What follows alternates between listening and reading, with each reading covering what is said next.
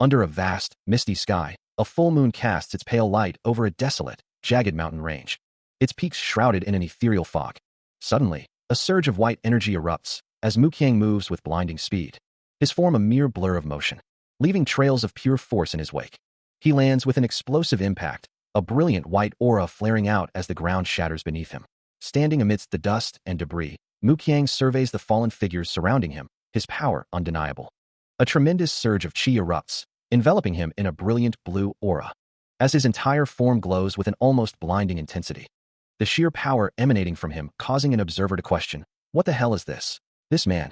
The narrator wonders if he has surpassed the limits of the demonic realm, truly reaching the absolute peak of martial arts. As the surge continues, identified by a desperate voice calling out, 44. Number 2044. The voice grows more frantic, pleading, can you not hear me? Number 2044. The scene shifts abruptly to a young man, Youngwoo, diligently focused on his training. When Gong Sun-soo approaches, observing his efforts, he advises, you're training again? If you push yourself too much, you'll only ruin your body. Then, with a scroll in hand, Gong Sun-soo reveals, well, in any case, I have a new mission for you. He holds the scroll, its contents outlining a grave task. Your goal is to kill him without leaving any trace behind. The words echo in his mind, a chilling reminder of the mission he must undertake. Meanwhile, within the solemn walls of a grand, traditional estate, the great sect leader, Gong Sun-soo, addresses a kneeling subordinate, his voice firm as he reiterates the mission's severity. The subordinate, head bowed, offers a plea for forgiveness, promising to fulfill the task.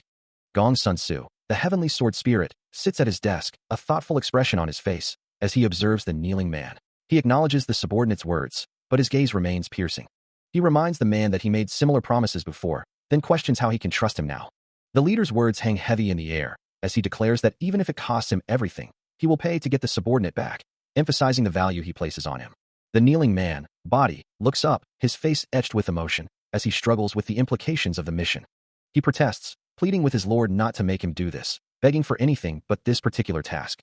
His face contorts in anguish, as he finally relents, uttering a pained, got it. A cold command echoes, demanding that an insolent fool be taught their place, as a subordinate's eye, wide with terror, pleads for forgiveness from their lord. Then, with a series of dull thuds, the punishment begins, eliciting a pained cry. A final, sharp impact sends blood splattering across the screen. Under the serene glow of a full moon, the night settles over a traditional estate. Inside, Gong Sun-soo observes the kneeling concubine, a faint, knowing chuckle escaping his lips. The concubine, her face etched with defiance despite her pain, questions if he truly believes she would be jealous of a mere concubine. Gong Sun-soo's expression hardens as the concubine, still defiant, dares to question his actions, hoping his reputation in the orthodox faction won't be sullied, prompting him to remark on her increasingly sharp words. With a cold glint in his eye, Gong Sun-soo declares that the captive will soon prove his value, revealing his true intention to expand his father's influence. Gong Sun-soo, his expression stern, declared that if someone wasn't important enough, their arrogance should have limits. His eyes widened slightly, a flicker of surprise crossing his face. Standing before him was a silent, cloaked figure, its eyes glowing an ominous red, a sword held loosely at its side. Gong Sun-soo's surprise quickly turned to fury, his voice booming as he demanded to know the figure's identity. Moments later, a chilling sound of impact echoed, and blood splattered across the wooden floor. The scene shifted to the imposing headquarters of the Black Rose sect. Inside, Gong Sun-soo sat thoughtfully, addressing the cloaked figure as Number 2044, and questioned why he had pierced his target to death. Number 2044, his red eyes still glowing, explained his pragmatic reasoning. Showing mercy to someone he would eventually kill was a waste of effort. Gong Sun-soo acknowledged his subordinate's initiative, then instructed him to rest, promising to contact him again later, to which Number 2044 respectfully replied, "Thank you, sir." A chilling wind sweeps across the rooftops of a quiet town under the night sky. A memory surfaces of a young boy walking with two adults through bustling streets. As Muqiang reflects, a quiet hum escaping his lips. He recalls his youth, adopted by the demonic cult and forced into martial arts training. At first, he was terrified for his life, but now, he admits, he has grown accustomed to it. A voice cuts through the silence, demanding to know who he is, ordering him to reveal himself. Muqiang's eyes ignite with a fierce red glow, a surge of power radiating from him. The unseen figures question how long he has been aware of their presence. But he simply asks what they want, acknowledging them as assassins, and deciding to get straight to the point. Even for elite assassins, he wonders how they were chosen by the forces of the Black Dragon. He vows to teach them a lesson, believing the world revolves around the survival of the fittest, where only the strong endure. He challenges their belief, asking if that is truly what they think. The assassins, a grim assembly, are warned to prepare themselves, their faces set in determined, aggressive lines. A smirk plays on Muqiang's lips as he asks them if they've forgotten their connection to him. Meanwhile, Han Jung-gil stands with a stern expression, his thoughts heavy. He expresses doubt that the target is an assassin, prompting Body to question his meaning. Back in the confrontation, Muqiang unleashes a powerful, glowing strike, his movements swift and decisive. It's not arrogance, but a calculated display of power. He engages the surrounding assassins, a whirlwind of motion against their coordinated assault. As the battle intensifies, his eye glows with an ominous red light, a clear sign of his surging power. He unleashes a powerful, sweeping attack, the sheer force of his movement creating a visible shockwave that ripples through the air. Meanwhile, in a different location, the elder martial artist observes, remarking that since the young man possesses considerable experience in demonic martial arts, he is able to learn quickly, and that he himself will be the one to teach him. Back in the fray, his eyes glow with a fierce, purple light as he executes a rapid, agile maneuver, a blur of motion against his opponents. The elder continues his assessment, stating that possessing talent is the most important thing, as his companion listens intently. However, he adds, the real problem is that the young man is one of the assassins, a stark realization punctuated by a splash of blood. Amidst the swirling dust and debris, he continues his relentless assault, a whirlwind of motion. His long, black hair streams behind him as he completes another powerful, sweeping maneuver, leaving his foes no room to breathe. Back with the observers, the elder sighs, asking his companion if the young man had been hiding his true identity all along. Mid-action, he turns his head slightly, his expression calm as he replies, "No, I was never hiding it." He listens as Han Jung-gil questions his qualifications to explain something, then asks if he will reveal what it is, but Muqiang calmly dismisses the idea, stating he won't focus on what he cannot reach. Han Jung-gil then presses him further, asking how much longer he intends to hide, mentioning the demonic realm once more. As Muqiang begins to walk away, Han Jung-gil explains that traversing the demonic realm leads to the heavenly martial arts, urging him to at least try. Muqiang then reveals his true name is Mukhan, and that he was once known as number 2044, prompting Han Jung-gil to accuse him of hiding his identity, but Muqiang simply reiterates that his name isn't number 2044. He continues to walk away, glancing back over his shoulder as his true name is finally spoken aloud, Muqiang. Under a vast, clear sky, a training ground lay quiet, where rows of wooden dummies once stood as silent opponents, now reduced to splintered fragments scattered across the earth. Muqiang, surveying the destruction, questioned the efficacy of such basic practice, wondering aloud, well then, what is the meaning of this? What is the meaning of this training? How do you expect me to become stronger by doing this? His thoughts turn to the true essence of power. If what's critical is the key that flows through your body towards the blade. A burning desire for complete understanding fueling his declaration, I want to know more. I must know everything about martial arts. Muqiang walks a desolate, rocky path, his silhouette stark against the barren landscape. Meanwhile, high above, from a craggy cliff overlooking the vast expanse, a powerful figure in a red cape observes the distant world below, an attendant standing silently behind him. His voice, deep and resonant, cuts through the silence, asking if the boy they are watching is Muqiang, to which his attendant confirms. A slight frown creases his brow as he acknowledges the truth, finding it hard to believe the reports he's received. He muses on Muqiang's talent, predicting a busy future for his attendant, who simply agrees. Later, within the grand halls of the Heavenly Wolf Sect, the imposing entrance stands as a testament to its power. The red-caped figure, Gong Sun Su, now seated on a throne-like chair, greets an unseen audience, introducing himself as the lone wanderer and lord of the Qiuliang. Before him, a group of martial artists stands, one of them recounting a past injury, a vivid memory of losing his right arm. Gong Sun Su then addresses the assembled group, revealing that he has summoned them for a crucial mission. Whispers spread through the martial world, questioning the newly established sect, the Corrupted Blood Sect. Indeed, they were the descendants of a faction that had once waged a brutal war against the established orders, now regrouping and sowing chaos once more, Han Jung-gil explained to the assembled martial artists. He continued, assigning them the critical task of investigating the sect's whereabouts. Their shadowy forms a stark reminder of the danger. Muqiang, observing the distant light, felt a sense of unease, a premonition of the challenges ahead. Later, as a group of martial artists gathered, one suggested they introduce themselves, since they would be working together. A young woman stepped forward, introducing herself as Oak Ryan, a shadow assassin, and then presented Huan Su beside her. Next, Ma Shik announced his affiliation with the Silent Sword, followed by Jin Chun, who belonged to the same group. Finally, Muqiang stepped forward, identifying himself as a member of the Black Assassins. The revelation sent a ripple of surprise through the group, as Body recognized the Black Assassins as the elite force of the demonic faction. The mission to investigate the Corrupted Blood Sect was underway, a critical task for the martial world. As the group moved out, one of the martial artists scoffed, "Shut up. If that's all true, then you're a Black Assassin. Then you should get back to your own faction." Ma Shik, however, seemed more intrigued than offended. "Man, you really want to pick a fight?" He simply turned his head, his expression unreadable, and stated, We don't have much time. Let's hurry. As the group continued their journey, another martial artist wondered aloud. Why is he acting like our leader? The path ahead stretched into the dense wilderness. While Han Jung-gil, addressing his subordinates, gave a stern warning, be on guard. This area is set up by traps around this. The winding trail continued, hinting at unseen dangers. As one of the martial artists exclaimed, what's that? Another, eyes wide with alarm, cried out, watch out. The protective barrier shatters with a violent crack as grotesque undead creatures burst through the opening. A figure watches the chaos unfold, a quiet huh, escaping his lips. But before the creatures can fully emerge, a swift blade carves through the arm of the lead undead. Mu Qiang stands ready, his sword poised, a sharp tch of annoyance his only vocalization. Han Jung-gil recognizes the foes as the undead from the Blood Eye Sect, wondering if their mission has already failed. But Mu Qiang, facing the growing horde, simply states, nope, not yet. With a surge of blue energy, he launches himself into the fray, his blade a blur. Han Jung-gil observes the battle, noting that these undead are at least master rank guards, and decides they only need to buy some time, assuring himself they won't have any problems. Mu Qiang stands amidst the fallen, having swiftly dispatched the threats, while Han Jung-gil remarks on his little overconfident nature, recalling his own earlier command. Mu Qiang continues his relentless assault against the horde of undead, his movements a blur of efficiency. Each strike connects with devastating force, sending shockwaves through the cavern as more of the grotesque creatures fall. Meanwhile, in a dimly lit chamber adorned with flickering candles, a figure cloaked in black observes the unfolding events, his eyes glowing with an ominous red light. He speaks with a chilling calm, acknowledging the invaders at the western border, though he finds the undead to be bothersome and weak, even the newly created ones. Elsewhere, Han Jung-gil, still catching his breath, admits to himself that these undead are far stronger than he had initially anticipated. His gaze then falls upon the young warrior, a question forming in his mind about the boy's identity. He wonders if Mu Qiang is truly able to fight such formidable foes without even breaking a sweat. Mu Qiang stands amidst the fallen, his blade still glowing faintly, a testament to the ease with which he dispatched the monstrous threat.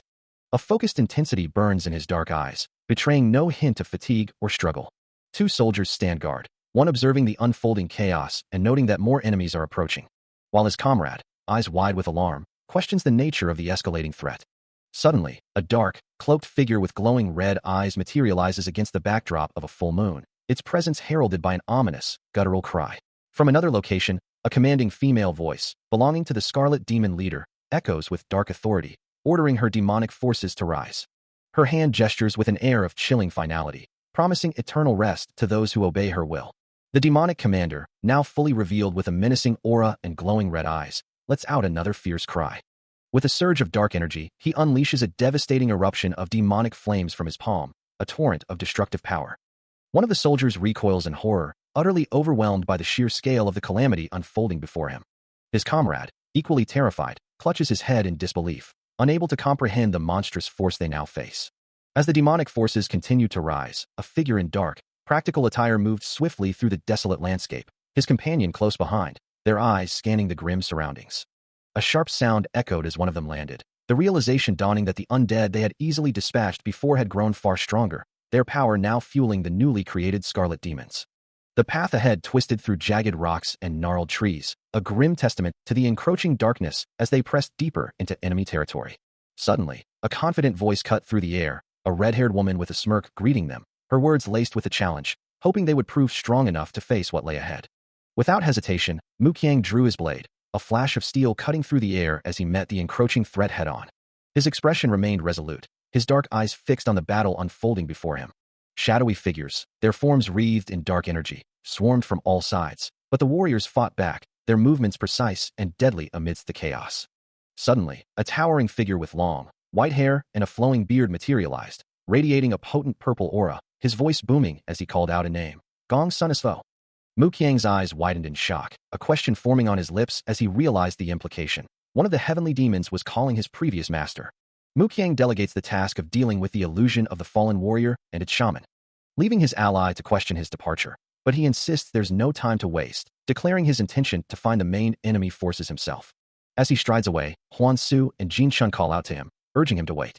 Now alone and moving swiftly through the forest, Mu Qiang realizes he cannot fall into their trap. He deduces that the enemy has set some kind of trap ahead, wondering if they've already encountered their main forces. He concludes that the main forces must be nearby, supporting their hideout. Stopping abruptly, kicking up dust, he considers that if they've introduced a strong shaman and a trap, then, his eyes widening in realization, That must be why they are so confident in their hideout. He reflects on their recent activities, creating unrest at the border. Muqiang found himself surrounded, engaging multiple opponents with swift, precise movements, yet he knew he couldn't handle them all at once. From a higher vantage point, he observed another large group of enemies below, the thought echoing in his mind that he couldn't possibly take care of them all at once. Suddenly, a sharp, surprised expression crossed his face, his eyes widening at an unexpected development. A colossal, shadowy figure, like a golem of rock and darkness, emerged with a thunderous roar, its presence shaking the very ground. Before he could react, the massive entity brought its foot down with crushing force, stomping Muqiang into the earth with a pained grunt. Despite the brutal impact, Muqiang's eyes blazed with renewed fury, a fierce growl escaping his lips as he pushed back against the pain. He rose to face the towering creature, demanding to know if it was a demon from the demonic faction. The sheer scale of the golem was evident, its massive foot dwarfing his hand. Regardless of its origin, Muqiang declared his purpose, welcoming the confrontation as he made his way to the corrupted blood sect. A sinister figure, the vice leader of the corrupted blood sect, Sa Mayom, emerges, holding two grotesque, bandaged undead. His glowing red eyes fixate on an unseen target as he declares his intent to forge even stronger undead from suitable bodies. The demonic commander speaks, his voice carrying an air of authority, declaring himself the vice leader of the corrupted blood sect. He then questions his interlocutor, asking if they are planning to betray another faction. The commander continues, inquiring if they intend to take over the demonic faction itself. His gaze sharpens as he reveals that he has a different objective entirely. Meanwhile, the corrupted blood sect, one of the four pillars of the demonic faction, had taken a significant blow, and it took them considerable time to recover from the attack. But even as they recovered, the other factions were already gathering strength once more. Muqiang, observing the unfolding situation, knew he had to act quickly and report this critical information. His expression tightens, a flicker of concern crossing his face. He declares, his voice echoing through the cavern, "You can't escape from this place. I've already corrupted the ground with my poisonous qi." A thought crosses his mind, wondering how long the corrupted blood sect will manage to last within that cave. Observing the remaining figures, he challenges them. "A few corrupted blood sect members are still alive. I hope you can show me what you're made of." As he walks away from the cave, a memory surfaces, and he ponders, what was his name again? Behind him, one of the remaining sect members questions, "Didn't he say Muqiang?" The name catches his attention, and Muqiang's thoughts race. Don't tell me he didn't do it out of his own intent. Suddenly, an armored figure at the cave entrance exclaims, "What is this?" As a crimson glow emanates from the cave, a warning rings out. It's poison qi. Watch out. Amidst a crackle of blue energy and flying debris, Muqiang questions the very purpose of his arduous training, wondering if this is truly the end. A whoosh of power surrounds him as he closes his eyes, acknowledging the futility of lamenting his current situation. His bare chest revealing a powerful physique, he stares ahead, his mind consumed by the singular thought of how to become stronger, what he needs to do to achieve it. Standing over fallen foes, blue energy still radiating from him, he senses the impending end of this particular conflict, yet desires more challenge, more fun. Suddenly, a new figure emerges, dark-skinned with striking white facial markings and ornate armor, greeting him with a chilling smile and a welcome to the dead man's road. Muqiang exhales slowly, his expression grim as he grips his sword. His bloodstained hand tightens on the hilt, the blade still smoking from recent combat. Behind the new leader, a vast army of armored warriors stands ready, their numbers daunting. Muqiang looks down, his resolve hardening, driven by a desire to fully understand what it means to be an evildoer. A soft hum of energy escapes him as Muqiang closes his eyes, lost in thought. Perched atop a rock, overlooking the vast expanse, he ponders, will there ever be an end to swordsmanship? His hands resting on the hilt of his blade, he considers the profound question of how these things are possible, and if one must infuse their soul into the sword to truly master it. He recalls tales of a proficient martial artist who could slay thousands with a single swing, a feat he once thought impossible. Yet, the answer now seems simpler, to simply cut down everything in his path. A vibrant blue aura flares around him as he focuses, channeling his will into the blade. From the shadows, a figure with golden markings on his face smiles, observing Muqiang's display. "You really believe you have a chance? Admirable." The man, Gong Sun Su, extends a hand, proposing that hope can be twisted into despair. His gaze sharpens, as he invites Muqiang to allow him to bestow this dark truth upon him. A sharp, metallic whisper cuts through the air, as a blade is drawn with practiced ease. A voice echoes, questioning, if anyone has heard of the Black Assassins, their presence a silent, deadly hum. Many years ago, they were known for their brutal training methods. All of it was done to forge the perfect assassin, a master of martial arts. These elite warriors, often associated with the main demonic cult, were the Black Assassins. For some, like him, their identity was reduced to a mere number, 2044. Only after enduring countless trials and tribulations were they permitted to claim a name for themselves. This was the right of the strongest, an unchangeable law governing the darkness they inhabited. A flash of raw power, like lightning striking the earth. A blinding flash of white light erupts, followed by a deafening impact that sends black particles scattering. Amidst the chaos, shadowy figures are torn apart, their forms dissolving into streaks of motion and splatters of blood. Muqiang's face, streaked with blood, remains a mask of cold intensity. A faint, almost imperceptible, scent of something dark lingers in the air around him. It is the essence of dark ink, a power he wields with deadly precision. His gaze remains unwavering, the blood on his cheek a testament to the brutal efficiency of his art. With a chilling calm, he declares, "My name is Muqiang." Nearby, an old man with glowing eyes stares in disbelief, uttering, "I can't believe this. No trace of the demonic cult's killing power." Muqiang turns to him, a dark aura swirling around his sword. "I hope you don't think you can get away with this, old man. Your companion has already died." Standing over his defeated foe, Muqiang's voice rings out with a chilling command, as he declares his ultimate ambition, to transcend the highest peak of the blades. His eyes glow with an intense, otherworldly light, a silent testament to his formidable power. Suddenly, a figure in ornate red robes reacts with shock, his composure breaking at the display. Without a word, the red-robed man lunges, meeting Muqiang's swift, spinning kick with a burst of blue energy, the clash echoing through the air. A wide, menacing grin spreads across the red-robed man's face as he calls out Muqiang's name, acknowledging his opponent. Muqiang, now wielding a whip-like weapon, responds with a challenge of his own, his voice calm amidst the tension. The whip cracks through the air, a blur of motion and power. As he turns to leave, Muqiang offers a final, chilling hope that his opponent remains alive for their next encounter. His eyes flash with intensity, but a guttural groan escapes him as he clutches his chest. Realizing the poisonous oil he consumed is taking its toll, leaving him gasping, blood trickling from his mouth. Yet, he pushes through the pain, engaging multiple shadowy figures in a desperate struggle, his gaze sharpening with grim understanding. "Come at me," he challenges, his voice ringing with defiance. "I shall cut all of you down." He stands atop a jagged peak, surveying the vast, snow-covered expanse below. A chilling realization dawns on him as he spots countless warriors spread across the landscape. "More," he mutters, "there's a lot of warriors over there." Elsewhere, a young woman observes the overwhelming forces, her expression tightening with concern. This situation is starting to get really hard, she thinks. The entrance to a cavern yawns open, revealing nothing but the cold, damp rock within. Deep inside, a group of armored figures huddle together, one of them exclaiming, "We're in trouble." Another, his face etched with urgency, adds, "We need to hurry and get Muqiang and get out of here." Meanwhile, outside the cave, a leader on horseback surveys a scene of devastation, noting that the barrier has finally broken. But why did the... His thoughts are echoed by a robed figure in a nearby chamber, who questions, "Bandits break all the outposts?" The information from the Silent Night sect must have been correct. A somber realization dawns upon him as he mutters, Then I guess we really have been creating more undeads." Outside, a vast, terrifying army of the undead stretches across the snowy landscape, their numbers seemingly endless, as a voice declares, "An army of the undeads. We must do our part and let the undead sleep dead." The cavern passage remains empty, the silence heavy with unspoken dread, until a figure kneels over an obscured form, urgently asking, "Hey, are you okay?" Still deep within the cavern, a soldier warns others to stay back, indicating lingering threats, while another urges them to hurry. Meanwhile, the Imperial Black Wing Army has arrived, intent on retrieving the corrupted blood sect. Through the dark passages, the soldiers press onward. Their arrival proves to be perfectly timed. Finally, a soldier supports the injured Muqiang, his expression grim as he mutters about the situation. Gong's son Su and his men arrive at the scene, the leader demanding to know what chaos has unfolded. He strides forward, his gaze fixed on the fallen figure. A wave of concern washes over Gong's son Su as he recognizes the young man. He questions the sheer power Muqiang must possess to have endured such a state. Amidst a swirling chaos of dust and steel, Muqiang carves a path through the armored ranks, his movements a blur against the onslaught of spears and swords. Opponents fall around him, their heavy armor clattering against the ground as he presses his relentless assault. From a short distance, an armored leader watches the carnage unfold, his voice laced with disbelief as he begins to question, "What happened to our PO?" Before he can finish, a sudden impact sends blood splattering across his face and armor, a testament to the protagonist's overwhelming speed. Stunned, the leader can only register the sensation, blood gushing out of the black whirlwind.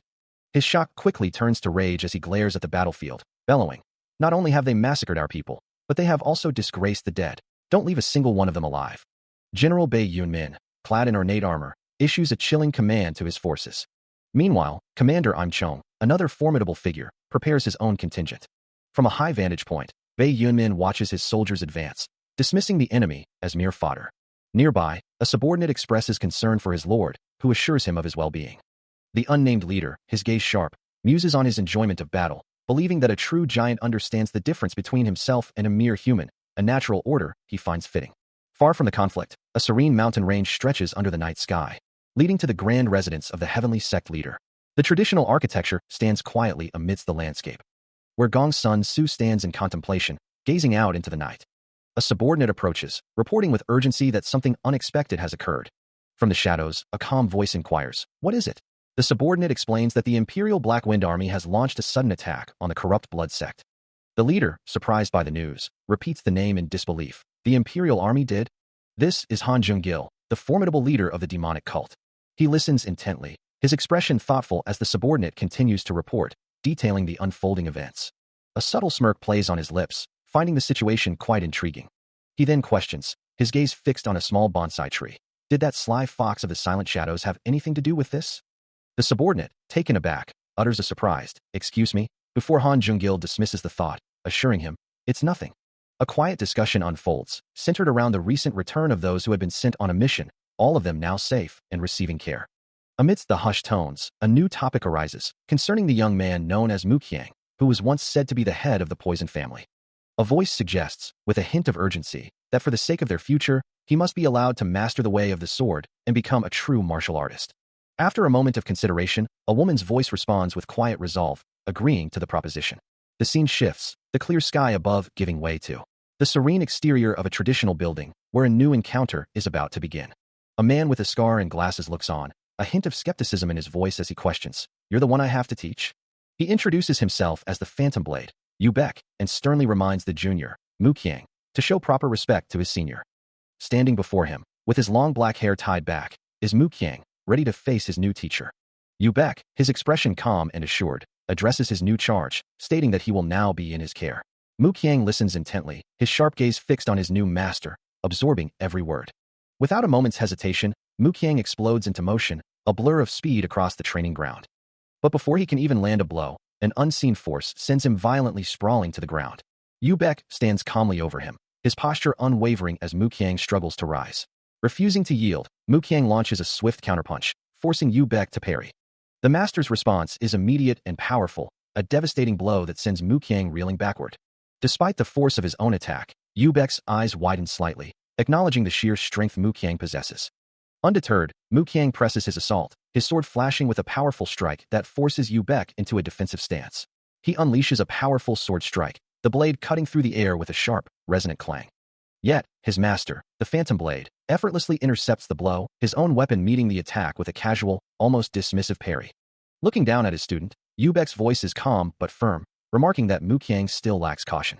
Muqiang, looking up, recalls the words of others who spoke of his master's skill, now understanding why they called him a swordsman beyond compare. Yu Beck continues, certain that Muqiang has made a grave mistake by coming here, and that he had hoped to continue his training alone. Muqiang simply responds with a dismissive nope, then asks if his master truly wishes for him to die. Yu Beck scoffs, calling people like Muqiang bastards, or more accurately, dimwits, as his student reacts with wide-eyed surprise. He then adds that it will be up to Muqiang to decide his own fate, letting out a sigh of exasperation. Muqiang, clenching his fist, admits he likes the fire in his master's eyes, a hint of determination in his own gaze. Yu Beck continues to explain his philosophy, stating that since Muqiang was born to him, he would ensure his training would forge him into the finest phantom blade of the demonic cult. This rigorous path, he clarifies, would lead him deep within the profound demonic realm, pushing beyond the very limits of conventional training. A faint purple aura emanates from his hand as he reiterates, it is indeed the profound demonic realm, and nothing less. Muqiang, meeting his gaze with unwavering resolve, confirms that this is precisely what he desires. A slight smile plays on Yu Beck's lips as he simply states, the profound demonic realm. He then clarifies the path forward, explaining that if Muqiang truly learns the profound demonic realm, he will never need to reach the end of any other training. Muqiang's expression brightens, declaring that this is exactly what he likes to hear, and eagerly asks about the next step in Phantom Arts training. Yu Beck's gaze turns serious as he poses a rhetorical question, asking if Muqiang believes it to be enlightenment. He then confirms his own thought, explaining that while it is indeed enlightenment, no matter how much one learns, they will never truly reach the end or become enlightened. The only way to achieve this is through self-training. When an insatiable thirst for power and knowledge consumes, it can lead to profound and dangerous paths.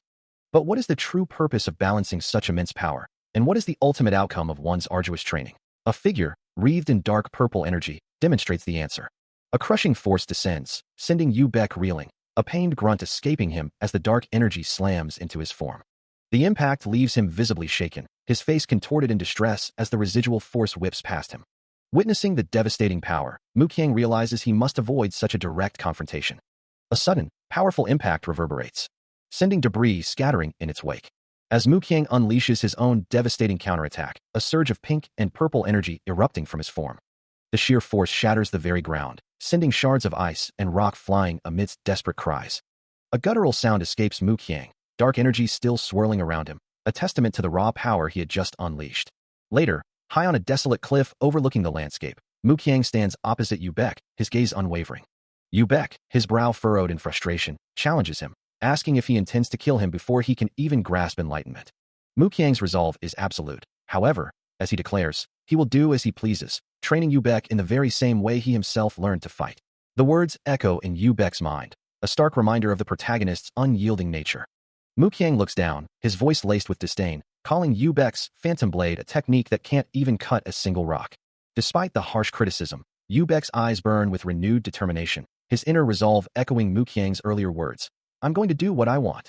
Muqiang, however, remains unimpressed, simply stating that Yu Bek can't even accomplish that much. With a sudden, explosive burst of energy, Muqiang demonstrates his point, leaving Yu Bek to react with a sharp gasp.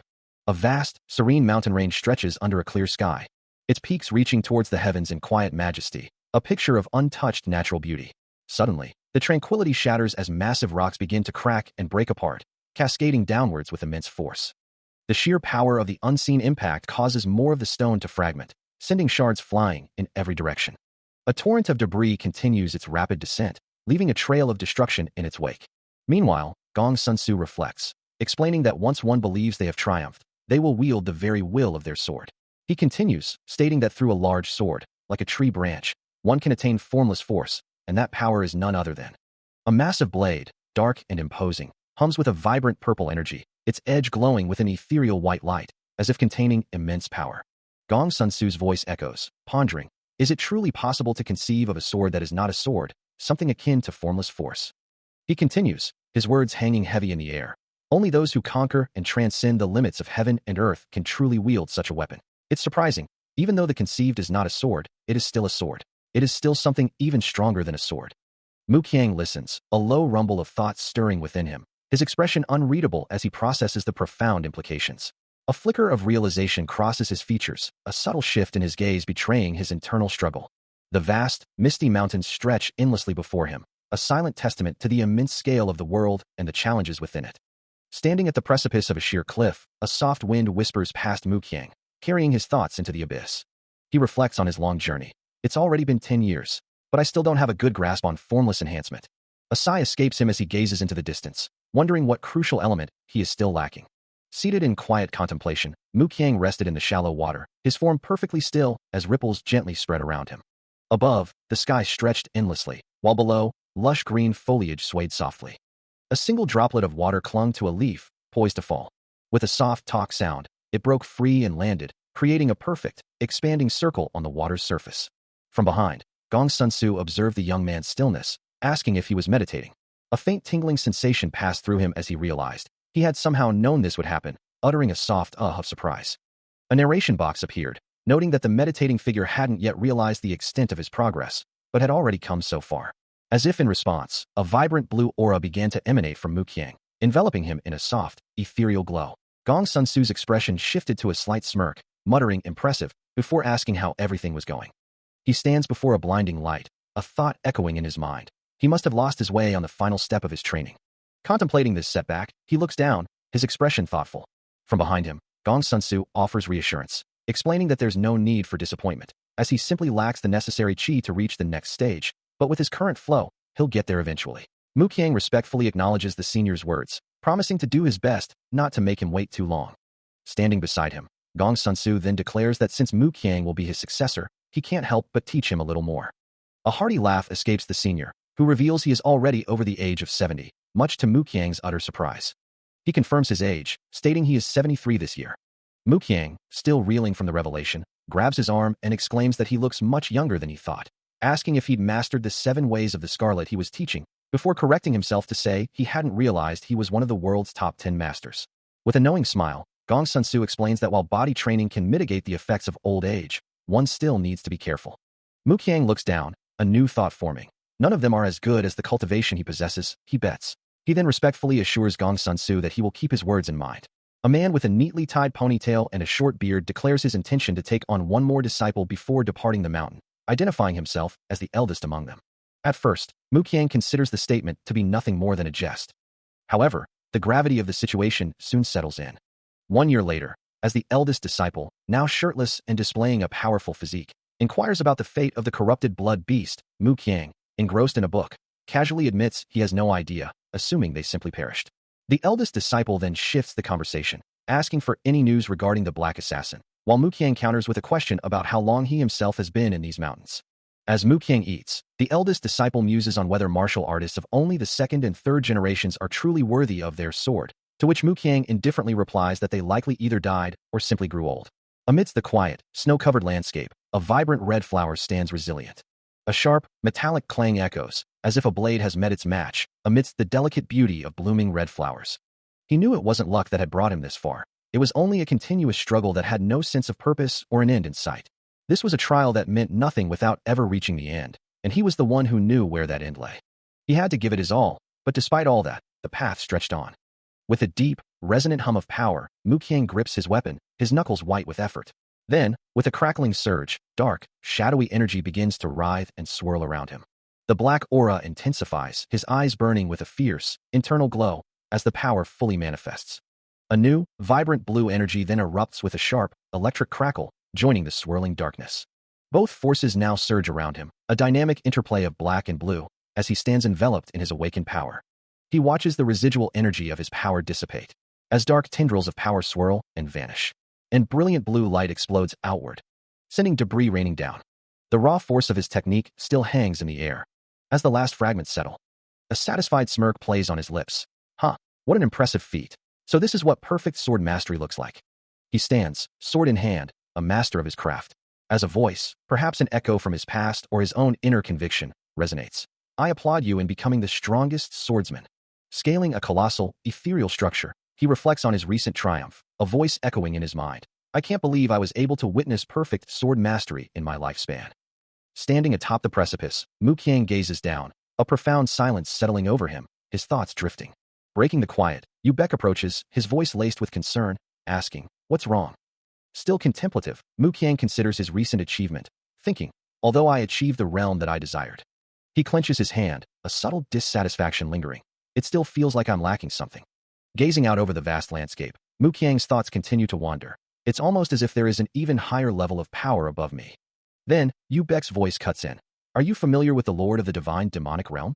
Yu Beck holds up a document, elaborating, while Mu Qiang, standing on a desolate cliff, responds, that realm is almost the same as the profound demonic realm. He then adds, almost to himself, but nobody within the demonic cult has been able to reach that realm. No, I've been thinking about this for a while. Leading a procession of robed figures, Mu Qiang turns to Yu Beck, his voice firm. So I think it's in your best interest for you to follow me and become the new leader of the Northern Heavens in the demonic cult. He explains that to truly understand the history of the Balhi Kingdom, one must consult the most accurate book, which details how the kingdom was formed from a martial sect and was the only northern tribe to survive, offering insight into the demonic cult's other enemies.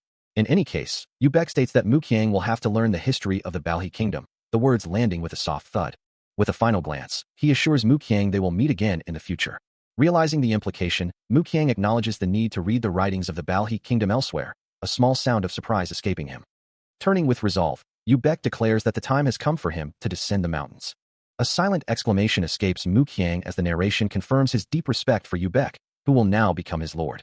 In a gesture of profound deference, Mu Qiang bows deeply, the sound of his respectful movement echoing. He watches the sky, a small sound of acknowledgement escaping him as a bird soars freely, its call fading into the distance. The vast mountain range stretches out, a silent witness to the departure and the journey ahead. The rhythmic creak of a cart wheel echoed through the quiet mountain pass, as a lone cart made its way along the winding road, carrying its cargo and a solitary driver. Approaching the cart, Mu Qiang offered a polite greeting to the driver, who acknowledged him with a casual thanks. His arms crossed, Mu Qiang inquired, wondering if there was any space left for him. The driver, chewing on a twig, turned to him, asking if he was comfortable sharing the space with another group. Mu Qiang readily agreed, and with the driver's assent, he was invited to climb aboard. Once settled, the driver inquired about his destination, to which Mu Qiang replied that he was headed towards Cheonil with a planned stop along the way. An elderly man, Gong Sun Su, sits opposite a young woman, who expresses her concern that he looks like he's about to collapse. He dismisses her worry, explaining that he's simply tired from a long journey, and that it's good to see her again. The young woman insists there's no need for thanks, but Gong Sun Su counters, remarking that they should talk about the martial arts he's been teaching her, as she's made great progress. He then reflects on the mighty conditioning martial arts, a technique that requires immense physical prowess, and how few people are capable of mastering it. He sighs, lamenting that such a powerful art is so difficult to learn, calling it unfortunate. Gong Sun Su continues, emphasizing that the mighty conditioning martial arts are not just about physical strength, but also about mental fortitude. The young woman, listening intently, acknowledges his words, understanding that while it's a martial art, its demanding nature means few can truly master it. Su Hyang then asks, her eyes sparkling with curiosity, if she's saying something strange. Gong Sun Su smiles gently, assuring her that she's saying nothing strange at all. Su Hyang gazes upward, her eyes wide with genuine awe at the sheer scale of the towering structure before them. As they continue their journey through the bustling streets, the vibrant market comes into full view, a tapestry of daily life unfolding around them. Overhead, the intricate rooftops of the town stretch out, revealing the sprawling expanse of their destination. Later, seated around a low table, Gong Sun Su gestures expansively, offering to cover all their expenses for the evening. His expression is warm and inviting as he insists, assuring them that whatever they desire to eat or drink will be his treat. Mu Qiang, with a slight bow of his head, acknowledges the generous offer. Later, he studies a document with intense focus, a subtle sound of surprise escaping him as he processes its contents. As they enjoy their meal, Gong Sun Su expresses his contentment, while Su Hyang giggles playfully, but Mu Qiang's words carry a sharper edge, a quiet warning that he is ready for any challenge. Gong Sun Su observes a group of men, dismissing them as low-quality food who believe they can do as they please, while one of his subordinates laughs heartily beside him. Sipping from his cup, he laments the state of the world, pondering how wicked it has become for such individuals to exist. Mu Qiang, standing nearby, listens intently, his expression unreadable as he considers the implications of the elder's words. Gong Sun Su continues, his gaze distant, acknowledging that while he could easily deal with such punks, there's a different story when it comes to those who back them. He clarifies that he's referring to the 5 warriors of the Mu Mountain, a formidable group of martial masters. Each one of them is a master in their own right, a fact that carries significant weight. Mu Qiang remains silent, his gaze still lowered, processing the information about these powerful individuals. As the meal continues, the table is laden with various dishes, with Su Hyang and Mu Qiang's hands visible, indicating their presence at the dinner. Later, under the vast, clear sky, Mu Qiang looks up, a thoughtful expression on his face, perhaps contemplating the challenge ahead or the nature of the world he now inhabits. Mu Qiang continues his rigorous training, his thoughts drifting even as his body moves through the familiar motions. Observing the desolate, cracked landscape around him, he muses on the state of things, acknowledging the chaos that has taken root. The very ground beneath his feet bears the scars of recent turmoil. His thoughts then turn to a specific individual, the one he had personally freed from the confines of the town. A flicker of concern crosses his face as he hopes that this freedom doesn't lead to arrogance or an inflated sense of self. As if in response to his deep contemplation, a vision of a towering, armored figure with glowing blue eyes and a dark, swirling aura manifests, a silent, menacing representation of the powerful forces he now faces. A low murmur echoes through the desolate ruins as a gray-haired elder and his companions survey the scene. The elder shaking his head in disbelief. "My goodness," he mutters, his voice laced with shock. Inside the ravaged building, the extent of the destruction becomes clear, with debris scattered everywhere and furniture violently overturned. His brow furrowed with concern, the elder wonders aloud, is this really that person? He kneels beside a body, noting the swift, clean cut that ended a life, the sound of fabric rustling as he examines the grim evidence. Picking up a bloodied piece of cloth, he observes, "Take a look. The blood isn't even dry yet. It's fresh." A chilling realization dawns on him.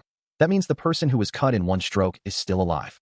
Such an impossible feat, to survive a blow meant to kill, could only be achieved by someone with immense mana usage or enhanced mana, a shadowy figure with glowing red eyes hinting at the true power behind the attack. Surveying the widespread devastation, the elder observes the sheer power unleashed, musing that the victims likely never even comprehended what struck them. A grim realization settles upon him, as he acknowledges the immense, rule-breaking strength of the monster responsible, admitting he had gravely underestimated him. A storm is brewing, and the only hope is that it doesn't escalate into a full-blown bloodshed. Meanwhile, at a different location, a figure approaches a grand building, announcing his presence for the mercenary group. He extends a hand, offering his identity and commission papers. The guard scrutinizes the documents, finding them genuine enough to grant him entry. As he steps inside, the guard questions him, inquiring about his origins. With a steady gaze, the man replies, identifying himself as a first-rate assassin from the Black Assassins group. The guard's eyes widen in shock, repeating the name of the formidable organization in disbelief. Muqiang considers the human beings within the guild, finding them delicious in their potential, while the Black Assassin leader's expression remains stoic, his thoughts on how a fight consumes her entirely.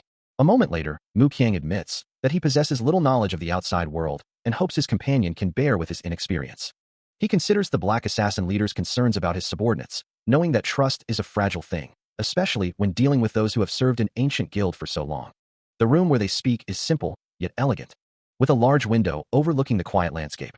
The Black Assassin leader, now known as Yu Hiang, sighs, his brow furrowed with the weight of his new responsibilities, to think he was a first-class assassin and not a low-ranking warrior.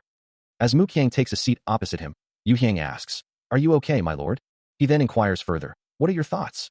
Yu Hiang recalls a conversation from a few days prior, where he had been told that the Guild of the Black Dragon was an ancient organization with a long history, and that its members were not easily swayed. He had expressed his concern, saying, "I can't help but worry."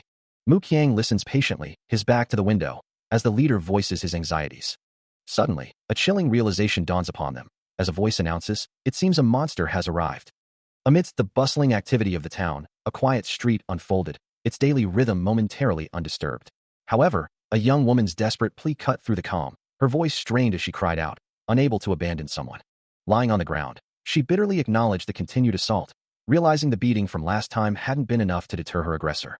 A large, imposing man stood over her, declaring his intention to finish the torment, while Muqiang, observing the scene, began to approach. The aggressor reached out, his hand extending towards the vulnerable woman, muttering about her gritty heart. But before he could make contact, a swift hand clamped down on his wrist, stopping him cold. The large man recoiled in shock, uttering a surprised grunt as he found his aggression abruptly halted. Muqiang's gaze was stern as he addressed the man, questioning if he wasn't going too far with a mere child. Still holding the man's wrist, Muqiang forced him to the ground, who then scoffed, challenging Muqiang's right to interfere with a guild member. Still dealing with the aftermath of the altercation, Muqiang extends a hand, offering a small pouch of coins, declaring his intent to cover any costs if the aggressor would simply release the young woman. With the aggressive man subdued beneath him, Muqiang delivers a stern warning, his voice firm as he cautions against any future transgressions. The young woman watches the exchange, her expression a mix of surprise and apprehension, silently processing the sudden turn of events. Having dealt with the immediate threat, Muqiang turns his attention to her, kneeling down to her level, his demeanor softening as he prepares to speak. He looks at her with a probing gaze, asking why she resorted to stealing and if she was unable to find honest work. The young woman's gaze falls, and she begins to explain her dire circumstances, revealing her mother's illness and the struggle to earn money as a child. Rising to his feet, Muqiang listens intently, a flicker of recognition in his eyes as her story echoes something from his own past. The young woman remains silent, her face etched with sorrow, awaiting his judgment. After a moment of contemplation, Muqiang looks down, informing her that if he is to provide financial assistance, he will need her mother's name. He follows the young woman as she leads him through a small, rustic village, pointing towards a humble hut. Bursting through the doorway, she cries out for her mother, her voice laced with urgency. Inside, the sick woman lies frail in bed, prompting her daughter to ask what is wrong, her concern palpable. The mother struggles to breathe, her labored gasps filling the small room. Observing the dire situation, Muqiang quickly decides they must take her to the infirmary, offering his support to move the ailing woman. After a moment of focused healing, he confirms that the mother should now be fine, her pulse steady beneath his touch. Overwhelmed with relief and gratitude, the young woman thanks the kind sir, unsure how she could ever repay such a debt. Dismissing her concerns, Muqiang offers a more permanent solution, suggesting she and her mother come live at his house, implying it would be a far better environment for them. He stands before the young girl, who looks up at him, clearly taken aback by his unexpected generosity. Meanwhile, Gong Sun Su explains to him that they cannot always depend on living alone in the mountains, and besides, it is his job to ensure their well-being, not theirs. Later, under the clear sky, a familiar voice calls out to him. "Hey, mister." Muqiang turns to the young girl, asking if she knows martial arts. She recalls seeing martial artists once at a marketplace, but admits she doesn't know any herself, then echoes his question back to him. He replies with a hint of humor that he unfortunately doesn't know how to fly, prompting her to playfully declare him weak. With a thoughtful expression, he agrees, acknowledging his weakness, and adds that it's why he intends to build a small house like this one. Then, with a direct gaze, he asks if she would like to learn martial arts, to which she responds with an enthusiastic, affirmative cry. Looking up at the sky, a subtle smile plays on his lips, as if contemplating the future. Continuing their discussion, Muqiang confirms his intention to teach her, stating he will begin with something extremely basic. He reveals the technique's name, the demonic cultivation technique, and outlines the rigorous practice schedule, twice daily, once in the morning and once in the evening. Overhearing the conversation, Su Hyang, with a determined expression, wonders if she too could become strong by training with him.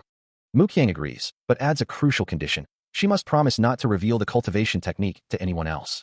With an eager, yep, Su Hyang confirms her understanding, her excitement palpable at the prospect of learning. Meanwhile, under a vast, open sky, a sense of unease begins to settle over the distant lands. A cry rings out from a village, warning that they are coming, as a group of figures approaches from the distance. Observing their numbers, a voice notes that the approaching force is not many, suggesting a small but potentially significant threat. A formidable, white-haired warrior, his eyes glowing with a fierce red light, sits amidst a desolate landscape, a massive sword resting across his lap, as his companions gather around him. One of them exclaims, "We've hit the jackpot." The desolate mountains stretched endlessly under a muted sky, their peaks shrouded in a perpetual haze. Suddenly, a figure was sent hurtling through the air, crashing violently onto the rocky ground with a pained cry. Gong Sun Su stood over the kneeling opponent, his voice laced with contempt, uttering a sharp, "You bastard." The defeated man struggled to push himself up, a guttural growl escaping his lips as he remained pinned by the elder's presence. From a short distance, an old man with wild white hair observed the scene, muttering that some individuals had been smelling like money for quite some time. Gong Sun Su, still focused on his captive, warned him that once their sect heard about this, they wouldn't be letting him go. Beside the old man, Mu Qiang let out a soft sigh, his gaze fixed on the unfolding drama. The blue-clad figure lay broken on the desolate ground, while a dark-clad assassin stood over him, ready to finish the job. More of Gong Sun Su's forces closed in, their leader commanding them to finish the task, as the blue-clad figure desperately tried to escape towards the forest. From a distance, a white-haired figure with glowing red eyes watched the desperate flight, a chilling question escaping his lips. Before the blue-clad figure could reach safety, an assassin intercepted him, a powerful blow sending dust and debris flying. The assassin pressed the attack, driving the blue-clad figure further into the ground. Another brutal strike landed, splattering blood across the rocky terrain. The relentless assault continued, each impact echoing with a sickening force. Mu Qiang remained still, his eyes closed in deep contemplation as the chaos unfolded. One of the dark-clad assassins surveyed the scene, realizing their target was still alive and ordering his capture, lest their sect leader Gong Sun Su be displeased. Mu Qiang's gaze sharpens, contemplating the audacity of those who would dare to steal from them, wondering who would be so foolish as to appear for such a task. Nearby, the black assassin leader addresses a subordinate, asserting that only the mountain bandits would have the courage to appear and steal from them, declaring his intent to personally deal with the situation. Mu Qiang, still observing, silently disagrees, knowing that the mountain bandits are not the only ones capable of such a move, and that the situation is far more complex than it appears. A sudden, sharp sound cuts through the night, as the moon hangs high above a distant structure. The target reveals itself as a fortified building under the cloak of darkness, with figures rapidly approaching its defenses. A heavy impact rattles the wooden barricade, followed by a resounding ugh and ack as the defenses are struck. The wooden wall splinters under the assault, as a desperate cry confirms, "We're being attacked."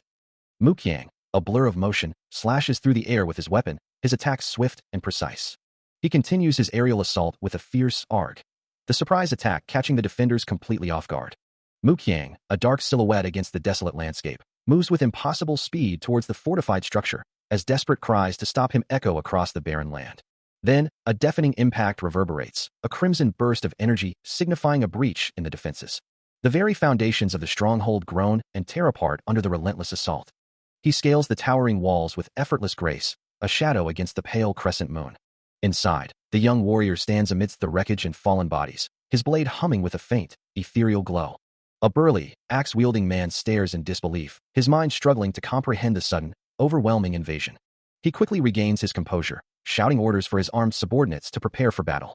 Mu Qiang confronts the group directly, his voice cutting through the chaos as he demands the return of stolen items. The leader and his men exchange stunned glances, realizing with dawning horror that their opponent has already secured his objective. He moves with blinding speed, delivering a devastating strike.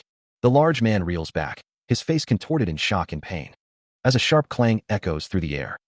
From the side, the black assassin leader rushes forward, his expression furious, demanding to know how Mu Qiang dared harm his subordinate, and ordering his men to attack. A wave of assassins surges towards him, weapons drawn. But Mu Qiang merely scoffs, his eyes glowing with fierce determination. In a flash, the attackers are scattered and defeated, leaving the leader stunned by the sheer, unrivaled power before him. He surveys the vast number of enemies before him, a chilling thought crossing his mind. Despite the immense scale of the opposing force, their collective cry of fear is palpable. Moving with impossible speed, he effortlessly strikes down multiple opponents, their numbers proving to be no match. From the ranks, an elderly warrior with wild white hair and a fierce gaze emerges, his face contorted in rage. The old man lunges forward, weapon raised, declaring that Muqiang knows nothing of true combat. Muqiang simply dismisses the challenge with a bored expression, then unleashes his power, sending enemies flying. A brutal impact follows, accompanied by a sharp cry of pain. He sweeps through the remaining forces, a whirlwind of destructive energy, scattering bodies in every direction. Finally, he stands alone amidst the carnage, the battle decisively concluded. The last of the enemy forces are sent flying, their bodies crashing against the icy ground. As one warrior desperately tries to drag his injured comrade away, pleading for their lives. But their pleas are drowned out by the terrified screams of their fleeing allies, who scatter in every direction. From the heart of the chaos, Muqiang's voice cuts through the din, commanding his shadowy entities to finish them all. With a surge of dark energy, his summoned figures erupt forward, leaving no survivor. His task complete, Muqiang turns away from the devastation, his expression unreadable as he begins to walk. Above, the clouds drift lazily across the sky, unaware of the brutal end to the conflict below. The vast expanse of the heavens stretches onward, a silent witness to his journey. Eventually, a distant wooden palisade comes into view, marking the approach to a new destination. The remnants of a camp lie scattered, a testament to recent violence. Bodies and debris litter the ground, painting a grim picture of annihilation. From behind a large wooden barrel, a figure cautiously peeks out, a soft thud echoing the movement. He winces, his muscles cramped from hiding, letting out a quiet groan. His eyes widen in horror as he takes in the full extent of the massacre, muttering in disbelief that they are all dead.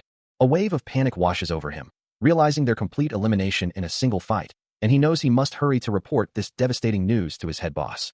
With a grim resolve, he draws a knife, preparing to make his move.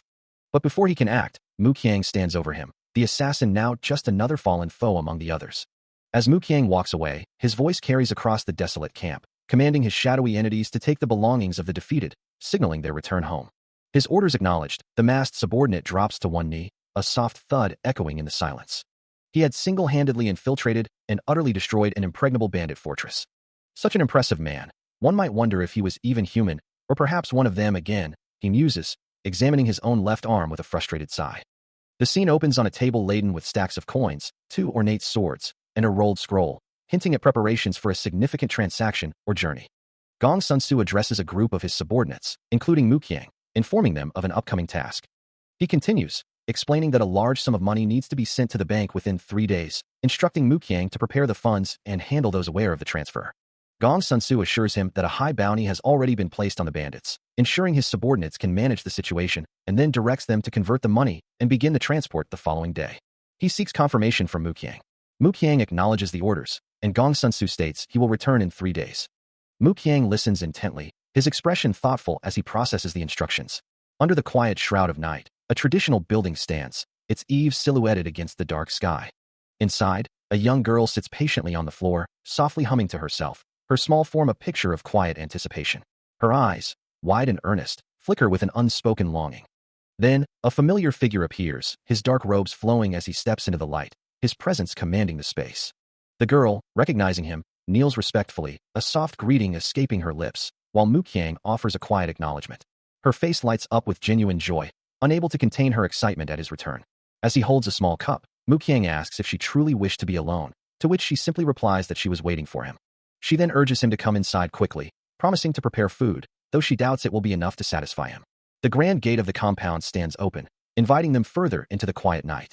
He explains that the bandit king, who once wielded considerable authority and influence, had his money funds stolen, yet miraculously, no lives were lost. Though the money was safely recovered, they were warned to remain vigilant against the bandits' inevitable revenge, and martial masters were dispatched to assist in eliminating the remaining groups. He admits that he can only perceive the surface of these events, as he wasn't the one who witnessed them firsthand. Meanwhile, a distant figure on horseback races across the landscape, a low rumble echoing from the horse's powerful stride.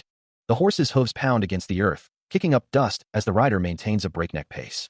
The young lady leans into the ride, her long hair streaming behind her, as a voice calls out in alarm, "Young lady." Gong Sun-Su, his face etched with worry, exclaims that she absolutely cannot be going this fast, fearing she will hurt herself. The horse, however, seems determined, its powerful form continuing to gallop with a deep, resonant sound. Gong Sun-Su sits in quiet contemplation, muttering to himself that it's all quite complicated. Muqiang muses aloud, confident in his abilities, stating he is able to keep up his training. even as a sudden, sharp sound makes him pause, his eyes widening in surprise. A horse rears violently nearby, and he lets out a small chuckle, looking down at the young woman who asks him why he is so stubborn. He watches her from behind as she sits atop the horse, then finds her kneeling beside the animal, asking him to take a look at it since it has been a while. The young woman stands, her hands clasped before her, and Muqiang's expression shifts to one of clear surprise. Her feet are firmly planted on the ground. A swift, powerful movement cuts through the air, a testament to his rigorous training. But his focus is broken by an unexpected voice, accusing him. It seems you've begged the guardian forces to teach you martial arts again. He reacts with a sharp, annoyed exclamation. The young woman from before, her expression earnest, continues to press him. Are you good at martial arts? You're really good, right? He glances towards a group of figures diligently training in the distance, confirming, just like you said, they're training. He then offers an encouraging, brothers, go. Turning back, he offers a respectful bow, dismissing the previous topic with a casual, it's nothing much with you, Yang. His gaze drifts away as he clarifies his true purpose. I've come to see the great sect leader and the elders. He then adds, long bang do. The scene shifts, revealing a magnificent, multi-tiered pagoda, its intricate architecture reaching towards the sky. Inside, an older man with a distinguished beard greets him. It's a pleasure to meet you again. But Muqiang, arms crossed and a frown on his face, cuts through the pleasantries, demanding, what's with the great sect leader and bro? Please talk directly with me. An elder, his expression calm, offers a greeting. He then states that he will allow someone to depart, intending to release them after he himself has taken his leave. The elder continues, asserting that he has no intention of accompaniment, while another voice interjects, warning that Hound Wolf will be annoyed if he is simply let go. The elder, now unrolling a scroll, considers the implications if it truly is the Hound Wolf they are discussing. Meanwhile, a powerful, muscular man seated on a grand chair questions if the individual in question understands the rules of Bao in the East, identifying him as the one assigned to his hometown. Another elder, his expression stern, reiterates the concern that Hound Wolf will be displeased if he is allowed to leave without consequence. Muqiang, standing nearby with a young guard, internally dismisses their concerns, retorting that he will not be annoyed if Hound Wolf is let go, then openly questions why he should listen to them at all, as the elders continue to discuss his lack of interest in accompaniment and the potential annoyance of Hound Wolf. As he walks away, Muqiang reflects on his return to his hometown, a grim thought crossing his mind that this journey might signify the end of his life. He then addresses someone named Lord Bang, asking if he could be appeased with some money. A young woman gasps, sensing a sudden shift in the atmosphere around her. Her eyes widen in surprise, realizing someone has arrived, perhaps even ahead of schedule. Meanwhile, an older woman smiles warmly at Muqiang, telling him he is all grown up and it is time for him to have his own room. Her expression quickly shifts to one of shock, as Muqiang's demeanor or words seem to catch her off guard. She then addresses him respectfully, asking about an item he holds and expressing deep gratitude for his past deeds. Muqiang extends a small token, insisting she accept it as a gesture of appreciation for her leadership. The older woman refuses, however, declaring she cannot possibly take it and revealing Muqiang's plan to leave the very next day. He turns his head away, his resolve unwavering. Looking distraught, the older woman questions his sudden and urgent departure. As the older woman gently sniffs, a young girl asks, Mother, what's wrong? We haven't seen him often, and all the kindness he's shown us. Is it true? Muqiang, turning to the young girl, gently pats her head and explains, it seems I'll be away for a while. Please be a good girl and listen to your mother. The young girl, looking up at him with admiration, responds, Thank you, sir. Just like you, mister. With a bright smile, she affirms, Okay. She then reminds him of his promise. You told me my training would make me stronger. Muqiang looks at her, a complex expression on his face. His eyes briefly glowing with an inner light as he takes a deep breath. And with conviction, he assures her, I'm sure you'll become a strong girl. With his farewells complete, Muqiang turns to leave, the older woman and young girl watching him depart. The desolate mountain range stretched endlessly under a vast sky, as a massive, dark bird soared with powerful wing beats above the peaks. Suddenly, a deep, resonant rumble echoed through the air, the very earth beginning to tremble. With a deafening crash, the ground erupted, sending dust and rock fragments scattering violently. The earth continued to tear apart, a powerful, unseen force ripping through the landscape. As the rumbling intensified, a column of raw energy and debris shot skyward. From the heart of the maelstrom, Muqiang ascended, enveloped in the swirling dust and power of his departure. Above him, a powerful, feathered wing descended, its sheer force hinting at a swift, coordinated movement. Meanwhile, a rugged man with a simple claw pendant around his neck watched the spectacle unfold from a distance. The world shifts, revealing a vast, rugged mountain range stretching endlessly under a muted sky, where faint, ethereal blue and purple energies shimmer in the distance, hinting at unseen forces at play. Meanwhile, Muqiang walks away, his silhouette disappearing into the depths of a traditional hall, leaving the previous encounter behind. Inside, the great sect leader, Gong Sun Su, sits with a composed expression, acknowledging the presence of another. Across from him, the black assassin leader, with his fiery red hair and stern gaze, declares, "I've been a mule indeed." He continues, his voice firm. "No matter, even if you are the great sect leader, you're still only a human. You can't take me out." The black assassin leader then settles into a ready stance, his defiance palpable. A hand presses down, a soft exhale escaping. Mu Qiang sits, looking down, utterly bored beyond belief. He walks away from a group of figures, having no intention of getting involved, disappointed by their inability to answer a simple question. Growing tired of the situation, he declares his intention to find the black blade of the wolf. Muttering to himself, he suggests the others should be led far away. Looking back at a masked figure below, he asks for clarification. The masked figure, the leader of the black assassins, explains that leading his men away would be against their rules, as it would misalign them if a war were to break out.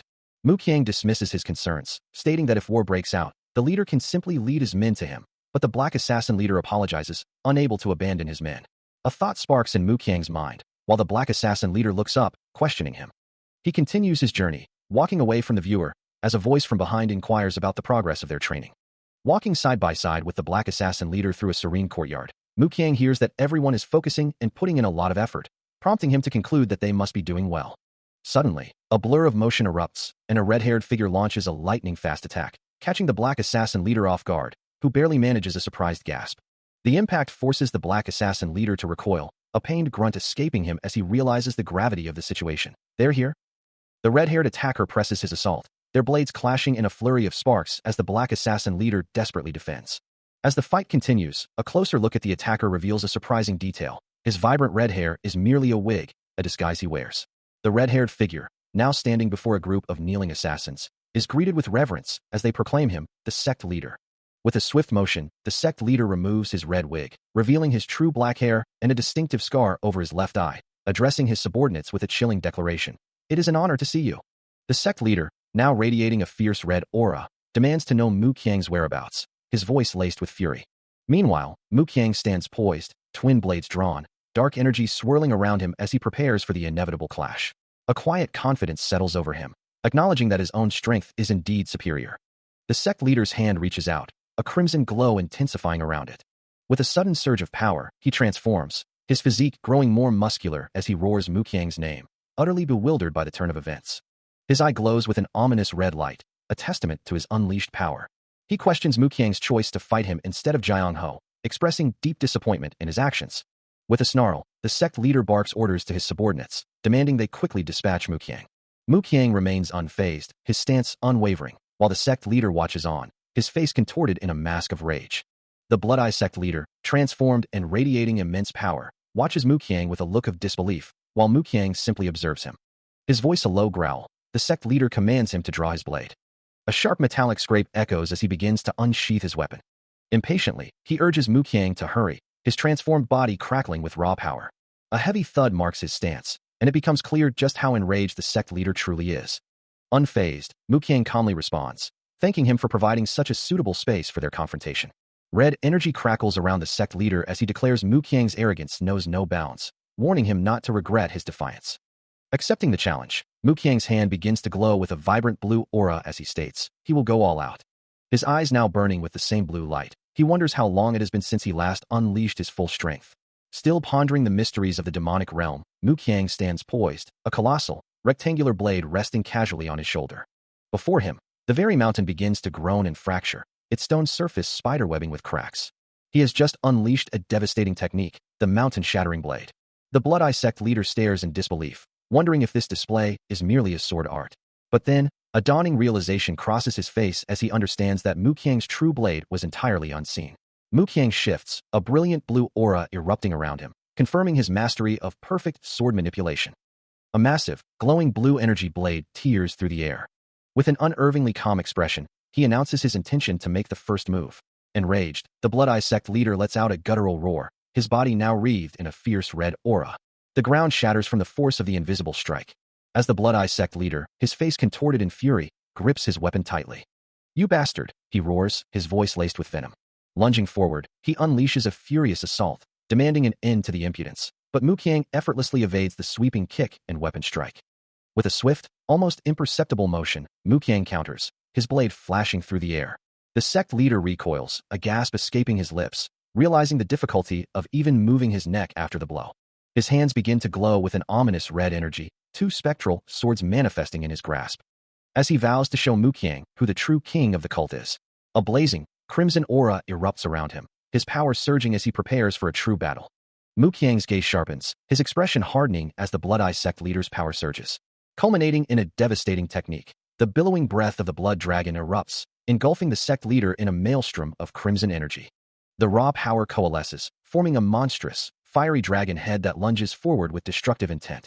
The infernal beast expands, its form stretching as it surges across the battlefield, a wave of pure, unbridled destruction. The question hangs in the air: what truly defines martial strength? It is said that with enough power, a man can defy the heavens themselves and tear through the very earth beneath his feet. Such power, however, is not easily gained, for martial strength is forged only through relentless training and unyielding hard work. And if one were to achieve absolute power, they could command the world itself, ruling over all with unquestioned control. A figure with long, red hair tied back considers this, a knowing look in their eyes, declaring the answer to be deceptively simple, yet acknowledging that one crucial element remains missing. They demonstrate their own formidable skill, a blur of motion and power, as martial strength truly becomes absolute power when a person can effortlessly sway and tear through any challenge with 100% of their training. The impact of their movements echoes, confirming that both martial strength and overall power are indeed obtained through a combination of rigorous training and practical, lived experience. Yet, the question lingers: what then is still missing from this equation of martial prowess? A powerful warrior with wild red hair strains, his face contorted in agony, as he cries out in disbelief. Before him, Muqiang stands poised, his blade crackling with an ethereal blue energy, prompting a shocked question from his opponent, wondering if this is the legendary sword decree. The sword flashes with blinding speed, a sharp crack echoing through the air, leaving the red-haired warrior unable to even perceive the movement. Terror fills his eyes as the realization dawns on him, knowing he is going to die. Muqiang's strike descends with precision, a blue trail of energy marking its path. His expression remains calm, utterly unfazed by the swift conclusion of the battle. With a soft clang, the blade slides back into its sheath, leaving the red-haired warrior crumpled on the ground. The defeated man groans, barely able to comprehend what just happened, as Muqiang looks down, expressing his disappointment. Turning to walk away, Muqiang leaves his opponent with a final, cryptic piece of advice, hoping he will be able to find that missing element for himself. The red-haired warrior coughs, his body still reeling from the overwhelming power he just faced, unable to comprehend how anyone could possess such immense mana. His gaze lifts, then drops, as he realizes the sheer magnitude of the mana, so potent it remains invisible to the eye, concluding that the man he fought must be something beyond human. Later, from within a grand structure, he looks up at the towering architecture. A sudden, sharp sound echoing through the air as he steps out onto a balcony. His eyes widen in disbelief at the sight before him, a single expletive escaping his lips. Outside, a bird soars past the ornate rooftops, its cry echoing softly as it continues its flight.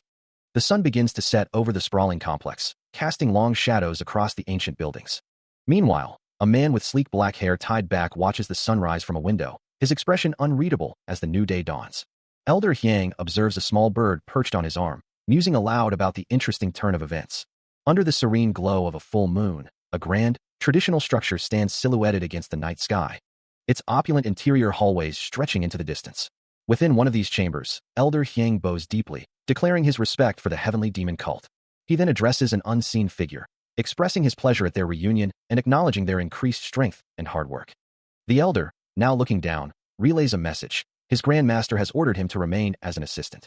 An elderly man, holding a traditional fan, listens intently. He begins to speak, assuming his subordinate is already aware of the situation, given their involvement in the dynasty's mission.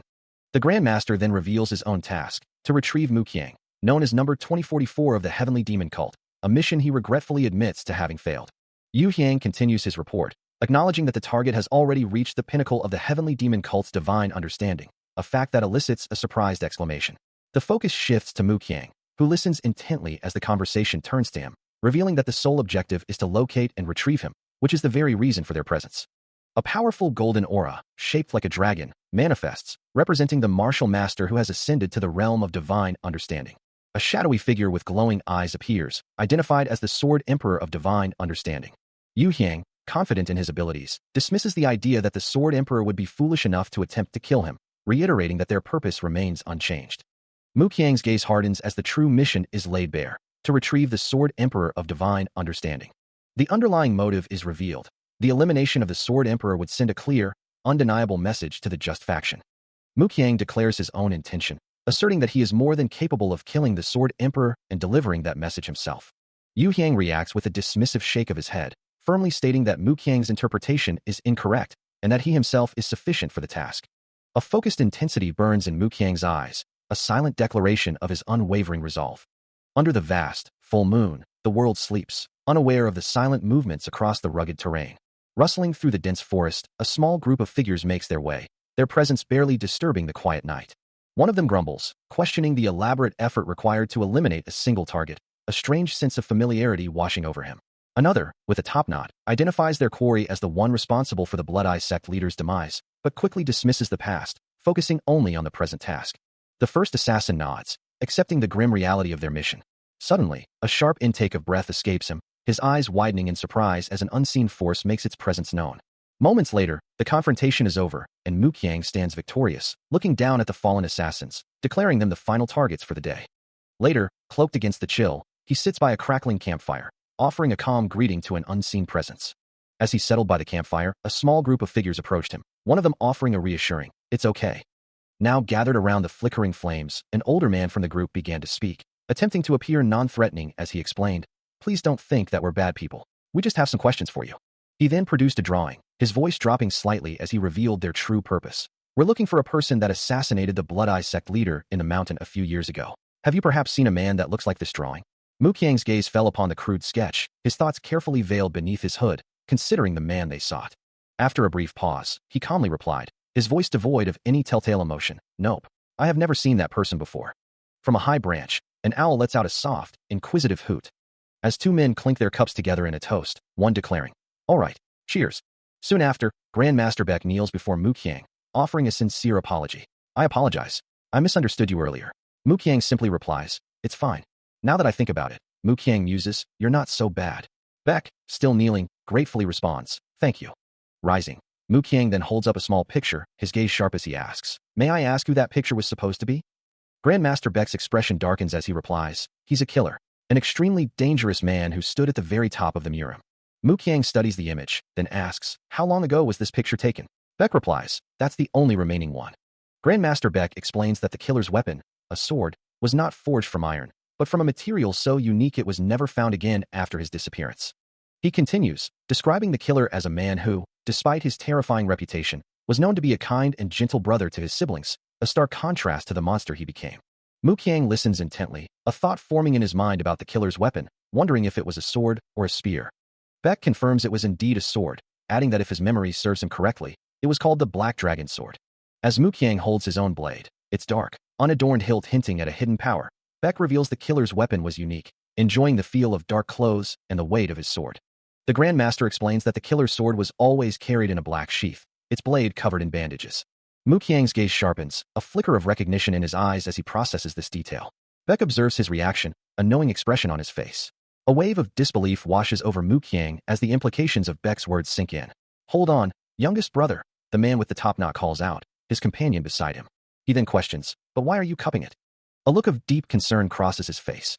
Mu Qiang, meanwhile, calmly sips from a small cup. He muses, "I had completely forgotten about it, since it has been a while." The man with the top knot bows deeply, expressing gratitude for their lives being spared. Mu Qiang continues his contemplation.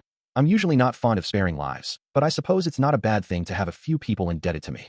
Kneeling before him with his companion, the older man admits, "It is clear that we made a mistake." He concludes, "If he put his mind to it, I'm sure he could have killed us all by now. He's not an opponent we can take on." As he prepares to depart, Mu Qiang issues a final, pointed instruction, requesting that for future reference, no one who hides their presence should be assigned to watch over him, before declaring his immediate leave. With his back turned, he walks away, leaving the two men in his wake. One of them confirms his departure, while the other expresses uncertainty about their next move. The older man, still reeling from the encounter, reveals that he is currently on a mission. Meanwhile, Mu Qiang, now alone, pours a clear liquid from a small flask into a cup. He takes a sip, as the older man continues to explain his predicament, stating that the reason he is tasked with killing the sect leader is something Mu Qiang's group is quite familiar with.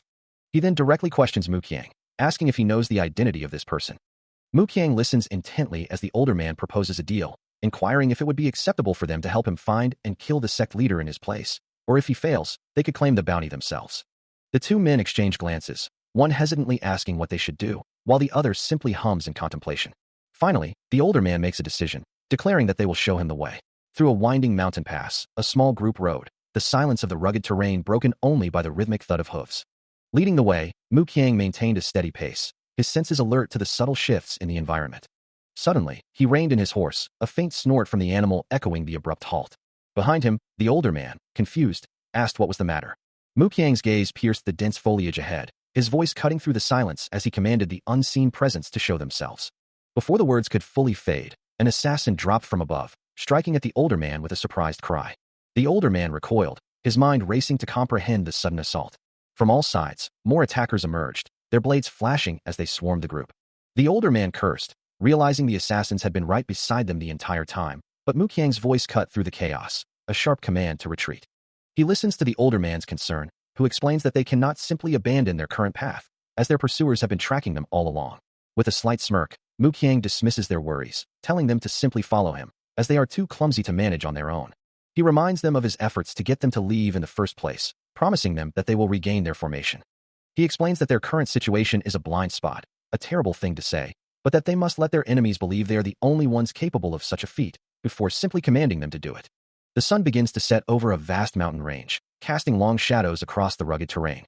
Later, the three men ride through the mountains on horseback, the rhythmic creak of their saddles echoing in the quiet evening. Mu Qiang points ahead, informing his companions that they will reach their destination after crossing the mountain before them. He then adds, with a hint of intrigue, that this is where their target lies, finding the situation rather interesting. A grand, traditional building stands nestled among the trees in the distance, its architecture hinting at importance. The journey leads to a tranquil estate, its traditional buildings nestled amidst lush greenery and crossed by a small, elegant bridge. A small bird rests on a blossoming branch, its song the only sound disturbing the quiet air. But the tranquility is soon broken as a hand reaches out to touch the delicate petals, a voice murmuring with quiet surprise that an unexpected person has arrived at their place. Inside, Grandmaster Beck addresses a young subordinate, confirming the arrival and instructing the young child to inform the people below. Standing composed in the courtyard, Grandmaster Beck reiterates, a guest has indeed arrived. After a long journey, the destination was finally in sight, prompting Mu Qiang to acknowledge their arrival.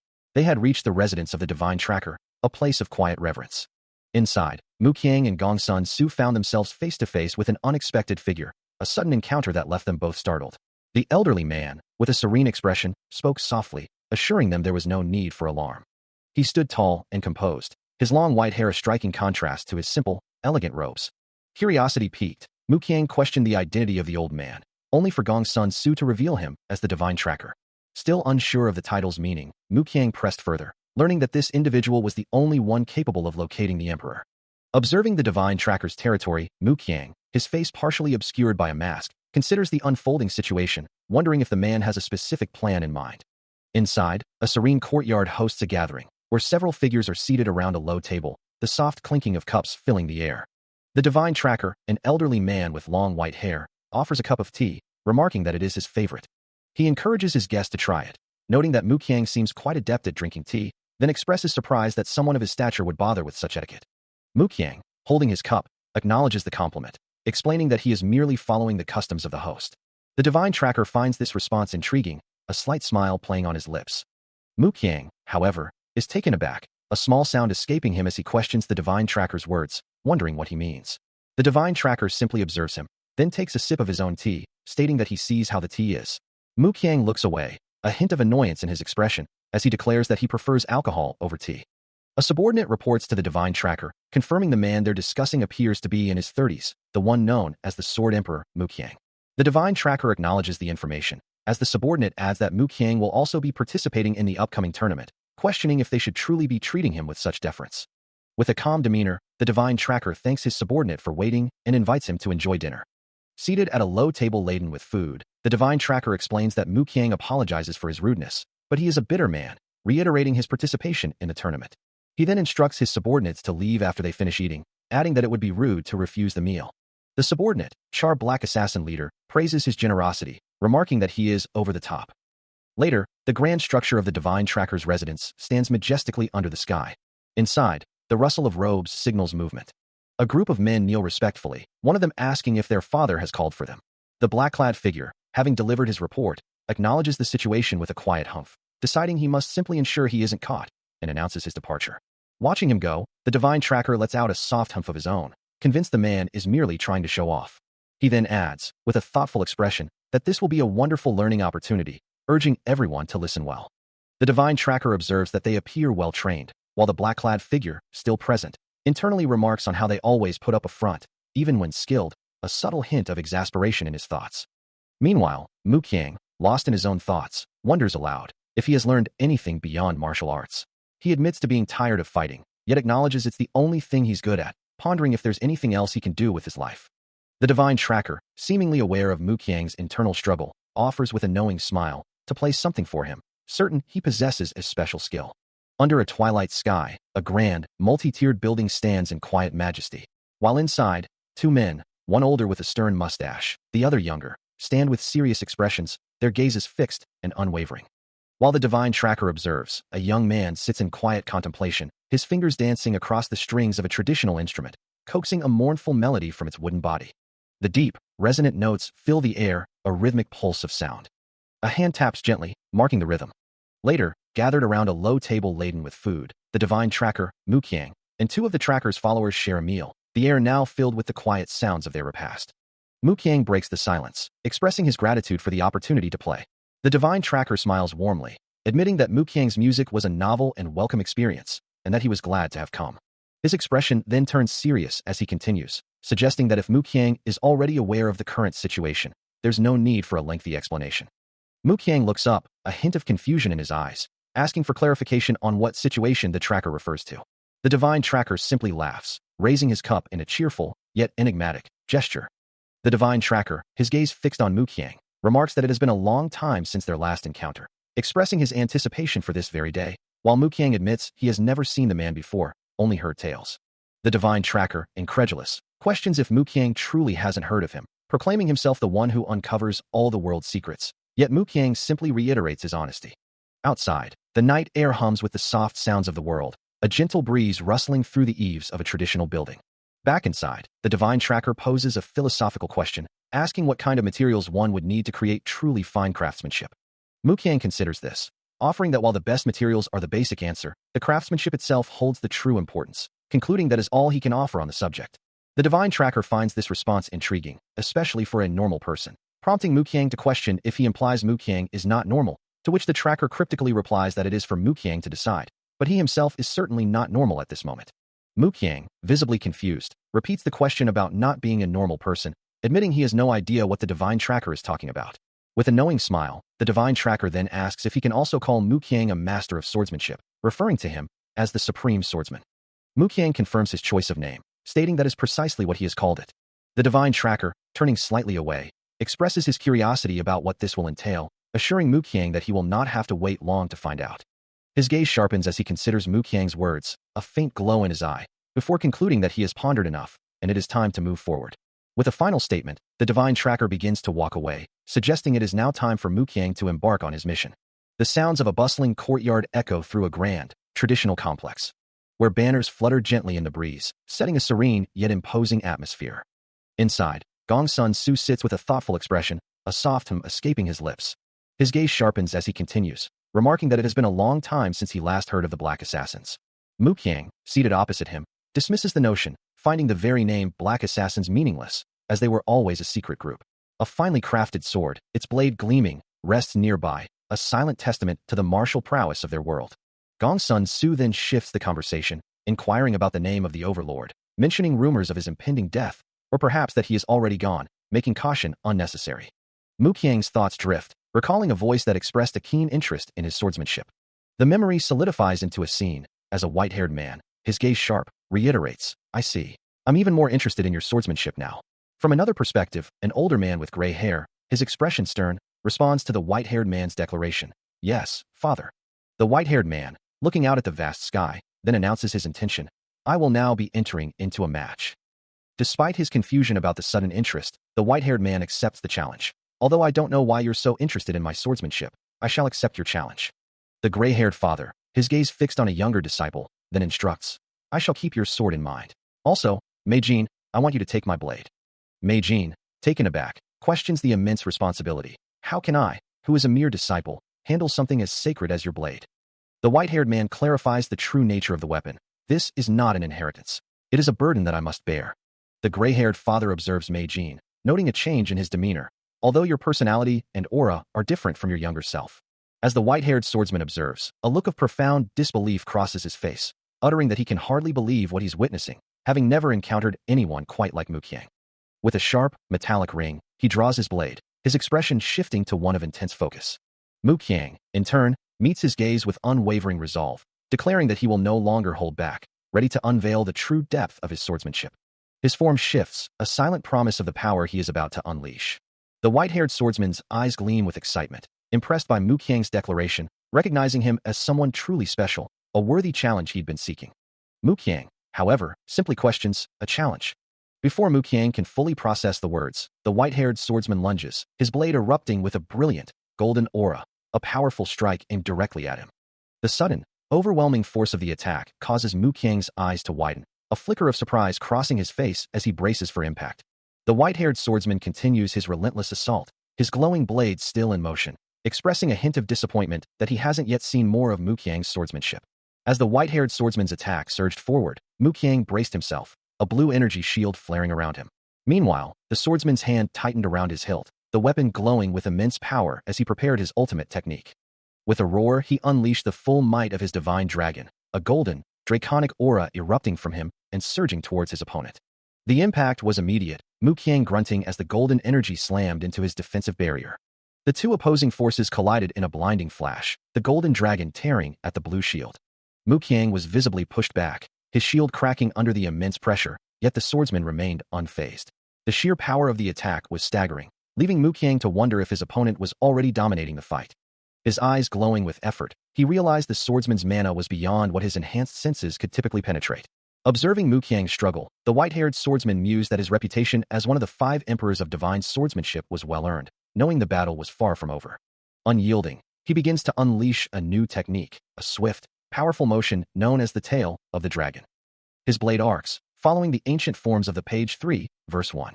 With a surge of power, his sword crackles with intense lightning, manifesting the sword decree. The blade glows with an overwhelming blue energy, poised to strike, as the full force of the sword decree gathers. Observing the counterattack, the white-haired swordsman smiles, acknowledging it as a powerful technique, yet confident that his opponent has not yet given up. His golden aura flares, and he challenges, wondering aloud if anyone can truly block his attack. Meeting the challenge head-on, the sword decree unleashes its full power. The two techniques collide in a blinding flash of light, a massive explosion of raw power.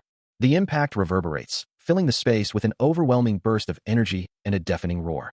The earth-shattering impact of the colliding techniques reverberates, a blinding explosion of energy that leaves a lingering shockwave. From a distance, Gong Sun Su watches the spectacle, acknowledging the sheer danger of the man he faces, never imagining the extent of his power. Yet, from the heart of the maelstrom, Muqiang emerges, his form intact, leaving his opponent to wonder how he could still be alive. The white-haired swordsman recoils, his confidence shattered, forced to admit his own technique was insufficient. Gong Sun Su continues to observe, a hand raised in contemplation, pondering the true limits of Muqiang's power. Unfazed, Muqiang prepares another strike, his blade glowing with an ethereal light, a sword capable of cutting through anything. He launches into the flight of the dragon, his form a blur of motion and power, a technique that defies gravity and expectation. Drawing upon ancient knowledge, he channels dark energy, reciting page 3, verse 2 of a forgotten scripture. With a final, decisive motion, he unleashes the commanding blade, a devastating attack of pure, focused power. The air itself tears apart as a surge of light blue energy erupts, signaling the full force of his attack. His opponent's eye snaps wide, reflecting a sudden, terrifying realization. Then, with a thunderous crash, Muqiang's blade, enveloped in crackling blue energy, connects. The white-haired swordsman, still reeling, recognizes the technique, wondering if this is truly the legendary commanding blade.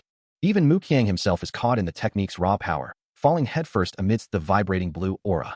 He descends rapidly, a dark silhouette against the swirling, humming energy. Gong Sun Su watches, his eyes glowing with a mix of awe and dread, realizing the true, terrifying potential of the technique Muqiang is unleashing. The attack culminates in a massive, blinding explosion, shaking the very foundations of the area. Debris and chaotic energy erupt outwards, a testament to the devastating power of the commanding blade. The sheer force of the previous strike sends the white-haired swordsman reeling backward, a guttural sound escaping him. He struggles to maintain his footing, his mind racing, knowing he must commit his very life force to hold his stance, or risk being utterly annihilated. But before he can fully recover, Muqiang unleashes another devastating technique, a swirling vortex of blue energy erupting around him. The vortex of the Supreme Dragon declared. The power of the Supreme Dragon manifests, engulfing the space between them. His eyes glow with fierce determination, channeling the immense power. And the blue aura expands rapidly, threatening to consume everything in its path. A sigh escapes the white-haired swordsman, his gaze distant as he considers the sheer presumption of those who dare disturb his peace. He had thought himself free, believing he had left the world's troubles behind to live a quiet life, but it seems fate has other plans, leaving him no choice but to act. With a subtle shift in his stance, a decision solidifies within him. He will show them the true extent of his power. A potent white aura erupts from his form, swirling around him with immense force as he prepares to strike. His fist clenches, then lashes out with devastating speed, the impact resonating with a thunderous crash. Having delivered his message, he leaps away from the scene, a blur against the distant structures. Suspended in the air, still wreathed in his potent energy, he looks down upon the figures below, assessing the outcome of his display. As the white-haired swordsman gathered his power, drawing in all the surrounding energy, Muqiang saw his chance, lunging forward with a swift, decisive strike.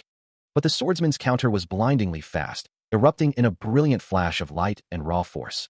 The ground beneath him cracked and churned, a vortex of dust and power swirling from the sheer impact. He watched as his attack cleaved through the air, impacting Muqiang with undeniable force. Observing the result, the swordsman noted the change in his opponent's eyes.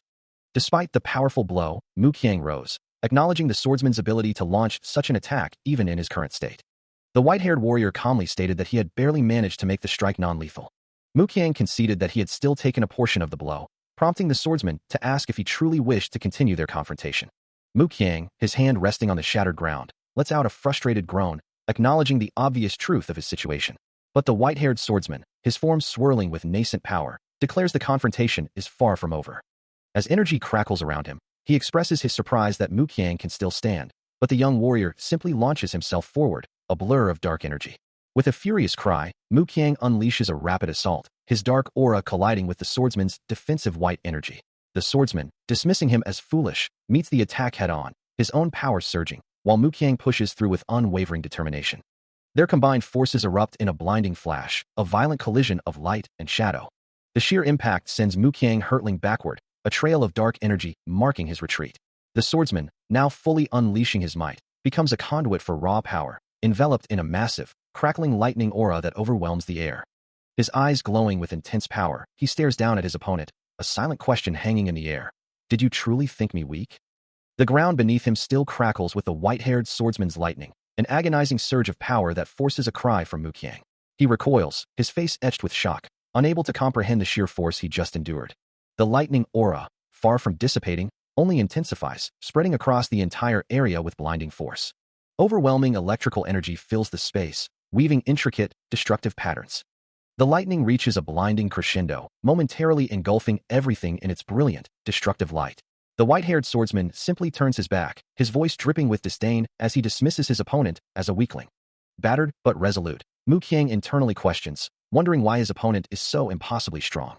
Despite the overwhelming power, he steels his resolve, determining to deflect the lingering attack. A powerful impact erupts as Muqiang attempts to counter or deflect the overwhelming force. Muqiang's defense holds firm against the lightning attack, causing the white-haired swordsman to gasp in disbelief. His arm, wreathed in a subtle aura, deflects the powerful lightning, forcing the swordsman's hand to recoil. The swordsman's face contorts in a mixture of shock and fury, unable to comprehend how his opponent could withstand such an assault.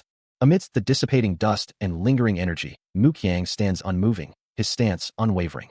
The sheer force of his counter-defense sends the white-haired swordsman hurtling backward, leaving a trail of disturbed earth in his wake. From nearby, Gong Sun Su calls out, his voice tinged with concern, questioning Muqiang's apparent carelessness. The great sect leader observes his disciple, noting the rare seriousness in his demeanor, a seriousness that suggests he could easily overcome any foe, as he reminds Muqiang of the profound importance of the heavenly sword spirit, yet makes it clear his expectations remain high. He continues, explaining that the very essence of the heavenly sword spirit lies within the sword itself, a challenging path to mastery, but one that promises unparalleled strength.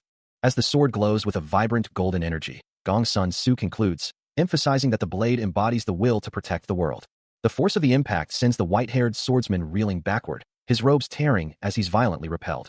He lands hard in the center of the courtyard, struggling to regain his footing as he mutters, "Not even giving me a chance to retrieve my sword.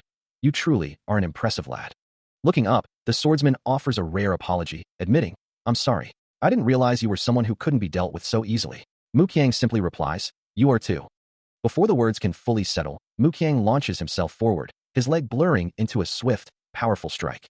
His face contorted in fierce concentration, he presses the assault. The white-haired swordsman's eyes blaze with electric energy, lightning crackling around him as he prepares his counter. Their forms become a whirlwind of motion, Mu Qiang's dark energy clashing violently with the swordsman's swirling blue aura. A blinding golden explosion erupts at the point of impact, engulfing them both in a maelstrom of raw power. Mu Qiang descends with blinding speed, his dual blades arcing through the air in a fierce, sweeping attack. The white-haired swordsman stands his ground, declaring his intent to meet the assault head-on, vowing to bloody his opponent's weapon with his own blade. Their swords meet with a deafening crash, sending shockwaves through the air. Both combatants strain against the immense pressure, Mu Qiang's face etched with fierce determination, while his opponent's hand begins to glow with gathering energy. The white-haired swordsman's hand radiates with intense power as he prepares what he calls his final attack. He unleashes the formidable strike of the hidden dragon, a powerful technique surrounded by a swirling aura. Mu Qiang's eyes widen in surprise, recognizing the name technique. He grips his sword hilt tightly, bracing himself for the impending impact. The two warriors meet again in a dynamic, mid-air confrontation, their clash echoing through the silent courtyard. Mu Qiang unleashes his technique, shattering wind, a powerful strike glowing with fierce energy, sending a massive shockwave directly into the white-haired swordsman, who is caught in the explosive impact. A pained cry escapes him as blood splatters from his face, the force of the blow clearly overwhelming. From a distance, Gong Sun Su watches with wide eyes, a concerned master, echoing from one of his disciples. The white-haired swordsman, reeling from the impact, realizes the gravity of his situation, thinking to himself that not only was his defensive chi shattered, but the attack also carried a deeper, more insidious effect. Despite his injuries, he knows he must act quickly, a desperate resolve hardening his gaze. But Mu Qiang offers no respite, continuing his relentless assault with dual blades, pushing his opponent further back. Another powerful, energy-infused strike connects, overwhelming the white-haired swordsman with a blinding flash of power. His face contorts in agony, blood now freely flowing as the full impact of Mu Qiang's assault takes its toll. Despite his wounds, the white-haired swordsman channels his remaining strength, a blue aura flaring around him as he desperately attempts to fortify his defenses. The air crackles with immense power, as a blinding flash of white and blue energy expands outward. Through the dissipating light, Mu Qiang presses his advantage, his form a blur of motion as he charges forward, cloak billowing behind him. A deep scar marks Mu Qiang's cheek, his expression a mix of weariness and quiet determination. As he turns to leave, a soft, heartfelt thank you escapes his lips. He reflects on his journey, acknowledging that without this presence, he would never have found himself again, then questions, can you trust me? The answer, or perhaps his own conviction, rings clear. You can always trust me. The hunter of Mu Qiang. Looking up at the sky, he accepts the trust placed in him, affirming, I understand. I will trust you now, Hunter Mu Qiang. I will become even stronger. He finds himself surrounded, a man with spiky dark hair stepping forward to declare that he cannot be allowed to leave, and must come to meet a martial master in the heavenly realm, while another voice dismisses his disciple, Mu Qiang, as a fool. Elsewhere, the great sect leader, Gong Sun Su, solemnly entrusts his son to an unseen party, his voice firm as he acknowledges the request. Mu Qiang, now with his eyes closed, reflects on the unexpected turn of events, wondering if he truly is about to meet a martial master in the heavenly realm. A moment of disbelief washes over him, followed by a sharp gasp of surprise. The next instant, he lies defeated on the ground, the white-haired swordsman standing triumphantly over him, a faint, mocking laugh echoing in the air. The victor's feet remain firmly planted on the tiled floor.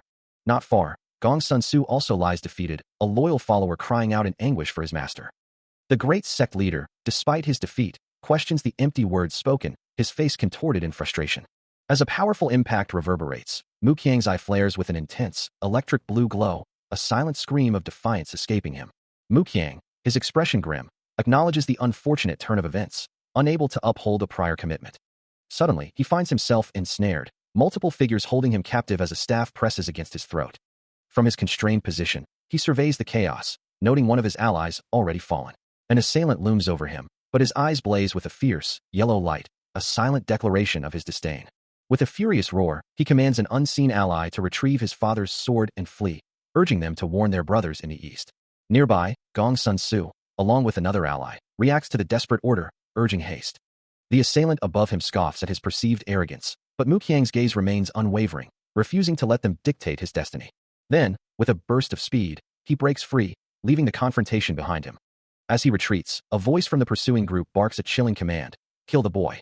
A furious voice cuts through the air, demanding to know where the escaping figure thinks he is going. As the shout echoes, another pursuer, younger, gasps in shock, recognizing the escapee. Meanwhile, determined to break free, the escaping youth's hand clenches around his sword hilt, the sound of straining effort audible. With a burst of speed, he moves with incredible velocity, a blur of motion as he glances back at his pursuers. His grip on the sword tightens further, a faint red glow emanating from his hand as he pushes forward with renewed force. From a safe distance, Gong Sun Su and a younger man observe the unfolding chaos, the elder contemplating their next move. As the chase continues, a voice from the pursuing group shouts, demanding that the escapee not be allowed to get away. With a final surge of energy, Mu Qiang bursts through a doorway, his sword ready, a cry of exertion escaping him as he continues his desperate flight. Behind him, two guards recoil, one clutching the other, clearly overwhelmed by the suddenness and speed of his escape. Mu Qiang stands defiantly before Gong Sun Su, who questions his presence, asking if he is also a disciple. Mu Qiang's gaze is sharp, his response cutting as he declares, "Your eyes are blind. I can see a mighty future ahead of me." The masked companion, observing the exchange, lets out a frustrated sigh, muttering, "I'm just a guard." Mu Qiang, unfazed, continues to challenge Gong Sun Su's authority, acknowledging the apology but asserting that there is still a chance for him to escape. Gong Sun Su, his patience wearing thin, questions Mu Qiang's audacity, asking how he could say such a thing after being caught. As Gong Sun Su and his companion turn to leave, he warns Mu Qiang that with his current strength, he will never escape the sect, suggesting they return. Mu Qiang's expression hardens, a determined glint in his eyes as he dismisses the warning, declaring that he will not return to a place where he was treated as a mere tool. The masked companion, overhearing Mu Qiang's words, simply offers a resigned, "I apologize." Mu Qiang, now alone, reaffirms his resolve, vowing to leave the sect. Mu Qiang, having made his decision, issues a final, firm instruction to Gong Sun Su, warning him against having hidden observers watch over him in the future before declaring his immediate departure. As Mu Qiang vanishes with a swift, almost imperceptible movement, leaving only a faint gust of wind, Gong Sun Su and his accompanying martial artists are left stunned, the word "live" hanging in the air. Meanwhile, the white-haired swordsman, who had been observing silently, expresses a quiet hope to meet Mu Qiang again when his own martial prowess has grown stronger, his hand instinctively going to the hilt of his sword. Recovering from the shock, Gong Sun Su instructs his group to head back, a whoosh of movement indicating their readiness to depart.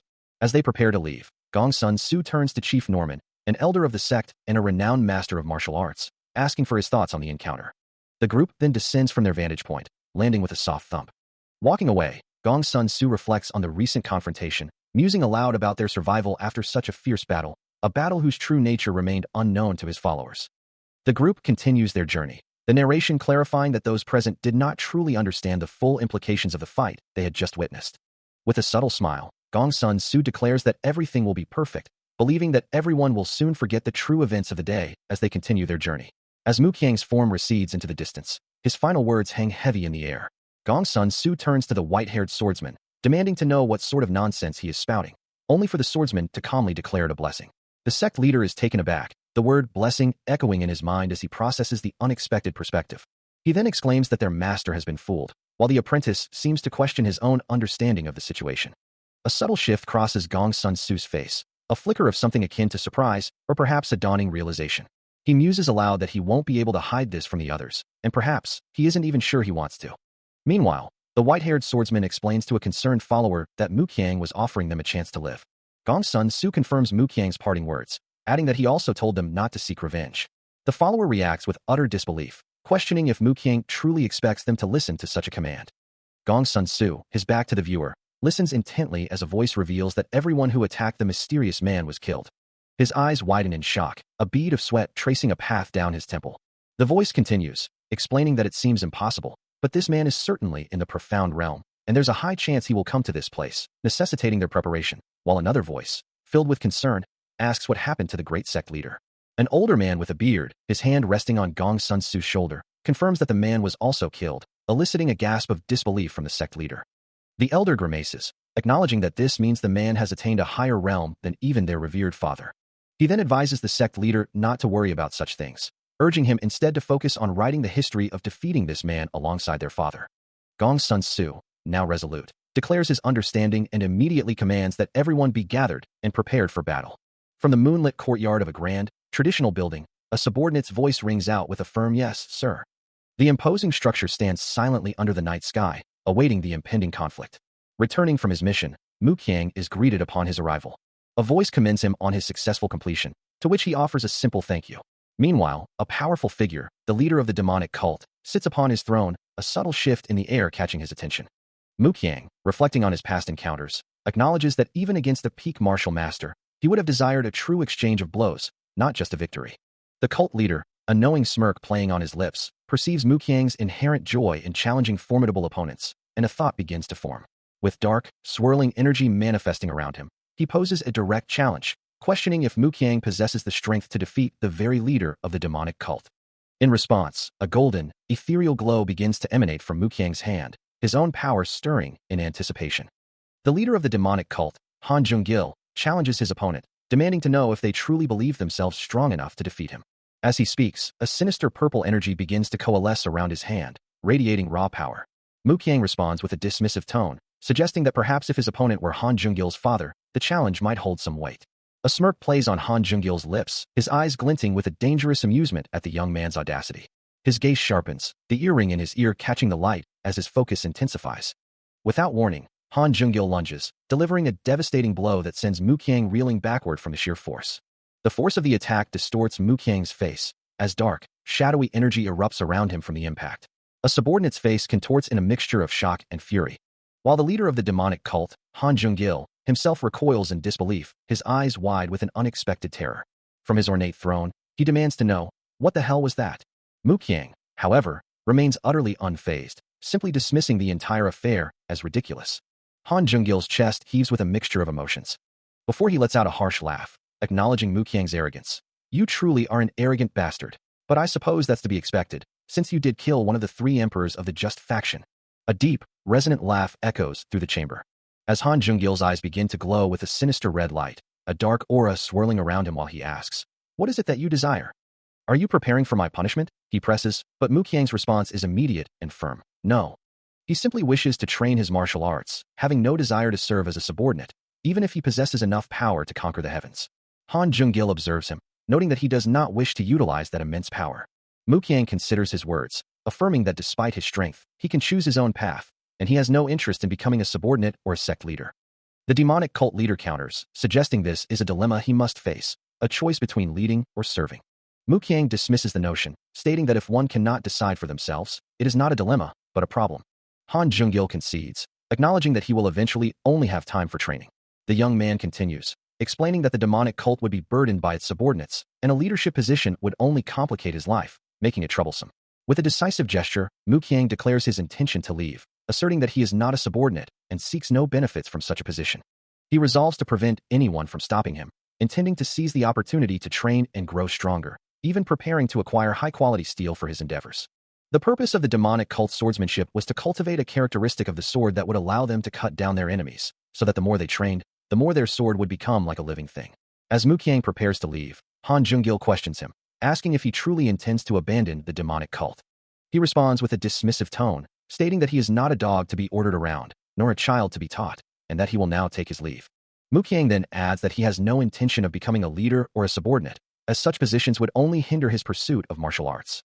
Han Jung-gil, observing his departure, muses that while Muqiang may lack ambition for power, he still possesses the fangs of the demonic cult. He considers that if Muqiang were to truly bear those fangs, he would become a formidable force, perhaps even a leader, but for now, he is content to simply train. Muqiang's eye glows with an intense yellow light as he declares his unwavering commitment to his path, warning that no one should challenge him until he has completed his training.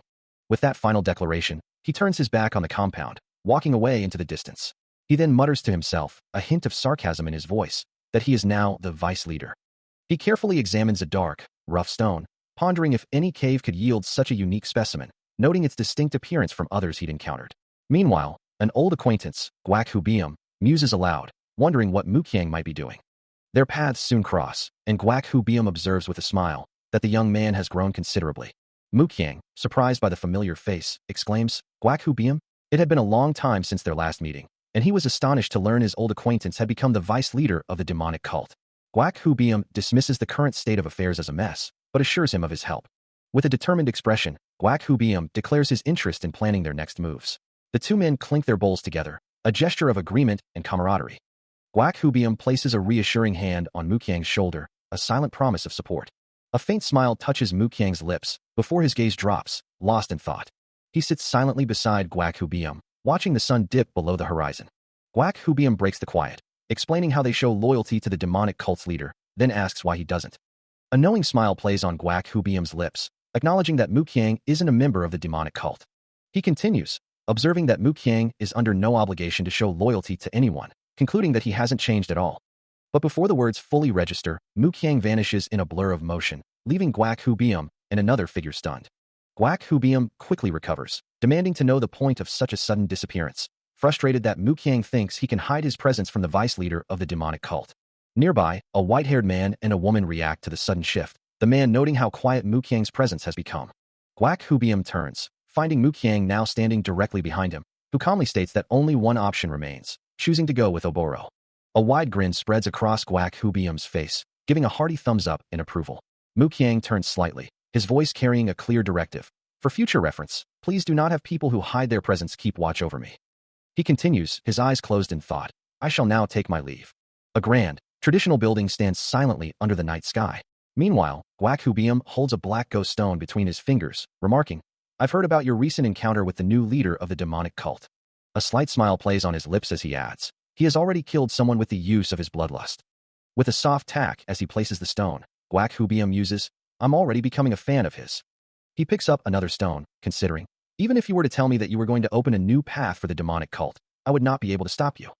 Looking down at the intricate board, he asks, I prefer chaos over order. Did you know why? The black and white stones form complex patterns on the board, as he explains. You know, the more you try to control things, the more they slip through your fingers. As the game of Go continues, Guak Hubium reflects on the nature of existence, observing that while we live in a world of constant change, above all else, there's one undeniable truth. Once a Baduk piece is placed, it cannot be moved.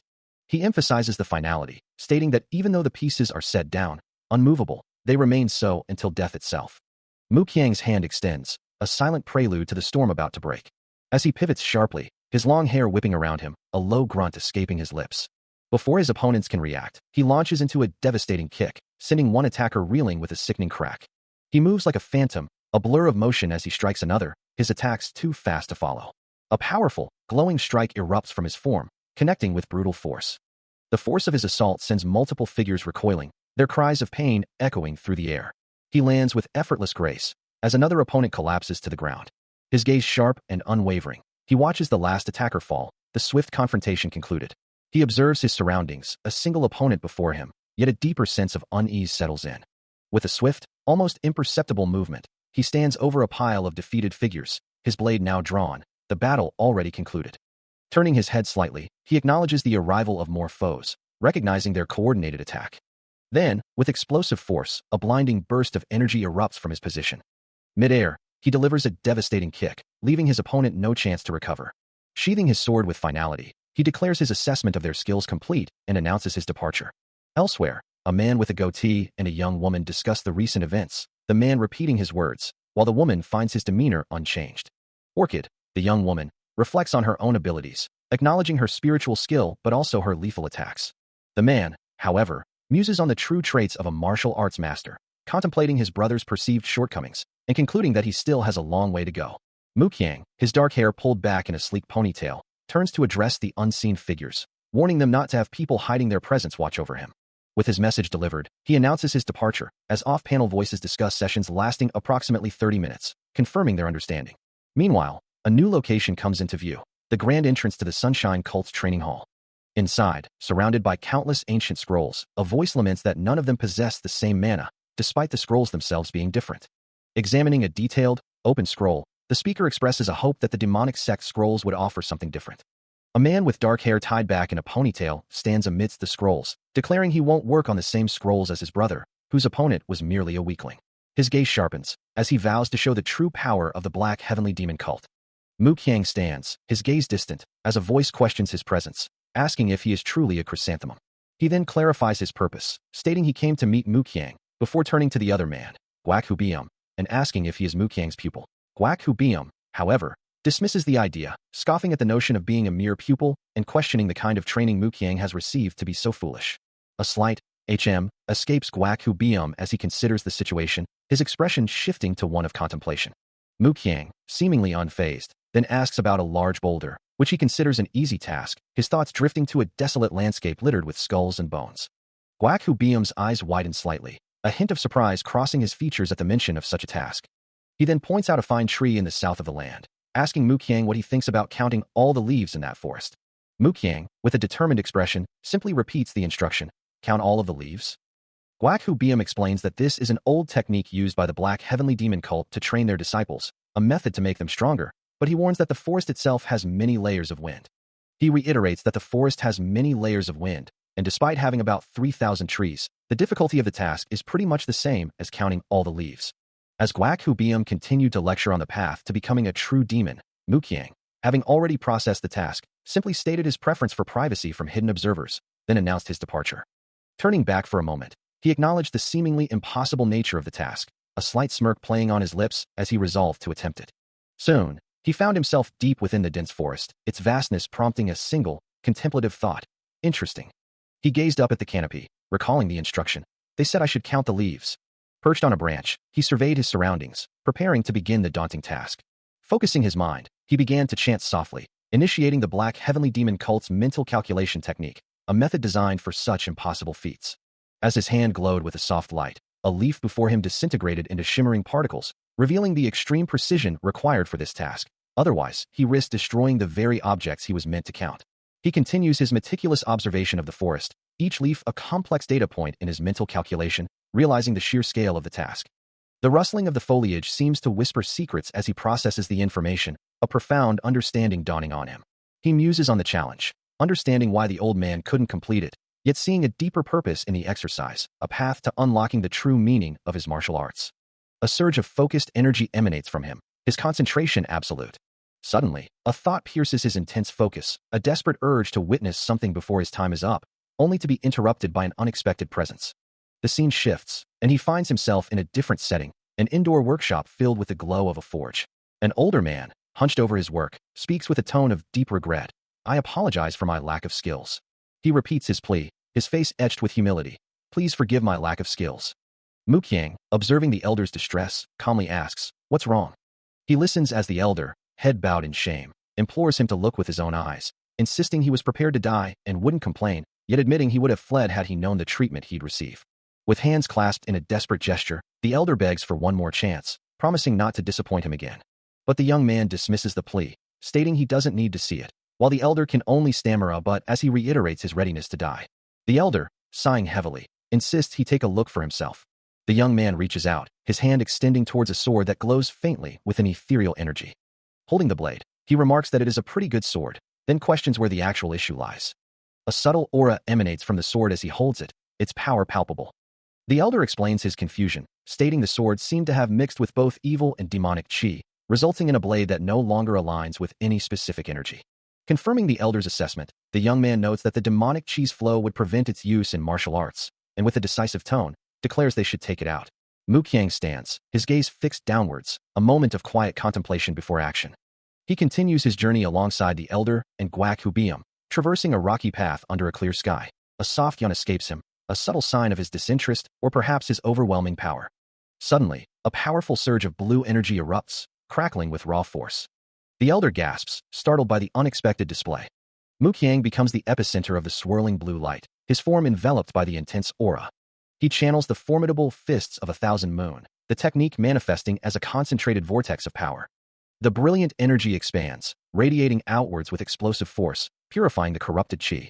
The elder watches in disbelief, realizing that not only the evil chi, but also the demonic chi, is being cleansed from the sword, while Guak Hubium looks on in awe.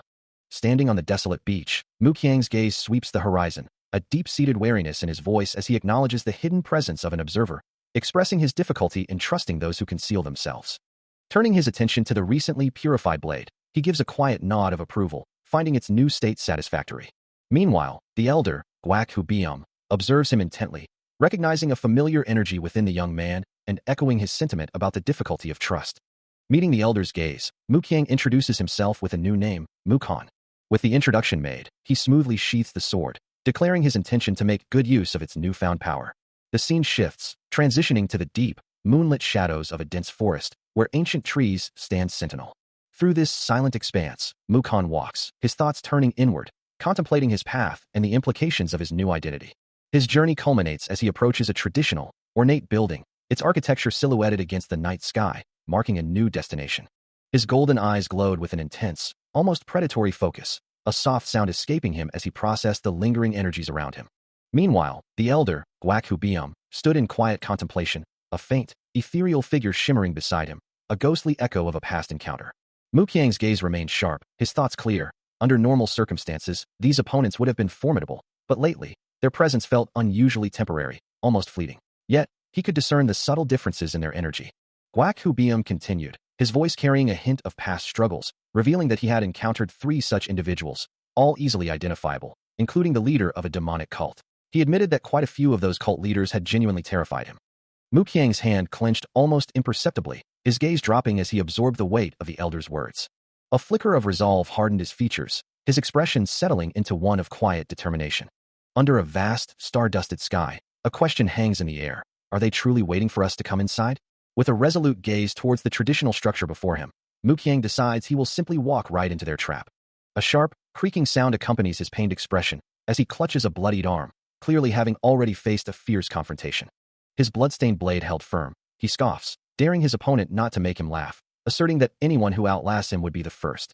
Still bearing the marks of battle, Muqiang stands, his martial robe torn and splattered with crimson, his sword ready. Facing him, also injured, Gwaku issues a stern command, demanding that he hand over his sword.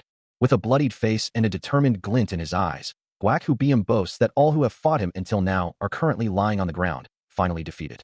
Battered but unbowed, Muqiang declares his intention to depart, expressing his disdain for those who hide their presence while observing him.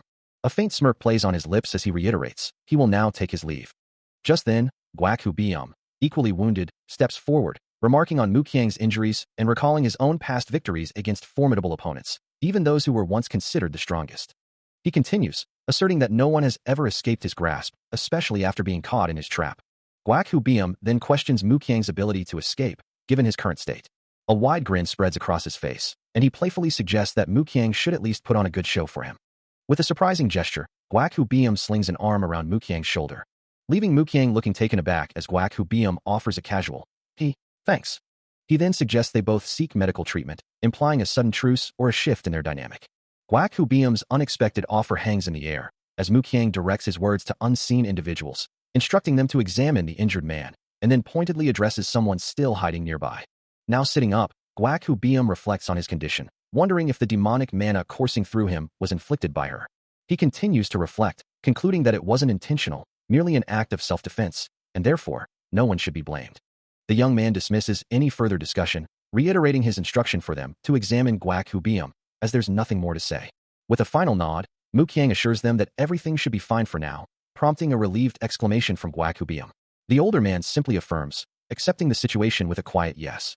Meanwhile, a young woman, lying in recovery, mentally expresses her gratitude on behalf of her sister. A wide smile spreads across Muqiang's face, content that he could be of assistance. With the matter settled, he turns to leave, the incident now officially concluded as Gwaku and the young woman watch him go. He considers the 3 individuals from the same sect, pondering why their cultivation techniques differ so greatly. Suddenly, a voice calls out, Vice Leader, it's me, Orchid, as she reveals she has something important to share. He expresses his surprise, realizing she had to pretend to be someone else, but she couldn't just leave him alone after everything he had done. As he turns to leave, she thanks him, her voice trailing off as he acknowledges her with a simple, okay. Orchid then asks if he is perhaps looking for someone. She hesitates, unsure if she should speak, but then reveals a rumor. The demonic cult is searching for someone. He questions if anyone else in their current location knows about these rumors. Orchid confirms that the core figures within the demonic cult are aware, and even their sect leader knows. If that is truly the case, he realizes he needs to hurry and finish taking care of his current business. Still processing the new information, he warns, for future reference, please do not have people who hide their presence keep watch over me. He then declares, I shall now take my leave. Orchid, taken aback, tries to explain, but, I was only trying to be careful, and a girl at that. Could it be? He cuts her off, his expression firm. I don't care if it's a girl or a boy. I hate it when people hide their presence and keep watch over me. Her thoughts linger on the possibility. Could it be? He simply acknowledges her concern. I see. Turning to face her with renewed resolve, he assures her, I understand. I'll be careful, before adding, I'll be back soon, as he begins to walk away. Orchid watches him go, a deep worry etched on her face, thinking, if it really is that man, I can't leave him to go alone. The sun begins to set over a vast, rugged mountain range, casting long shadows across the peaks. As a small group traverses a winding mountain path, One of them complains, "How much longer do we have to walk?" Muqiang and Orchid walk side by side, taking in the expansive view, and he offers a quiet, "Thank you." He then reminds her, "Preserve your mana," as they continue their journey. He stands before her, his sword held casually at his side, as if anticipating some unseen threat. His gaze remains sharp, and he remarks that it seems they have some company. Indeed, two men emerge from the shadows, one clearly injured and supported by the other, who identifies the wounded as 19 Aura, Archer. Muqiang observes the scene, then calmly instructs Orchid to take a look. The injured man, Archer, groans in pain. Orchid, ever cautious, asks if there's no need to be on guard, to which he simply replies that he's not going to hurt anyone. He then states that if he had wanted to, he would have already done so, as Orchid holds a small, ornate box. She looks down at the box, a hint of surprise on her face, muttering a soft huh? Muqiang explains that since this encounter was unexpected, he wasn't able to prepare something better, implying the box contains a gift. He then instructs them to just take it, adding that it's for the time they have left. He turns back to the two, requesting that for future reference, people who hide their presence should not keep watch over him, as Guak Hubium apologizes for the oversight, while Orchid asks what he means. With his words delivered, he declares his departure, leaving Guak Hubium to reflect on the immense power he just witnessed. As he vanishes into the distance, a quiet farewell echoes across the empty sky. Continuing their journey, Orchid asks Guak Hubium what he is thinking about. Suddenly, her attention is caught by a display of shimmering jewelry, a delicate necklace, and a hairpin, causing her to stop abruptly. The vibrant market around them is filled with enticing sights, and the glittering items draw her in with their bright, pretty allure. Muqiang, now by her side at a bustling stall, inquires about what has captured her interest. Gazing at the jewelry, Orchid declares her desire for them, only for a young girl in a barriered hat to scoff, remarking that she's still too young for such things. The young girl, still observing the items with a thoughtful expression, muses that such accessories are for when one becomes a proper adult. Her expression earnest, Orchid promises to become even better, while Muqiang, with a slight smirk, challenges her, asking if she'll regret such a bold claim. Their hands intertwine, sealing the promise with a pinky swear. As he turns to leave, she calls out to him, a hint of concern in her voice. Muqiang continues his solitary journey, leaving Orchid and Guak Hubium to watch him disappear into the distance. A voice from off-panel questions the nature of their relationship, asking if she was his daughter. Guak Hubium clarifies, explaining that she was an adoptive daughter of sorts, before lamenting her decision to join the Nine Earth Sect. Meanwhile, Muqiang, now alone, contemplates her future, wishing for her to live her life as a true martial warrior. He sighs, reflecting on the inherent difficulties of the world they inhabit, as he moves through the dense foliage. Suddenly, he is ambushed by two figures, one an archer, who spring from the undergrowth, but Muqiang reacts instantly, meeting their assault with a swift counter. Meanwhile, within a different setting, a stern-faced man with dark hair pulled back into a ponytail addresses someone, acknowledging them as vice leader, and noting that their sect leader is observing. He then poses a question, inquiring if they desire an important mission. A different, sharp-featured man with spiky orange hair and a scar on his cheek, his hand poised over a baduk board, begins to explain that in order to win a baduk match, every single piece plays a crucial role. The baduk pieces are meticulously arranged on the board. As the man continues, his hand now holding a piece, stating that a baduk piece unable to protect its own position, no matter how small, will ultimately be lost. His expression turns severe, concluding that such a piece is simply not needed within their sect. A dark, swirling aura, deep purple and black, emanates from a lone figure, its power palpable. This unique energy, unlike any other, possesses a raw strength unaffected by conventional martial arts or magic. Elsewhere, Orchid expresses her concern that the Blood Eye sect leader has lost his mind, while the sect leader himself confirms that the demonic cult is preparing to make its move. The news spreads quickly, reaching Guak Hubium, who confronts a disciple, his grip tight on the man's collar. He questions the man, a disciple who has served for 10 years, about his intentions now that the demonic cult leader has gone mad, demanding to know what he intends to do himself. Even the vice leader receives the urgent report. The Blood Eye sect leader of the demonic cult has indeed gone mad. The vice leader reflects on the situation, a deep frustration brewing within him. He acknowledges his own reasons for certain actions, but questions the necessity of using and even stealing his weapons. Turning slightly, his gaze sharpens as he considers the lack of foresight, wondering if the consequences of such actions were ever truly considered. He looks down, a silent challenge in his posture, questioning if being a transcendent grants one the right to act without restraint. His eyes briefly glow with suppressed fury as he struggles to regain control of his turbulent thoughts. Meanwhile, a dark aura emanates from the Blood Eye sect leader, his form shrouded in ominous power, as he considers the vast resources of the demonic cult, boasting over 1,000 skilled disciples. With a dismissive gesture, his hand crackles with dark energy, as he questions the relevance of external affairs now that his mastery of the Blood Eye technique is complete. Back with the vice leader, he turns to walk away, a final thought escaping him, that perhaps staying within the demonic cult would have been a better choice. The Blood Eye sect leader's face contorts, his red eyes burning with intense power and arrogance, as he scoffs at any challenge, deeming his opponent too weak to even warrant his attention. His expression unyielding, Mu Qiang stands firm, a silent challenge in his gaze.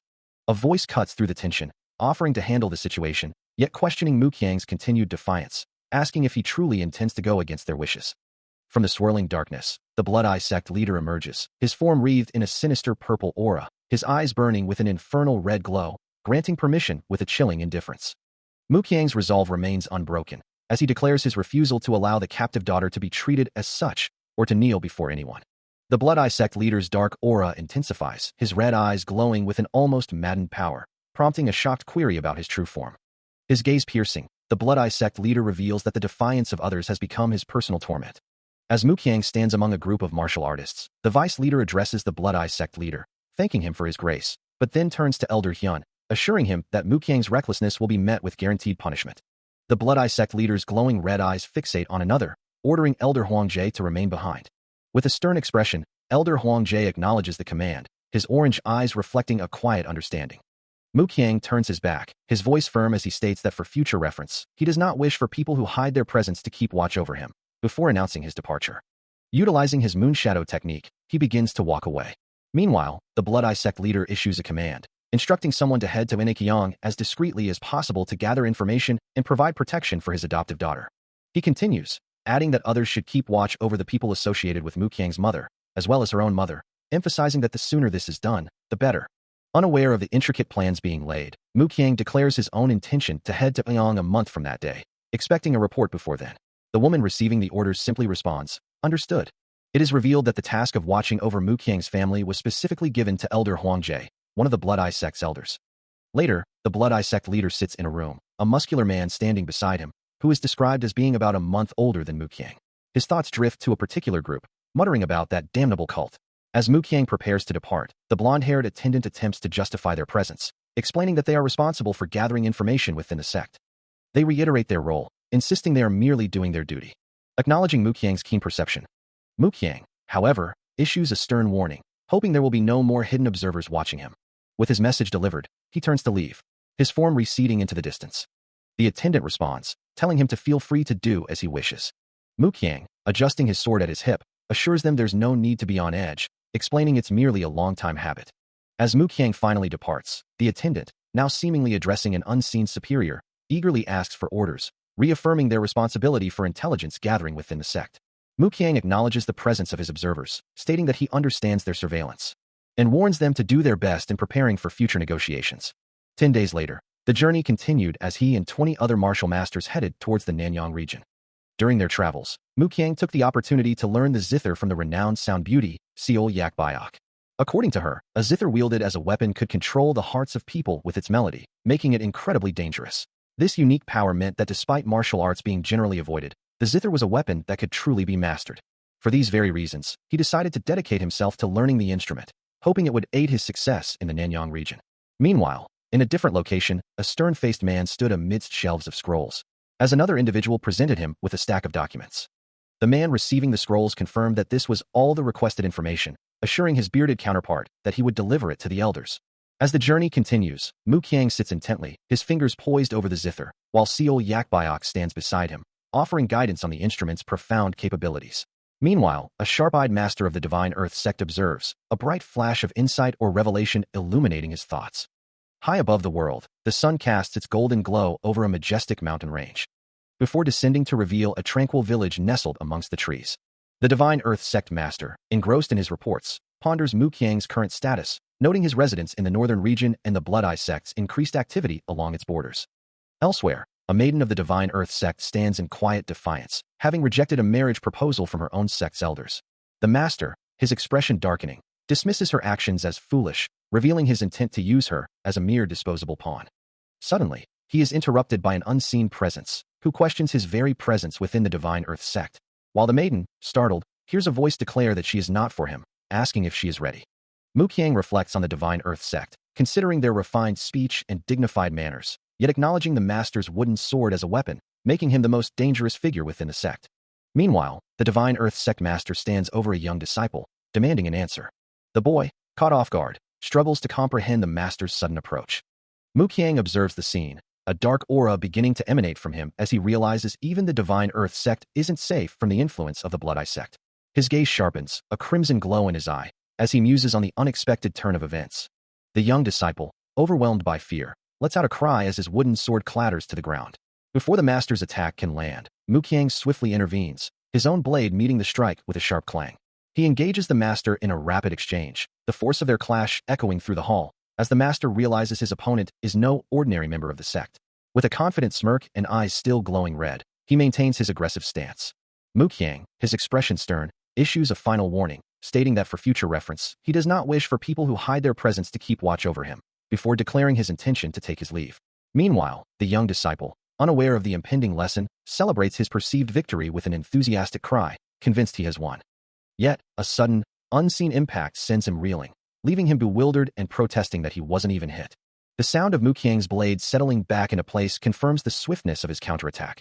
As the disciple finds himself sprawled on the ground, Muqiang's voice cutting through his shock, reminding him that this is precisely why he remains a novice. Still dazed and confused, the disciple can only wonder what just happened, having seen nothing.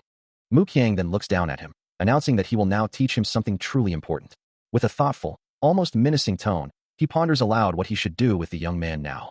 Overwhelmed by fear and the sudden turn of events, the disciple can only beg for salvation. A brief, almost imperceptible shift in the air marks a change of scene, bringing into view a large cut of fresh meat, ready for preparation. Inside a rustic dwelling, an older man with a long gray beard explains to Muqiang that the only reason someone would hide their presence is if they were a thief or a murderer, claiming he just saw such a man. Muqiang, however, doesn't believe that's the case. The older man scoffs, calling him an idiot, and insists that one shouldn't judge a person without knowing them, adding that he can always tell if someone is good or not. Outside, a cow placidly chews on grass, while Muqiang, seemingly unimpressed by the elder's wisdom, declares he's not even going to watch this conversation unfold. The elder reacts with a surprised huh and a frustrated pft. Is it? Before admonishing Muqiang to get a grip. A vendor, his face etched with concern, calls out to passers-by, trying to sell his rice. He looks surprised when asked about money, insisting that such things are for another time, his focus solely on the immediate transaction. Meanwhile, Muqiang, a faint smirk playing on his lips, decides it is time for him to move on. The vendor, still consumed by his troubles, laments his inability to sell rice in such dire circumstances. Elsewhere, a worried man stands before a building, his thoughts consumed by the trouble he faces if he fails to complete his task. His eyes widen in sudden alarm, a gasp escaping his lips. An older, grizzled man with a stern expression questions his surroundings, wondering if this is the infamous Divine Earth Sect. He then instructs the worried man to fetch some rice and bring it back to him, his tone firm and expectant. The worried man expresses his fear of the Divine Earth Sect, believing capture would mean death, while the elder, with a pointed gesture, attributes their predicament to someone else. A new figure, sect leader Jin Yang, stands firm, declaring his identity with an air of authority. Meanwhile, the Blood Eye Sect leader, his form wreathed in a faint green aura, expresses his long-held distrust, lamenting that the Divine Earth Sect would stoop to such extremes. Jin Yang, taken aback by the accusation, can only echo the sentiment of disbelief. The Blood Eye Sect leader's anger flares, vowing retribution against the unknown party responsible for this transgression. Elsewhere, Orchid, ever the pragmatist, suggests a more cautious approach, advocating for listening before making any rash decisions. She ponders the delicate balance between the demonic cult and the Divine Earth Sect, considering the possibility of a peaceful negotiation. Jin Yang questions the very notion, his expression betraying his skepticism. Orchid, surrounded by other concerned figures, acknowledges the difficulty of such a path. Under the vast, star-dusted night sky, a distant structure stands silhouetted, hinting at the next destination. The meeting continued in the ornate chamber, the air thick with unspoken tension. His face contorted in a grimace, the Blood Eye Sect leader scoffed at the very idea of diplomacy, demanding to know what kind of nonsense it was to even consider negotiating with the Divine Earth Sect, whose treachery was already exposed. Observing the outburst, Muqiang noted that the elder was clearly blinded by his own anger.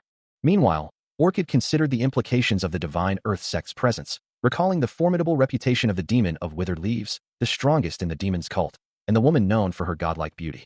A realization dawned on her, as she recognized the latter as none other than Seol Yak Biok, the Sound Beauty. The Blood Eye Sect leader's thoughts raced, wondering why such powerful individuals would come to negotiate when they possessed enough strength to annihilate his own forces. Muqiang, however, remained unconvinced, believing their true intention was merely to buy time, not to genuinely negotiate. The Blood Eye Sect leader slammed his fist down, his frustration boiling over at the perceived deception. He declared that if a man of such godlike beauty was present, he must be from Gamna, either here or there, indicating a specific, perhaps notorious, origin. The sect leader reads the scroll, his eyes widening in disbelief at the mention of the demon of withered leaves, Hyuk Murang. Muqiang's gaze remains fixed on the document, a flicker of skepticism in his expression as he's asked for his opinion. Orchid, however, urges caution, her voice firm with concern for their sect's safety, insisting they must prepare for the worst. The sect leader's hands hover over the scroll, his mind racing through the implications of a potential trick. He voices his suspicion that the Divine Earth sect is merely buying time, a tactic to lower their guard, while Elder Huangjie listens intently, questioning the possibility. A sudden realization dawns on him. The image of Seol Yakbayok, the sound beauty, appears in his mind, her eyes glowing with an ominous red light, a dark aura swirling around her as he recalls her destructive reputation in the northern region, a force that once unleashed cannot be stopped.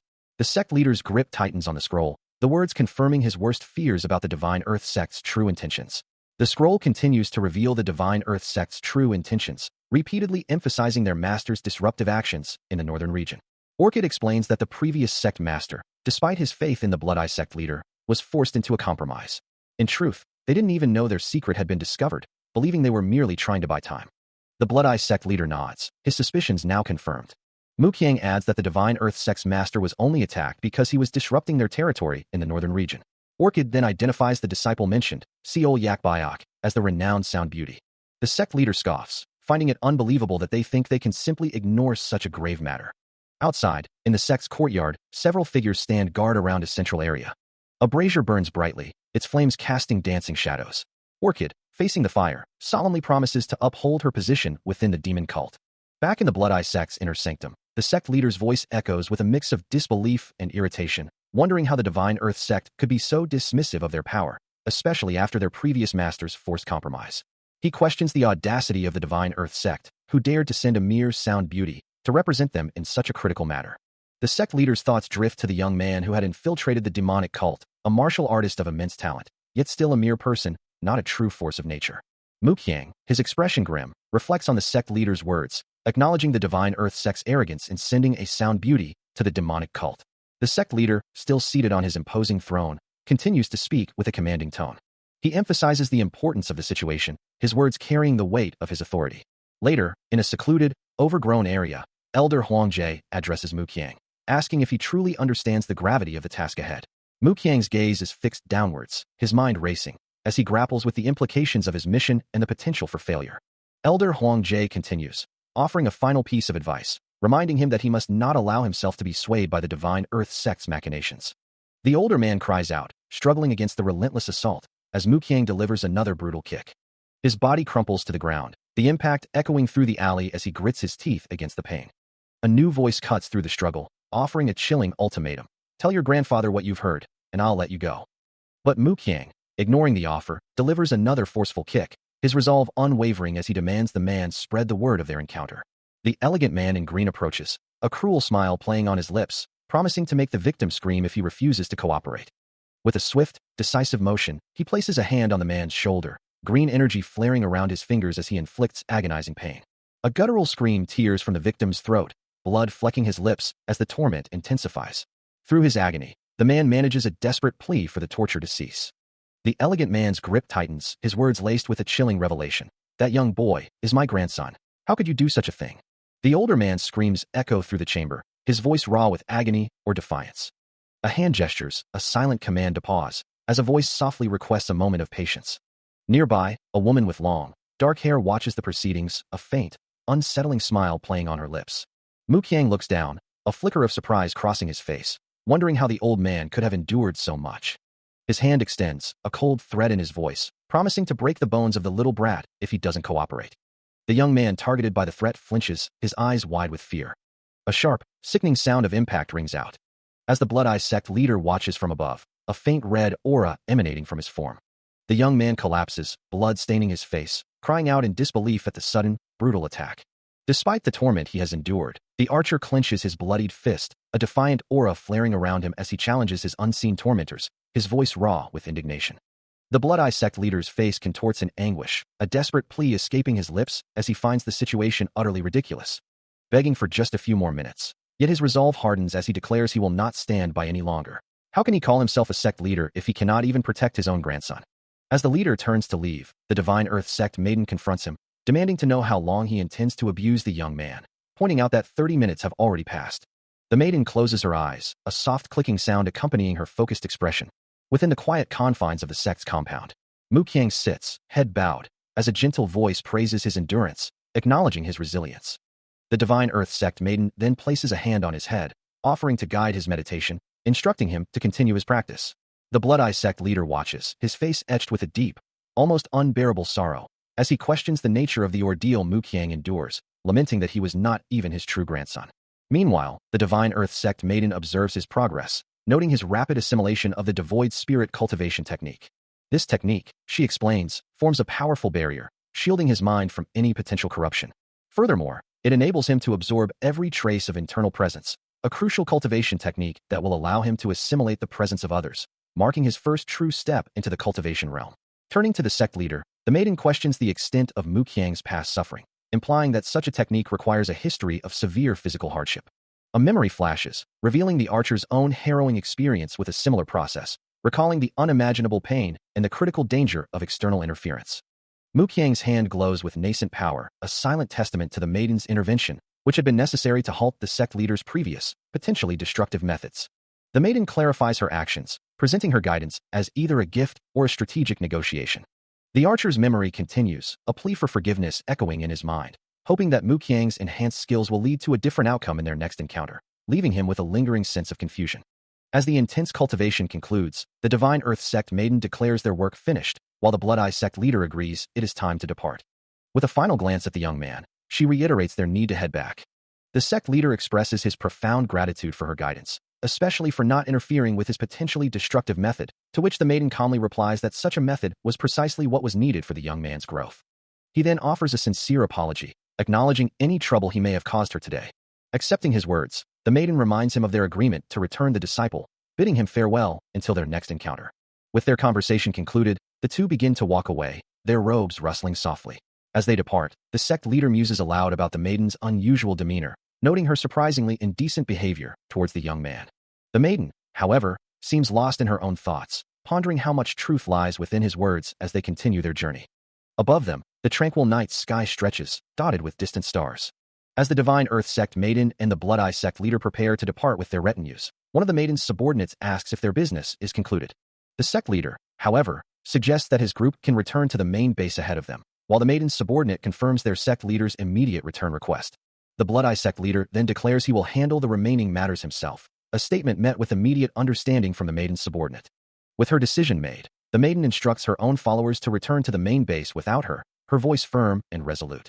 Turning to the Blood-Eye Sect leader, she then requests a moment to speak with Vice Leader Muqiang, a proposal that elicits a surprised "huh" from the elderly man. Her expression shifts to one of subtle surprise, perhaps at his reaction or the implications of her own request. She clarifies her intent, stating her desire for a traveling companion and to learn hidden lessons, assuring him that she will inform her sect leader of her delayed return after her business is concluded. Meanwhile, Muqiang rides away on horseback, an unseen voice calling out to him, "Vice Leader Muqiang." His horse's hooves pound against the earth, carrying him deeper into the wilderness. The Blood-Eye Sect leader watches his subordinates depart, dismissing their concerns with a wave of his hand, their footsteps fading into the distance. The Divine Earth Sect maiden turns to Muqiang, her expression serious as she asks what he intends to do. He simply replies that it's nothing, but she persists, explaining that she's trying to collect the DMT and the remnants. A task she believes he's also pursuing, and one that requires them to look out for each other. Muqiang, however, seems more concerned with the fact that she's still following him.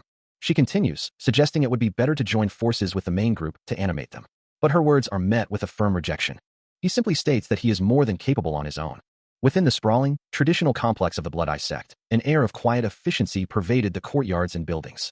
Inside, a subordinate reported to the Blood-Eye Sect leader, who acknowledged his efforts, promising to return to the Iron Over Mountain Sect for the night. Suddenly, a violent tremor shook the very foundations of the compound, as a section of the building exploded inward with a deafening roar. The subordinate, who had just left the sect leader's presence, turned to witness the horrifying destruction unfolding behind him. More of the structure gave way, collapsing into a cloud of dust and splintered wood. Through the settling debris, a figure landed with a heavy impact, announcing their arrival. It was Muqiang, his eyes burning crimson and a dark, ominous aura swirling around him, his name echoing through the ravaged compound. He gripped a sword that pulsed with a vibrant blue light, declaring his intention to collect the debt owed by the Blood-Eye Sect to the Iron Over Mountain Sect. Before anyone could fully react, he moved with blinding speed, his glowing blade already clashing with an opponent who cried out in surprise and disbelief at his identity. A devastating force tears through the Blood Eye Sect compound, eliciting cries of pain and shock as structures crumble. Inside, the Blood Eye Sect leader, caught off guard, is supported by a younger subordinate who urgently asks if the enemy has arrived. From the shadows, a voice cuts through the chaos, asking if he was the one who placed a bounty on his head, simply to meet him. The sect leader's eyes widen in disbelief, a faint blue energy crackling around him as he stammers. "Be bounty?" A dawning horror spreads across his face as recognition finally sets in, realizing the identity of his formidable attacker. Before him stands Muqiang, his form cloaked in a dark aura, a glowing blue sword in hand, the very one who had bested the Sword Emperor of Divine Thunder. His presence alone speaks volumes, a testament to his overwhelming power. As Muqiang raises his blade, the subordinate cries out in defiance, but the sect leader can only recoil as the attack descends. With a deafening impact, the attack connects. The Blood Eye sect leader's face contorts in a snarl of pain and fury, his eyes burning red as the impact of the previous strike rattles him. Regaining some composure, he demands to know, "Who are you?" But before Muqiang can answer, another figure steps forward, asking if he is the Blood Eye sect leader, only to clarify, "I'm the subordinate of the Golden Dragon sect." Muqiang, his expression unwavering, calmly states, "Then I believe this matter does not concern you. I have no enemies with the Golden Dragon sect." With the interruption dismissed, Muqiang's focus snaps back to the sect leader, delivering another brutal blow that elicits a pained cry. "Ack, you arrogant bastard." He follows through with a powerful, sweeping motion, unleashing this severing blade of the moon. The force of the attack sends the sect leader hurtling through the air, his body twisting amidst a shower of debris. A desperate cry of "Ack" escapes him as he continues to fall, his form a blur against the chaotic background. He descends further, enveloped in a faint green aura, his fate hanging precariously in the balance. The Blood Eye sect leader lets out a guttural cry, his body still racked with pain from the devastating blow. Muqiang turns slightly, his voice dripping with disdain, asking if that was truly the extent of the Blood Eye sect's power, and if this was how they protected their subordinates. An unseen observer, witnessing the lingering energy of the attack, questions if it was the legendary sword decree. Elder Huangjie, his eyes wide with shock, realizes Muqiang is far more formidable than the Blood Eye sect leader, concluding that anyone who resists him would be a fool. Muqiang begins to walk away, casually suggesting that Huangjie perhaps leave. He glances back over his shoulder, challenging the elder to fight and questioning why he hasn't drawn his sword. Huangjie lets out a surprised "Oh-ho," acknowledging Muqiang's immense power by comparing him to the Sword Emperor and wondering what chance he himself would have. With a stern expression, Huangjie begins to issue a crucial command. He emphatically instructs Peng Jin and the others present that they must never seek vengeance against this man. Elder Huangjie addresses his subordinates, his voice firm as he reminds them of the dire consequences for those who cross the Divine Thunder's disciples. Turning to Muqiang, he makes a solemn request, offering his own life in exchange for the safety of his disciples. His plea echoes with a desperate sincerity. Muqiang's hand tightens around his sword hilt, a faint blue energy crackling around it as he prepares to depart. His gaze falls upon the elder, a dismissive thought crossing his mind about the futility of fighting someone unwilling to resist. With a swift, almost imperceptible movement, he sheaths his blade. Huangjie watches, bewildered, as Muqiang prepares to leave, questioning his sudden departure. Muqiang turns his back, declaring his point made and his departure imminent, while Huangjie, bowing deeply, apologizes on behalf of his sect and grants him leave. With a final, decisive turn, Muqiang walks away, leaving the elder to watch him go, a heavy sigh escaping him. Still reeling from the encounter, Elder Huangjie watches as Muqiang stands over him, declaring his intent to leave if the elder is willing to go so far to protect his disciples. As Muqiang turns his back and begins to walk away, he adds that his offer was never meant to be a friendly one. Left amidst the wreckage, Huangjie can only question if they truly survived the ordeal. Later, sitting in quiet contemplation, the elder reflects on the profound impact of the recent events. He turns to Peng Jin, asking what truly transpired between him and Muqiang, though Peng Jin claims ignorance. Huangjie sighs, admitting that for the first time in his life, he witnessed the legendary League of Invincibility with his own eyes. Peng Jin nods in solemn agreement, confirming the elder's assessment of Muqiang's overwhelming power. Meanwhile, under the glow of a full moon, Muqiang soars through the night sky, a figure destined to be known as the second martial god of the Murim world. The northern continent, a land shrouded in mystery and danger, was a place where only the strong survived. A harsh reality that dictated every aspect of life. Where the law of the jungle reigned supreme. He had been forced to live his life according to those very rules. But now, a new resolve hardened his gaze as he declared, "The time has come." Meanwhile, at a distant stronghold, the sect leader of the northern continent began to introduce himself, only to be cut off by a sudden, startling realization. Muqiang sits in quiet contemplation, the words echoing in his mind. The northern continent, a lawless land where only the strong survive. He feels a strange relief not to have been born there, yet hopes the upcoming event will prove dangerous enough to challenge him. Meanwhile, in a distant, opulent chamber, the Blood-Eye Sect leader muses on the abundance of powerful martial artists, wondering why he remains so fixated on mastering his own craft. His dedication has allowed him to learn a great deal, and he once believed the northern continent might hold secrets closer to the heavens themselves. As blue energy crackles around his outstretched hand, he considers the raw power required to survive in such a brutal land. Standing now, he acknowledges the northern continent as a place where only the strong endure, and the weak inevitably lose everything. A slight frown crosses his face as he concludes that if such is the case, then it simply cannot be helped. Suddenly, a lit candle flickers violently, and his eyes widen in utter shock. His disciples have been waiting for him, and any blemish on his name would bring disgrace to the entire Blood-Eye Sect. The Blood-Eye Sect leader, still reeling from the recent shock, dismisses any insinuation of theft, asserting his honor. He then offers a personal gift, but makes it clear that the recipient's visit would be restricted to the interior of his domain.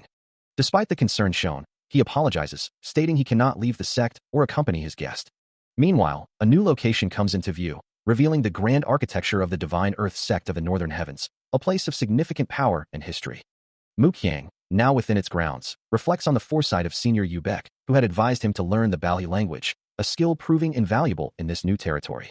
Under the watchful moon, he considers a collection of martial arts, said to be penned by the very first martial master to achieve the profound realm within the Just faction. The Divine Earth Sect, one of the 10 great sects of the Northern Heavens, is rumored to possess this very collection, a treasure of unparalleled knowledge. Feeling a surge of anticipation, Muqiang acknowledges the value of his journey, believing he will gain immense knowledge, especially if he can acquire the Divine Earth Sect's martial arts. Sunlight bathes the ornate roofs of the Divine Earth Sect, a sprawling complex nestled amidst serene landscapes. Inside, a man with sharp features and dark hair pulled back into a high ponytail greets him. "You're finally here, Muqiang. I've been waiting for you. I have a task for you." He explains the gravity of the situation, his voice tinged with urgency. "I've heard that you're the only one who can handle the Divine Earth Sect's martial arts, but my body is too weak to handle that kind of power. And since the 3 elders are all in closed-door training, I have no one else to send." The Divine Earth Sect, one of the 10 great sects of the Northern Heavens, possesses a collection of martial arts written by the first martial master to reach the profound realm in the Just faction. The sect leader assures him, "But don't you worry. I've already sent a messenger to the Divine Earth Sect." Seated across from each other, the two men consider the implications of the task. The sect leader, a hand pressed to his forehead in exasperation, "Just disregard that. I'm sure you'll be able to handle it with your special powers that you've hidden. So are you saying that you can't even find a suitable name for me?" Muqiang, however, remains thoughtful. "Isn't there someone else more qualified than me? There's Elder Hyuk Musang, for example." The sect leader dismisses the suggestion with a wave of his hand. "He's too old. And besides, he's not as good as you. If you are unable to complete this task, then I'll have to send someone else, and the Divine Earth Sect will become laughingstock." With a determined expression, Muqiang finally agrees. "I'll do it. But I'll need you to give me all the information you have on the Divine Earth Sect and the martial arts of their elders." Within the sprawling grounds of the Divine Earth Sect, a sense of quiet order pervades the ancient buildings and courtyards. As he moves through the complex, Muqiang issues instructions, directing 4 nobles to head to the Tang and Golden Dragon sects to gather information. A slight smirk plays on his lips as he considers the unfolding situation. He lets out a soft humph, finding the situation unbelievable, but quickly decides it's acceptable. Now that he's sent everyone away, a sense of freedom washes over him. He gazes up at the sky, wondering why he shouldn't enjoy himself for a bit. The majestic mountains of the Divine Earth Sect stretch into the distance, inviting exploration. Following a winding path, he muses about finding a quiet spot. Spotting a distant structure, he decides to head in that direction. Having dispatched his subordinates, he finds himself alone, the soft rustle of fabric accompanying his change into more casual attire. Stepping out, he takes in the bustling market square, a cacophony of sounds and activity filling the air, a stark contrast to the quiet halls he had just left. His gaze sweeps over the scene, observing the everyday life of the Divine Earth Sect. An old man approaches him, bowing deeply and announcing that he has been waiting, having prepared a meal. Muqiang, however, questions the need for such preparations, pointing out the numerous empty spots still available in the bustling area. The old man, looking dejected, is then dismissed, Muqiang reminding him of his earlier instruction to leave. No sooner has the attendant departed than a large, muscular man steps forward, angrily accusing Muqiang of disrespect, demanding to know why he thinks he can come and go as he pleases without a uniform. Muqiang simply turns to face him, his expression calm, and asks what the man intends to do if he chooses not to leave. The muscular man snarls, lunging forward with a furious cry, telling him to prepare himself. He makes his displeasure known, his golden eyes gleaming with a subtle warning. "For future reference," he states, his voice carrying an undeniable authority. Please do not have people who hide their presence keep watch over me. A soft sound escapes him, as a small group of figures nearby simply wishes to eat their food in peace. Turning his back, he prepares to depart. But then, with a sudden shift in demeanor, he responds to an unseen presence. Yes, ma'am. A heavy thud echoes as a group of figures approaches. One of the guards steps forward, challenging him about his attire. I'm sure you are all aware of the rules. You are supposed to wear your uniform. Before the words fully register, the guard lunges, a smirk playing on his lips. Why don't we have some fun? But the attack is met with blinding speed. Gee shit. Another guard exclaims, he's fast. Mukyang, now in a dominant position, addresses the stunned group. I really don't want to fight, but I guess I have no choice. He commands, all of you come down. A flicker of irritation crosses his face, his eyes glowing with a faint, golden light as he considers the situation. From the shadows, a woman with striking red hair emerges, a small knife clutched in her hand, her gaze sharp and challenging, remarking on the impressive presence he exudes. He responds with a calm, almost dismissive tone, identifying her as Mukyang. Mukyang, undeterred, warns him that he will regret his words if he continues to speak so casually, while he simply asks if she intends to fight him. Without another word, she lunges forward, knife aimed directly at him, declaring that he will fall if he begs for mercy. But before her blade can connect, he moves with impossible speed, intercepting her attack with a sharp, decisive strike, leaving her stunned and pinned against the wall, the knife clattering to the ground. His golden eyes gleam as he holds her effortlessly, a smirk playing on his lips as he calls her attack an unimpressive pleasure play. Mukyang, still reeling from the shock, questions his identity, unable to believe such skill exists, but he simply states that he is merely a guest, advising her to step aside if she doesn't wish to be hurt. With a swift, almost imperceptible movement, he releases her and vanishes from her sight, leaving her gasping in disbelief at his sudden disappearance. A distant, startled cry echoes across the rooftops, marking the swift departure of the young martial artist. As Mukyang and her subordinates look on in disbelief, a chilling voice warns them that if they dare give chase, he will shatter her meridians and cast her into a sea of demons. Her guards, stunned, question when he could have possibly vanished so completely. A final, taunting message then reaches Mukyang, a casual thanks for the meal until next time, leaving her to clench her fists in frustration. With a furious command to find him, Mukyang's subordinates scramble across the rooftops, their desperate cries echoing as they begin the chase. Mukyang gazes up at the vast, star-filled night sky, a moment of quiet contemplation. As he continues his journey through the dense forest, a voice asks why he desires to know her name. He finds Mukyang seated by a small, crackling campfire, who then declares her affection for him, leaving him visibly taken aback. She confidently asserts her certainty that he is the one she has been searching for, her words echoing in the quiet clearing. Mukyang then observes that he appears entirely different from his sister, a comment that seems to further surprise him. She quickly clarifies, however, that her previous statement was untrue, explaining that she merely looks down on his sister, not him. With a thoughtful expression, she admits her uncertainty about whether she is truly capable of fighting him. She confesses her true feelings, admitting that he hates her, and she, in turn, hates him. Despite their familial bond, she reiterates that even as siblings, they harbor mutual animosity. Then, with a hint of exasperation, she questions why he would ask such a thing, especially after kidnapping her against her will. He calmly states his age, explaining that he hasn't had a sister for very long, prompting her to retort that she couldn't imagine having a sister like him in the first place. He reminds her that she kidnapped him to force him into her errands, to which she admits it was because she liked him, but there's a catch. She believes he seems like the kind of person who thinks he can do anything he wants, and she doesn't want to be that person. When he presses her on what she means, she reveals that he is her first friend from a different world, and she doesn't want to drag him into trouble because of her sister, avoiding a direct fight.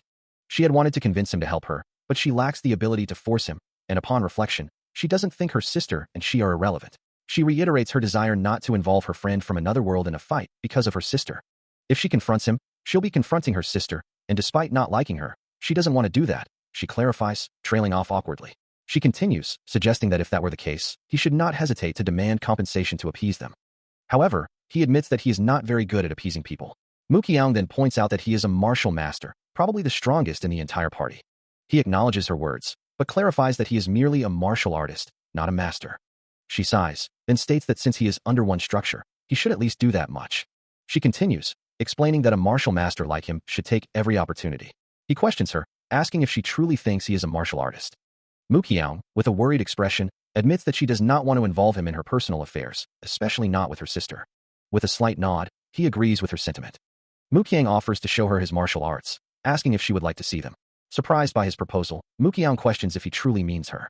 Under the serene glow of a full moon, the two find themselves amidst a towering bamboo forest.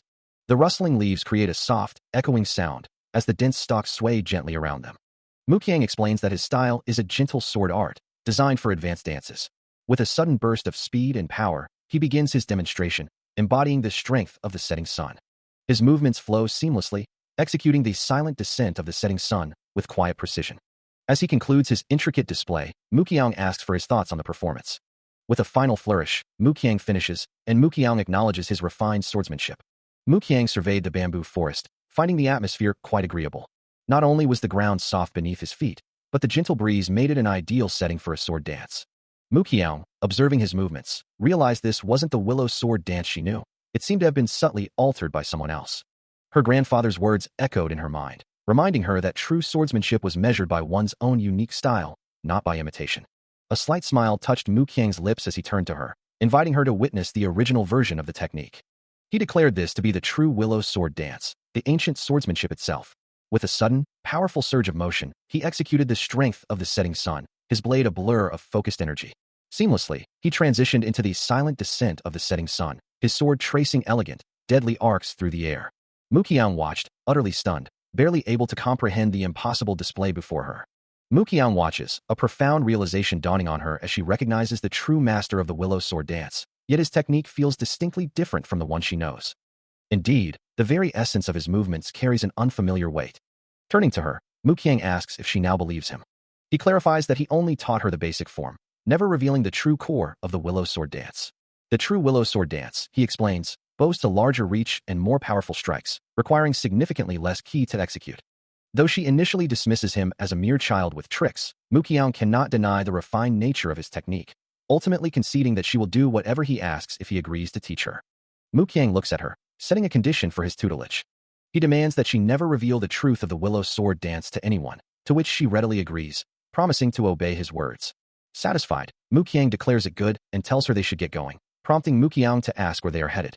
Muqiang questions him about the Dogu Ryu, a group causing issues in Jiangsu province, assuming he's been dispatched by the Murim Alliance to resolve it.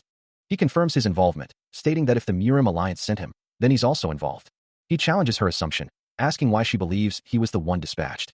She insists that he's the only one capable of resolving the Dogu Ryu issue. He simply tells her that's all they'll be doing for now, promising her a surprise. The sound of their footsteps echoes as they approach a large, imposing building. She gasps in surprise, realizing their destination. She immediately protests, reminding him that they are part of the Murim Alliance and cannot simply enter such a place, but then quickly reconsiders, understanding his intent. He turns to her, his expression unreadable, as he asks if she's truly ready. He descends upon the Dogu Ryu headquarters, a soft greeting echoing through the night. An attendant welcomes him, noting his journey, as Muqiang simply states his purpose. He is here to discuss the Dogu Ryu's involvement with the Murim Alliance, a declaration that hangs heavy in the air. The attendant, acknowledging his request, invites them inside. The traditional architecture of the Dogu Ryu headquarters stands silently under the moonlight. Inside, a female attendant expresses her surprise, having only expected a guest, not someone of Muqiang's formidable caliber. Muqiang, observing that Muqiang hasn't delved into the specifics, asks if they are prepared to reach an agreement. The attendant readily agrees, provided they share the same objective. Muqiang, finding the situation intriguing, then presses him, wondering what exactly he hopes to gain from this encounter. Rain lashed down, a steady deluge soaking the leaves and the traditional architecture of the Dogu Ryu headquarters, as a silent thought echoed through the downpour. If that happens, Muqiang declared, his voice cutting through the tension, I will utilize the severing demon core to annihilate every single one of you. A serene, traditional building stands quietly, its elegant architecture hinting at a place of importance and quiet contemplation. Inside, Muqiang's expression is stern as he begins to speak, demanding answers from an unseen presence, declaring his desire to know the purpose and identity of the organization that has been watching him for so long, finding the constant surveillance deeply unpleasant. He continues, emphasizing that it would be best if those who hide their presence no longer kept watch over him, as he is well aware of their existence and simply dislikes their methods. Across from him, Muqiang listens intently, then poses a question, asking if he believes the Shadow Force would be the best source for the information he seeks. A slight smirk plays on Muqiang's lips as he confidently replies, asserting that he will make them speak, and the conversation will go very well indeed. Muqiang's eyes widen slightly, a hint of concern or surprise crossing her features as she lets out a soft sound of acknowledgement, processing the implications of his bold statement. She then challenges him, stating her intention to broadcast every detail of their negotiation to the entire world, making sure everyone bears witness, and questions if he truly believes he can achieve such a feat. Muqiang acknowledges the unseen observers, stating that they are indeed watching their conversation, and with a dismissive scoff. She asserts that while there's a reason for their surveillance, she should be in charge of this negotiation, warning that if she doesn't get her way, it will surely end in a bloodbath. Her voice echoes over a traditional building, as she adds with another humph, that while she doesn't want to get her hands dirty, she will arrange a meeting if they truly desire one. The grand, ornate building stands silently, its entrance guarded by several stern figures, as Mukyang's voice continues, confirming that the observers are indeed watching from inside, and demanding that any weapons be handed over before entry. Addressing her subordinates, she questions who would dare interfere with her negotiation, a challenge met with an immediate, firm affirmation from her loyal guards, who acknowledge her authority. Suddenly, a hand reaches out, its fingers poised, and Mukyang's eyes widen in genuine surprise as she sees Mukyang standing before her, uttering a soft, "Oh, what a surprise." Her composure completely shattered, she can only stammer out his identity, her voice filled with disbelief. A gasp of disbelief escapes her, her eyes wide with shock and anger. Meanwhile, Mukyang stands over a defeated figure, calmly stating that resistance is futile, as the opponent was too weak and shouldn't have offered help to others, promising them rest soon. He then turns his attention to Mukyang, a slight smirk playing on his lips, assuring her not to worry and that it's painful to watch her struggle. As Mukyang internally pleads not to be hated for her actions, a vibrant blue energy begins to coalesce around Mukyang's hands, glowing with an ethereal light. The energy intensifies, swirling around his palms with a low hum, a clear display of overwhelming power. Mukyang and her subordinate watch in horror, realizing the implications of his actions, as she questions if he truly sent someone to their end, begging him not to be so ruthless. Distraught, she clasps her hands together, reminding him that they are there to negotiate and make amends, imploring him to give her a chance to do so. Mukyang takes her hand, a subtle smile on his face, and agrees, addressing her as Emperor's Lord, promising to apologize for his rudeness and listen to what she has to say to make amends. His expression remains calm, a faint blue energy still lingering around him, as he simply concludes with a single word, "Fine." The nomadic tribes, lacking a permanent home, are known for their relentless aggression, making them a formidable threat. Fortunately, the combined might of the Golden Sword Force and the demonic cult offers a strong defense, though it seems they are currently in a difficult situation. From the Great Twins family, Mukyang introduces himself, acknowledging the predicament. Mukyang, the granddaughter of the Moon Sword, explains her mission to negotiate with the nomadic tribes, but now finds herself dealing with the Golden Sword Force and the demonic cult in Guangdong. She proposes a new agreement, but Mukyang, listening intently, dismisses her concerns about the tribes. He offers a stark choice: reach an agreement, or he will simply eliminate her and enforce it himself. Mukyang, visibly shaken, reminds him that the Golden Sword Force and the demonic cult are the only powers capable of stopping the nomadic tribes. She warns that killing her would turn both powerful factions into his enemies.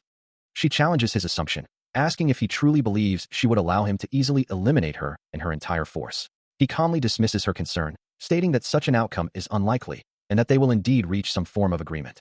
An unseen voice questions what would happen if they refused to compensate him, to which Mukyang curtly replies that in that case, their discussion would be over. The question lingers: could they truly defeat the nomadic tribes without the Golden Sword Force and the demonic cult? While they currently hold them back, a conflict between the major factions would lead to significant manpower losses, especially with news that the nomadic tribes have received unexpected aid. As the older man questions the situation, asking if they are truly sure about this course of action, the younger man simply responds, "Why not?" Meanwhile, Mukyang announces the arrival of Vice Leader Mukyang, who has come to visit the formidable demonic core. A sharp, almost painful sound echoes as the older man's expression tightens, his face etched with deep concern. He reiterates his earlier question, his voice laced with urgency, imploring the younger man to calm down. Mukyang dismisses the notion that Mukyang's presence is merely an empty threat, asserting that it is not, for the demonic core stands as the world's strongest martial arts group, the sole power capable of rivaling the Golden Sword Force. The older man's face darkens further, his anger and tension palpable.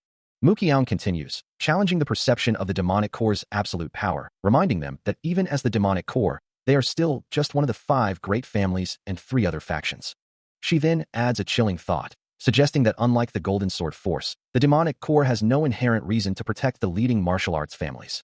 With a knowing look, Mukyang concludes her statement, cryptically remarking, "I mean, I'm not really me."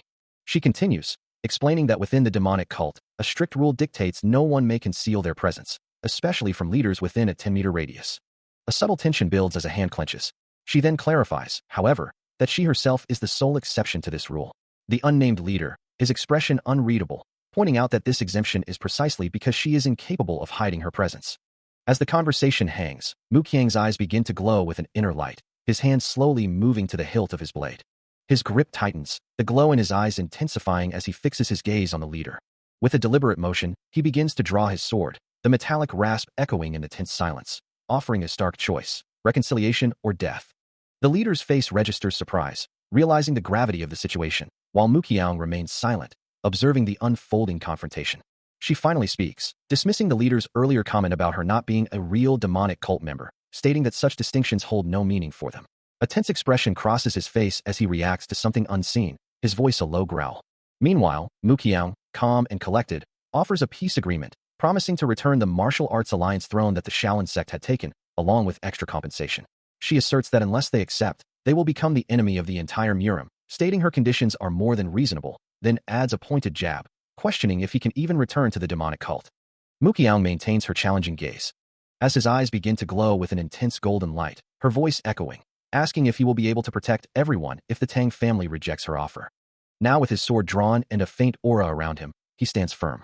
His glowing eyes fixed on her, he declares that she shouldn't have said that, vowing to make it so she can't return to the demonic cult either. Muqiang looks surprised, asking if he plans to become the enemy of the entire Murim just to kill her, and begins to consider the implications. His eyes burning with resolve, he asserts that she will have to succeed, warning that from this point on, he will kill anyone who gets in his way, even her. Muqiang offers a final, almost sarcastic, acknowledgement of the kindness shown to her thus far, adding that in a different lifetime, they might have been great friends. One of her companions agrees, murmuring that was indeed true. However, Muqiang's expression hardens as she continues, stating she's not sure they would have been that close, as she's not fond of being teased. Her companions, standing beside her, respectfully acknowledge Vice Leader Moon Hyang's decision, their faces grim. Suddenly, a tremendous, unseen force erupts, slamming into Muqiang and her companions, sending them reeling. The impact continues to propel her backward, her body twisting in the air. Amidst the chaos, Muqiang draws his sword with a sharp, metallic shimmer, its blade catching the light. Muqiang and her two companions cry out in pain and shock, overwhelmed by the sheer, oppressive aura now emanating from him, their faces contorted in distress. His eyes glow with an electric blue intensity, an oppressive aura swirling around him as he fixes his gaze forward, a single word escaping his lips. Before he delivers his final, chilling demand, "Let's hear your answer." With his eyes faintly glowing, Muqiang begins to speak, a single word escaping his lips, demanding, "So, let's hear your answer." The elder, a man of traditional bearing, responds calmly, confirming that as promised, they never came to the Moonlight Sect, implying the answer Muqiang sought concerned the great Tang family. Muqiang listens intently, a quiet "I see," acknowledging the information. The elder continues, noting it was a wise choice that allowed them to avoid needless bloodshed. A subtle shift in Muqiang's posture suggests his contemplation of the outcome. A young woman sighs in relief, her sword resting beside her as she sits on the floor. He turns to leave, a sense of finality in his words. "I'm glad I didn't have to kill you." The young woman looks up, a relieved smile spreading across her face. "Tell me about it." His steps are firm and deliberate as he continues on his way, the ground beneath him suggesting a path. Elsewhere, an older man and Muqiang are startled by a voice, their expressions betraying surprise and concern. That voice. Why is that person here at a time like this? Meanwhile, the leader of the Murim Alliance, Ok Chunghan, watches the unfolding events with a thoughtful gaze, finding it interesting. Muqiang continues his journey, a quiet satisfaction in his tone. "I'm glad I got to see you again, my friend." And then, a crowd of martial artists bows in unison, acknowledging the presence of Ok Chunghan, the leader of the Murim Alliance. Their collective deference is clear, a testament to his authority. To think the leader of the Murim Alliance would concern himself with such matters, Muqiang muses, her lips pursed in thought, while the older man beside her observes the expression, noting her pursed mouth. For some, the Murim Alliance leader's influence is like Mount Tai, an insurmountable force that cannot be overcome. Meanwhile, the leader himself, Ok Chunghan, stands with a contemplative gaze. He extends a hand in greeting, offering a polite welcome and mentioning that he has heard much about the individual from his granddaughter. A slight smile plays on his lips as he regards the person before him. The man he addresses, with long, dark hair, returns the smile, a hint of amusement in his eyes. But the pleasantries quickly fade as Ok Chunghan's expression hardens, demanding to know what the other is pursuing. As a powerful blue-white aura begins to emanate from his form, he declares that his reason for being there is the same as his counterparts. The raw energy of his presence swells, filling the air with an undeniable force. Muqiang stands, a faint, ethereal glow surrounding his form.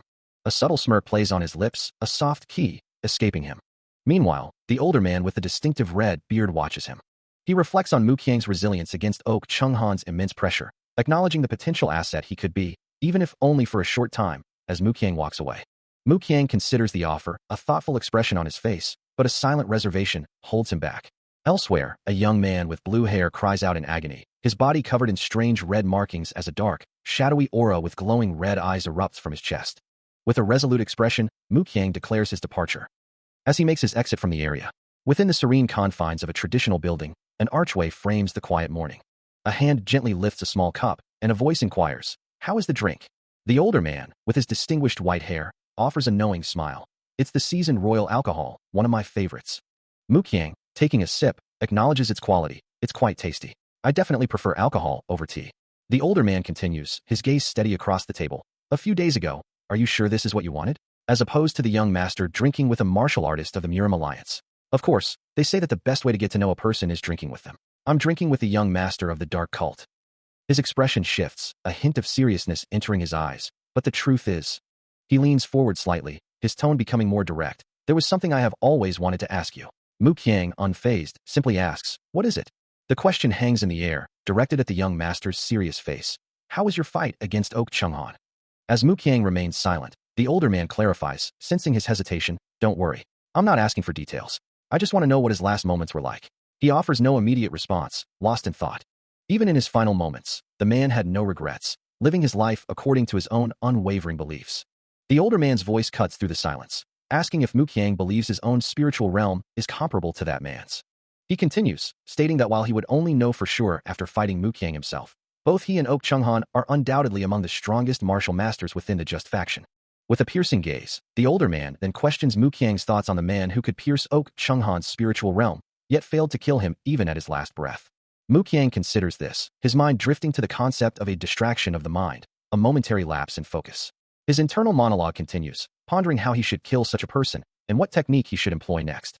He considers using the divine technique, a secret method that pierces sword energy, but then questions his own commandment that forbids him to kill. He wonders about the timing for such a secret technique, realizing that these conflicting thoughts make it difficult to wield his blade effectively. Meanwhile, the older man observes Muqiang with a slight smile, thinking he never expected to hear such candid thoughts, especially from someone he considers his equal, wondering if Muqiang is speaking aloud or if he's truly perceiving his inner monologue. The older man's voice continues, explaining that Muqiang's previous success was simply due to attuning his sword to his own will. But the true essence, the will of the sword itself, had yet to awaken. As he speaks, black energy swirls around a pair of chopsticks hovering over a small cup. He elaborates, stating that only when one truly understands the sword's desires, when both hearts become one, can its full potential be unleashed. With a sudden, sharp crack, the cup shatters into countless fragments, the black energy dissipating instantly. The older man observes, a slight smile playing on his lips, remarking on the surprise that not only was the cup destroyed, but Muqiang was also able to destroy it. He adds, his gaze falling to the table, that despite the destruction, the surface beneath remained completely untouched. Muqiang listens, his expression unreadable, before an internal thought bursts forth, wondering what kind of nonsense the older man is spouting. As he turns to leave, Muqiang's thoughts drift to his commandment, believing that once it is broken, he will be strong enough to do whatever he desires, even in death. As the older man watches Muqiang depart, a thought crosses his mind, a quiet observation about the young man's unyielding pride. He considers the implications of such arrogance, wondering if it truly has no end, and if Muqiang dares to look down on others, even as a voice nearby expresses concern about disrespecting elders. The older man simply dismisses the concern, finding it acceptable. Meanwhile, Muqiang continues his journey, his mind set on a difficult path, knowing that his chosen course means he will have to take his leave and face whatever challenges lie ahead. His path leads him through a bustling city, its traditional architecture stretching out under a clear sky, a stark contrast to the quiet contemplation he just left. But the peace of the city is shattered by a sudden surge of intense fury, a palpable anger radiating from a figure whose dark hair is pulled back tightly. Her eyes, glowing with a fierce red light, betray the depth of her wrath, as Muqiang's face contorts in pure, unbridled fury. Without hesitation, she unleashes her aggression, striking down an unseen opponent who cries out in pain, sending them sprawling to the ground. A powerful kick follows, driving home her attack as the victim groans, utterly bewildered by the sudden assault. Standing over her fallen foe, Muqiang points accusingly, her voice ringing out with a challenge, demanding that her opponent stop being a coward and face her.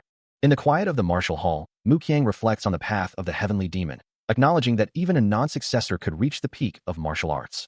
He declares his intent to fight to the death to prove himself, as Muqiang, holding a child, speaks to Oak Chung-han, asserting her sister's strength as a powerful martial master. Oak Chung-han reassures her, telling her not to worry. Muqiang then promises to communicate through his sister, guiding her with the martial arts he taught. Hearing this, Muqiang looks down, a child behind her, clearly distressed by the prospect of a frustrating fight. Suddenly, her eyes glow with a fierce red light, and a powerful aura begins to emanate from her as she questions the idea of using her weak sister against her. Her face contorts with unbridled fury, demanding to know how anyone dares to look down on her. Enveloped in a swirling red vortex of energy, she launches herself forward, a glowing fist leading the charge, vowing to defeat and kill Young-an. Mid-air, her hair streams behind her as she continues her powerful assault, a sword now in hand, red energy trailing in her wake. The red energy swirls violently around her and her blade, her attack unwavering. A powerful impact forces him into a defensive stance, his sword deflecting the blow with a surge of white energy, a thought of disbelief echoing in his mind. From a distance, Muqiang watches his sister, Muqiang, continue her furious aerial assault against a group of figures, a soft TSK, escaping him as he calls out, wondering if she is all right amidst the chaos. His blue eyes glow faintly as a smirk plays on his lips, his thoughts revealing that this display of power is merely the beginning of what's to come. A wave of disbelief washes over Muqiang, her mind reeling at the impossible turn of events. Her frustration mounts as she realizes none of her attacks are having any effect. Muqiang, however, remains perfectly calm, a slight smirk playing on his lips as he begins to speak. Muqiang's eyes widen in shock, the truth dawning on her as she exclaims, he has become stronger than her in such a short amount of time. Muqiang continues, his voice steady, explaining that once she masters the 6th formation, she will be able to immediately transition into the 7th formation tactical technique. The revelation leaves Muqiang visibly shaken, her expression a mix of awe and despair. For it is said, a dragon is born under the blood-red moonlight. As the crimson energy of the fire of the Crimson Dragon technique ignited around her, Muqiang launched her attack. She lunged forward, a claw of raw power aimed directly at him, but he met her with an almost casual defense. A frustrated gasp escaped her lips as her attack proved futile, the realization hitting her that she should have anticipated this outcome. Her eyes widened in disbelief and anger, unable to comprehend the sheer disparity in their strength. Then, with a swift, almost imperceptible motion, Muqiang unleashed a counterattack, deflecting the crimson energy with ease. The force sent her reeling backward, a wave of shock washing over her as she realized the man before her was growing stronger by the day. Standing calmly amidst the dissipating energy, Muqiang corrected her assumption, explaining that this was the power of Ryung-in's chi, not mere growth. Ok Chung-han then appeared, his voice firm as he acknowledged Muqiang's progress, stating that he had surpassed someone significant and instructing him to continue on his path. A sharp, almost dismissive sound escaped him, his blade glinting with a faint red aura. Muqiang descends from above, a crimson aura flaring around her as she launches a fierce aerial assault. Caught off guard, Muqiang recoils, a sharp gasp escaping him as he questions his next move. Her attack relentless, Muqiang presses forward, red energy crackling with her fury. His eyes glowing with an inner light, he struggles with the thought of using his sword in this match, a pained roar escaping him. Despite his internal conflict, Muqiang deflects the incoming strike with his arm, acknowledging the sheer danger of the situation. A flicker of surprise crosses Muqiang's face, realizing her momentary hesitation has cost her. Seeing the opening, he prepares to seize his chance. But a sudden impact forces a pained cry from him, his head snapping downward. Muqiang capitalizes on the opening, unleashing the potent scent of the white orchid with renewed ferocity. Muqiang's blade, wreathed in a furious red glow, slices through the air with devastating force. Her eyes wide with intense focus as she presses the assault. The powerful technique connects with an explosive impact, her glowing hand delivering another focused blow, culminating in a massive, smoky explosion that engulfs Muqiang. As the smoke clears, Muqiang looks down at the fallen figure, a hint of concern crossing her face. "Gah, I went too far," she mutters, realizing the extent of her power. Nearby, Ok Chung-han watches the scene unfold, his expression a silent testament to the gravity of the situation. Muqiang's body, now limp and defeated, tumbles through the air. He continues to fall, a stark image of his overwhelming defeat, as Muqiang remains above, observing the outcome of her devastating strike. As he slowly regains his footing, Muqiang offers a quiet apology, his gaze distant. Meanwhile, Muqiang's face is etched with distress, her own apology escaping her lips, burdened by the weight of her victory. Ok Chung-han, observing the scene, inquires about Muqiang's condition, then suggests they depart, as there is no longer a reason to remain. A soft gasp escapes Muqiang, her hand rising to her mouth as she struggles with her emotions. Despite her turmoil, the cold truth remains. The outcome of the match is all that truly matters, and it ultimately favored her. Facing Ok Chung-han, Muqiang bows respectfully, acknowledging his loss and declaring his intention to leave immediately. Ok Chung-han turns to Muqiang, expressing his disappointment that this was not the outcome they had hoped for, while she can only offer a hesitant but. As the sun begins to set, Ok Chung-han watches the horizon, Muqiang still looking downcast beside him. He watches as Muqiang disappears like the wind, a swift and decisive departure. Reflecting on the encounter, Ok Chung-han acknowledges that under normal circumstances, He himself would have struggled to stand against such power. Even while holding back, Muqiang had managed to increase the strength of his attack, a surprising display of raw talent. A somber thought crosses his mind, realizing that such immense power might prevent the young man from living a life of his own choosing. He sighs, lamenting the pity of it all for Muqiang. Meanwhile, Muqiang continues his swift departure, his long, dark hair trailing behind him. His steps kick up dust as he moves further away, leaving the scene behind him. Muqiang's eye, filled with a complex mix of emotions, watches him go. Other onlookers remain, their expressions a mixture of awe and confusion at the unexpected turn of events. A scarred man with a stern expression looks down, his hand clenched in thought. Meanwhile, a man with dark hair tied back reflects, wondering if anyone truly believed they could escape the demonic cult, or if that notion was ever truly real. No, he concludes, it seems they were the ones who chose to become part of it, convincing their new leader, Zhang in geology, to make them the new vice leader within the demonic cult. Turning his gaze, he addresses vice leader Muqiang, asking if she truly comprehends the grave consequences of such an act. For the cult had not only embraced darkness, but also utilized the undead as their soldiers, employing forbidden techniques that demanded a terrible price. The one who sought to master them inevitably abandoned their very humanity. This path was forged by none other than the demonic cult leader, Zhang in geology, a figure who had ascended to the peak of the spiritual realm and stood among the top 5 in the Murim. His monstrous form, a testament to his power and depravity, loomed with an aura of dread. The man with tied-back hair then reflects on his own past, lamenting that he should never have allowed his impurity to accept the demonic cult, an impurity that had already manifested and shaped his very being. A lingering thought echoes, hoping no serious incident would arise from the recent events. Inside, a voice announces, "I am Vice Leader Muqiang. Let him in." Entering the chamber, Muqiang bows deeply, stating, "I show respect to the vice leader of the demonic cult." Muqiang observes him, a hint of recognition in her tone as she remarks, "Oh, so you're the one I've heard all about." Holding a ceremonial cup, she continues, "It's an honor to meet the martial master within the demonic cult." Muqiang offers a simple, "Greetings." Muqiang then praises his efforts, saying, "Good work with your assignment, Muqiang. I was just about to send a message with the Murim Alliance. Would you like to join us?" As he turns to leave, Muqiang politely declines, explaining, "I'm deeply grateful for the invitation, but I don't think I'll be able to join you." A low cough escapes the bearded man, his gaze fixed on the leader of the Murim Alliance. With a dismissive humph, he continues, "Just like you, I have my own way of doing things. You're not the only one who can hide their presence." His eyes glow with a subtle, crimson light as he adds, "It's a pity, but I'm not interested in your offer." The Murim Alliance leader reacts with a stunned expression, wondering if such a thing is truly possible, but the bearded man simply affirms, "No, it is possible." His thoughts drift to a wider view of the city, a grand scheme unfolding as he muses. No need to be so surprised. Everything will go as planned. Under the moonlit sky, overlooking a distant pagoda, he considers the young martial artist. Even if he's an exceptional talent, if he can't escape his owner, then he's no better than a dog on a leash. A hand reaches for a glowing, ornate cup as he reveals his method. There's only one way to get a horse like that. With a final, knowing smirk, he utters, "Aha, farewell, Muqiang." Under the silent gaze of a full moon, the night cloaked the rugged mountain range in deep shadows. As a lone figure made his way through the dense forest, his footsteps echoing softly on the uneven ground. Each stride carried him deeper into the wilderness. Unbeknownst to him, 2 figures in dark, wide-brimmed hats watched from a hidden vantage point, one confirming to the other, "So he's Muqiang." The second figure, cloaked in shadow, suggested, "Let's strike when he leaves, shall we?" Before they could finalize their plan, Muqiang suddenly turned, his gaze piercing the darkness as he demanded, "Why the hell are you guys snooping around?" The 2 observers recoiled in shock, their surprise evident. One of them stammered, "When did he?" Without a word, Muqiang unleashes a devastating strike, the force of his attack tearing through the air.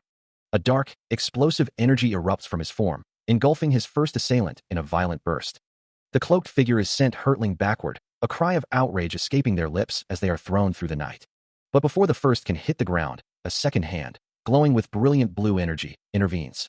The blue energy strikes the airborne figure, propelling them further away with a sharp impact. The force carries them through the air, a trail of azure light marking their trajectory. Finally, the first attacker crashes violently into a thick tree, leaving a deep indentation in the trunk. Turning his gaze to the remaining opponent, Muqiang's voice cuts through the silence, demanding to know their identity. With the first assailant defeated, he turns and walks away, his dark aura still faintly visible as he leaves the scene. He glances back, reflecting on the cowards who had been tailing him.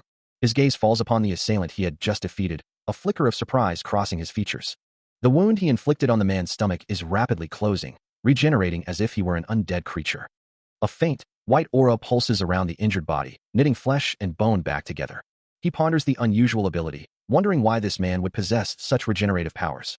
The masked man on the ground groans, his body racked with pain despite the rapid healing, letting out a pained cry, while Muqiang observes, recognizing the frightening ability to absorb energy for full recovery.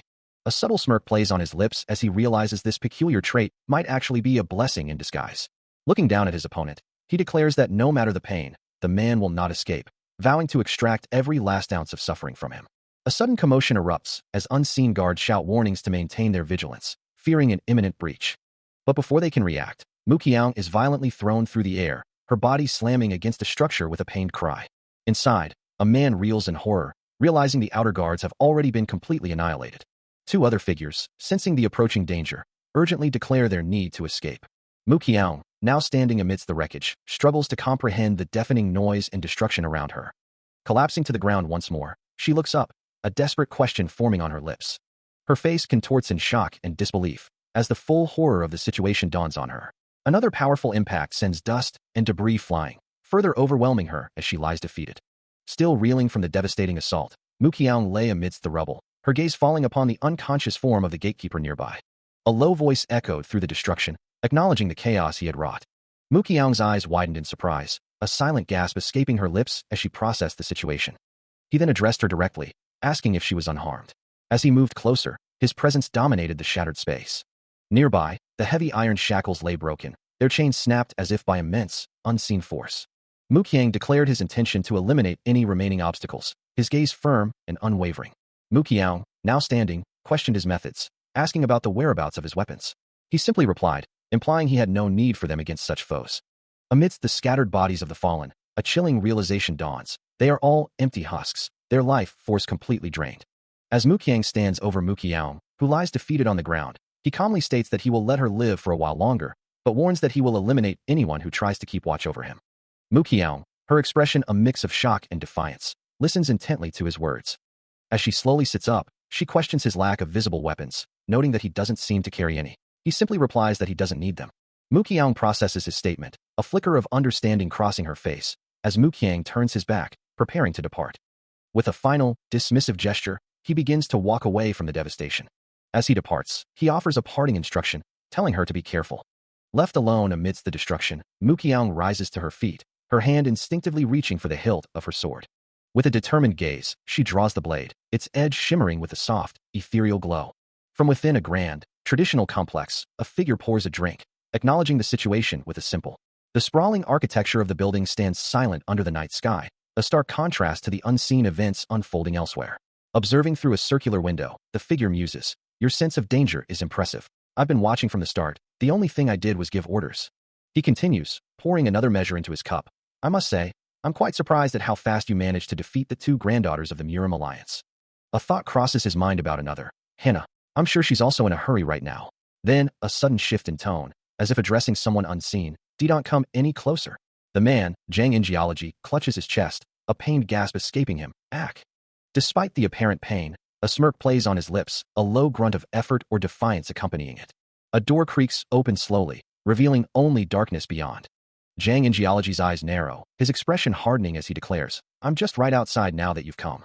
With a subtle, crimson energy beginning to emanate from his hand, he offers a curt apology for the intrusion. However, the gravity of the situation demanded his presence at this late hour. The older man, seated across a low table, greets him calmly. "Welcome, Jang in geology. What seems to be the issue?"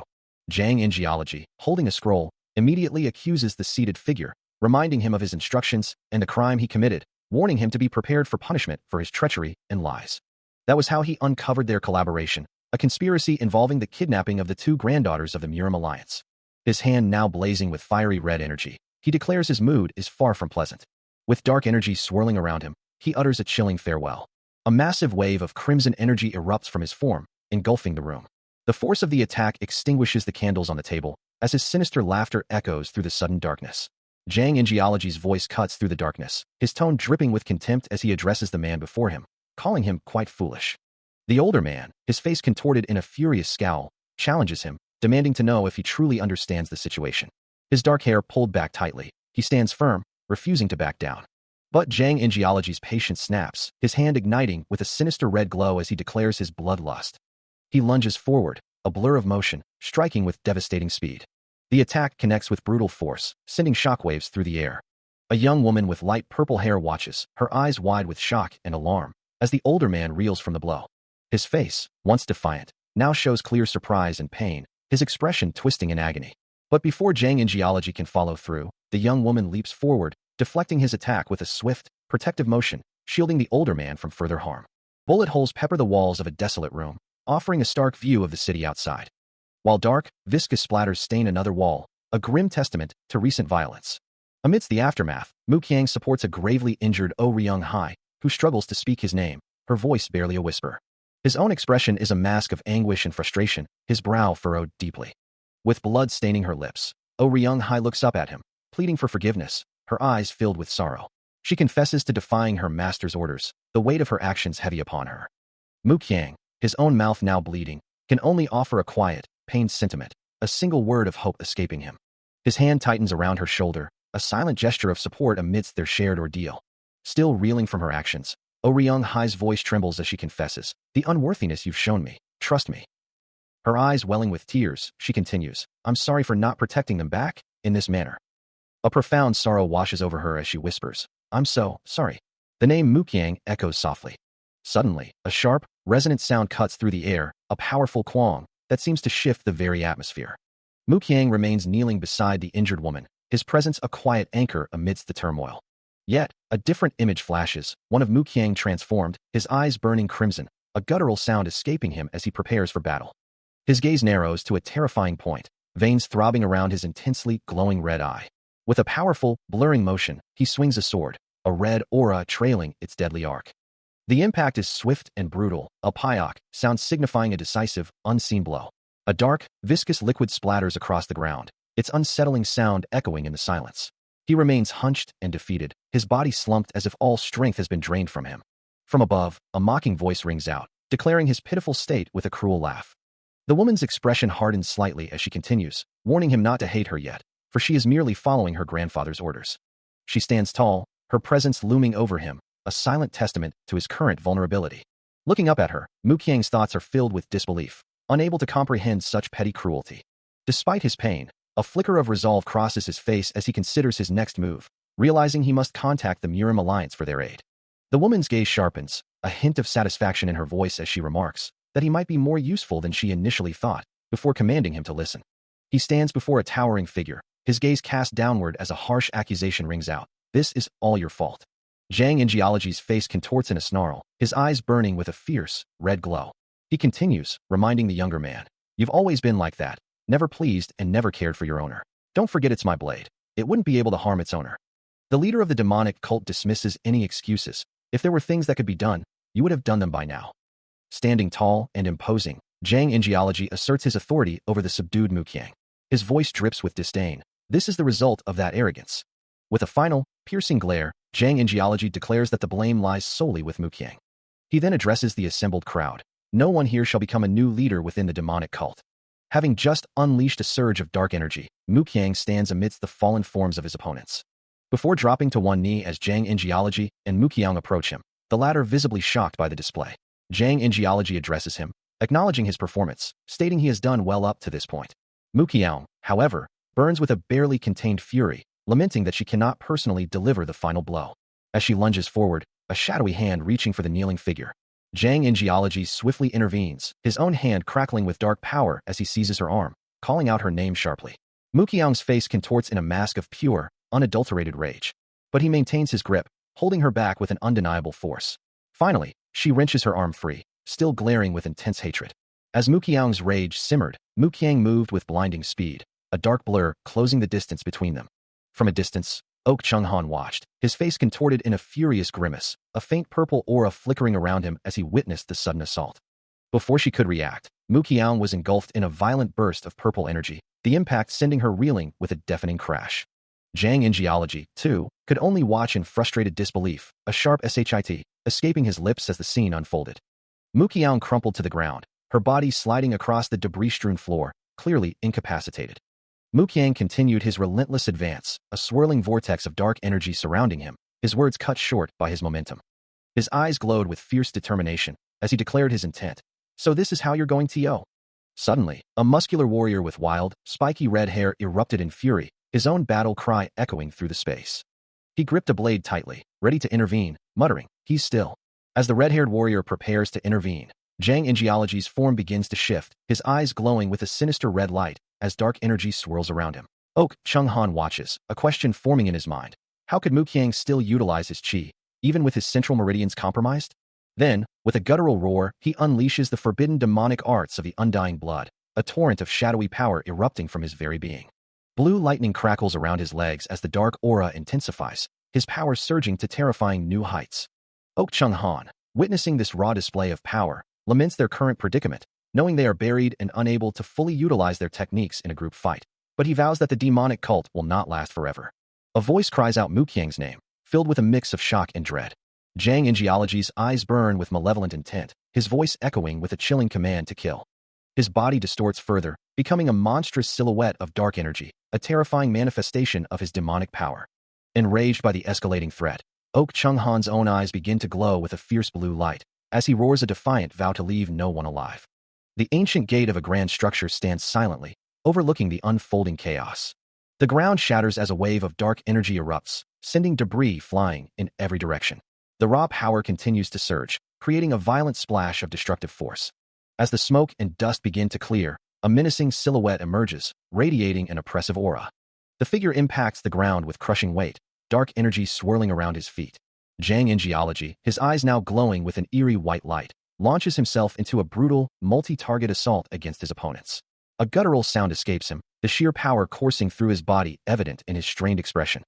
Another explosive impact rocks the area, as dark energy continues to tear through the battlefield. He moves with impossible speed, a blur of dark power, striking down multiple foes in a single, fluid motion. The force of his attack sends one opponent crashing to the ground, who curses him with a furious cry. Mu Qiang unleashes a powerful, focused strike, a crimson energy flaring around his extended arm. He follows through with a sweeping motion, a sword-like energy effect trailing from his hand. But suddenly, an unseen force binds him, his body locking up as he lets out a surprised grunt, unable to move. A chilling realization dawns on him, a dark aura beginning to swirl around his form as he struggles, the imposing figure of Zhang Injialogy visible in the distance. The demonic cult leader's eyes glow with malevolent red light, his dark power radiating outward. Mu Qiang's hand clenches, the red energy around it intensifying as he grasps the truth. It is Zhang Injialogy binding him. A guttural cry of defiance escapes him, his own dark aura flaring violently. The struggle culminates in a massive explosion of light and energy, debris scattering in all directions. The red-haired warrior, witnessing the devastating impact, lets out a furious roar. Caught in the heart of the explosion, Mu Qiang struggles against the unseen force still binding him, a pained grunt escaping his lips. His face contorted in a grimace, he curses the predicament, sweat beading on his brow. He desperately needs to escape the area, but the binding holds him fast, leaving him questioning his next move. Suddenly, a cloud of smoke erupts, obscuring the battlefield and catching Zhang Injialogy off guard, who wonders if it's a smoke bomb. His glowing red eyes narrow in confusion, as the demonic cult leader tries to discern the unexpected development.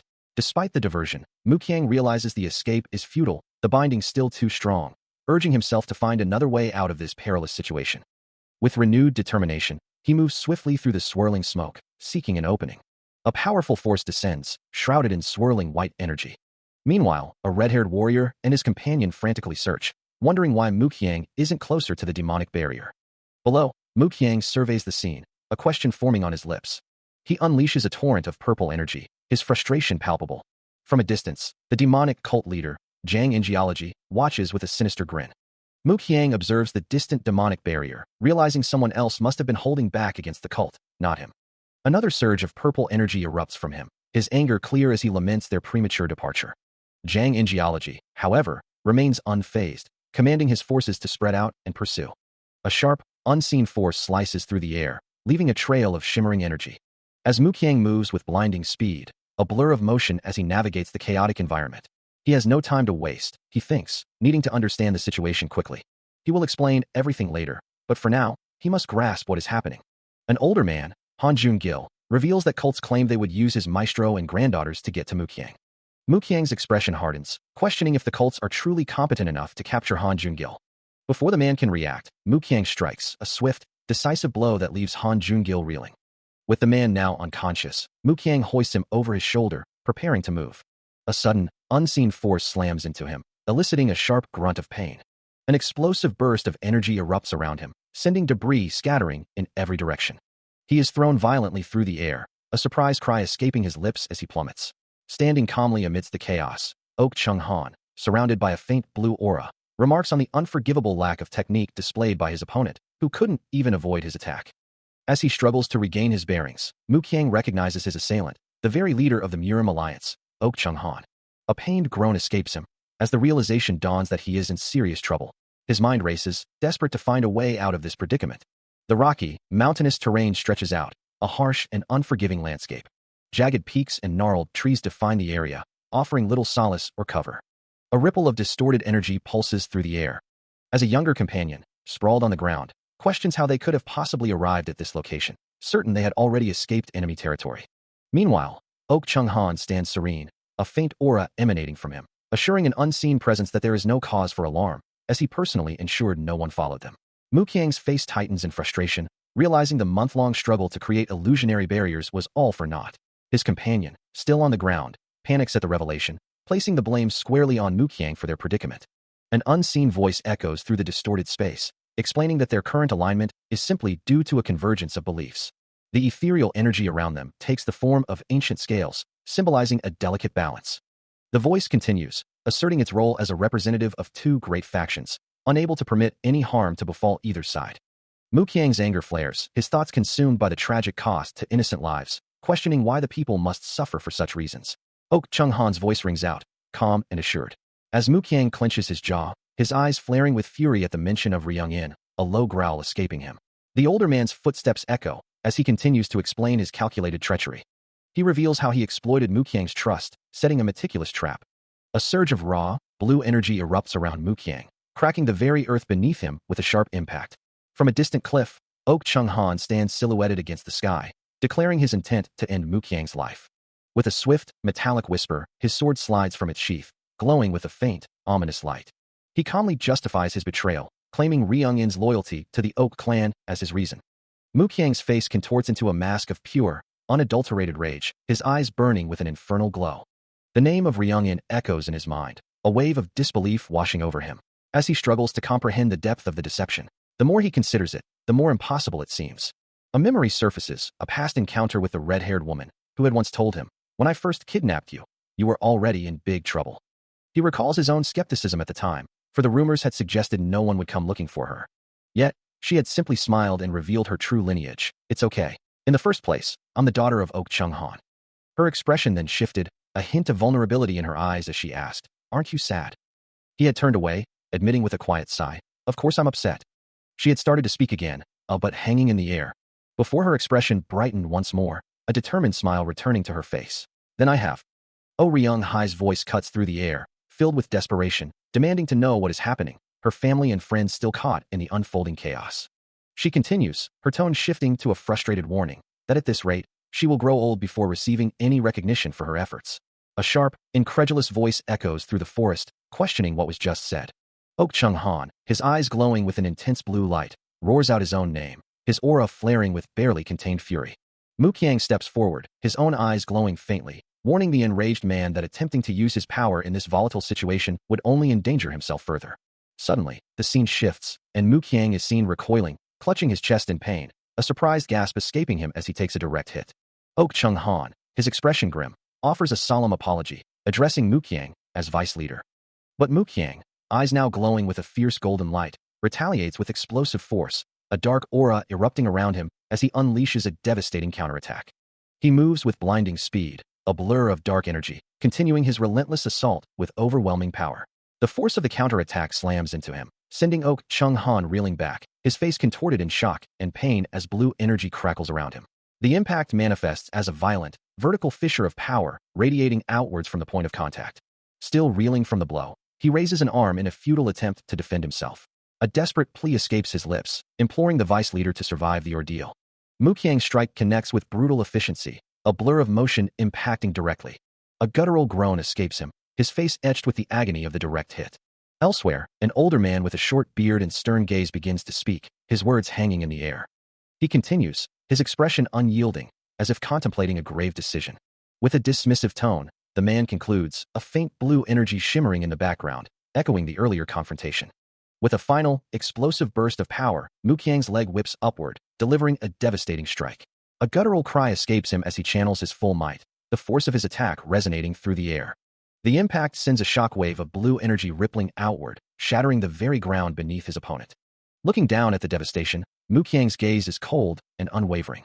He questions the notion of saving mana, his voice laced with disdain for those who underestimate him, declaring he is no foolish child.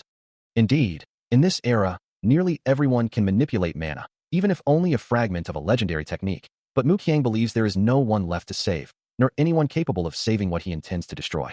The desolate landscape, littered with broken blades and crimson stains, serves as a testament to his destructive power. He continues, accusing his opponent of taking advantage of lies, and reveals that the mana has already become his own. Under the night sky, his expression calm and resolute, he concludes that his opponent was indeed foolish. He looks up at a dazzling light, a deep-seated hatred simmering within him. This hatred, directed at vice leader Muqiang, causes Oak Chunghan's face to contort in terror.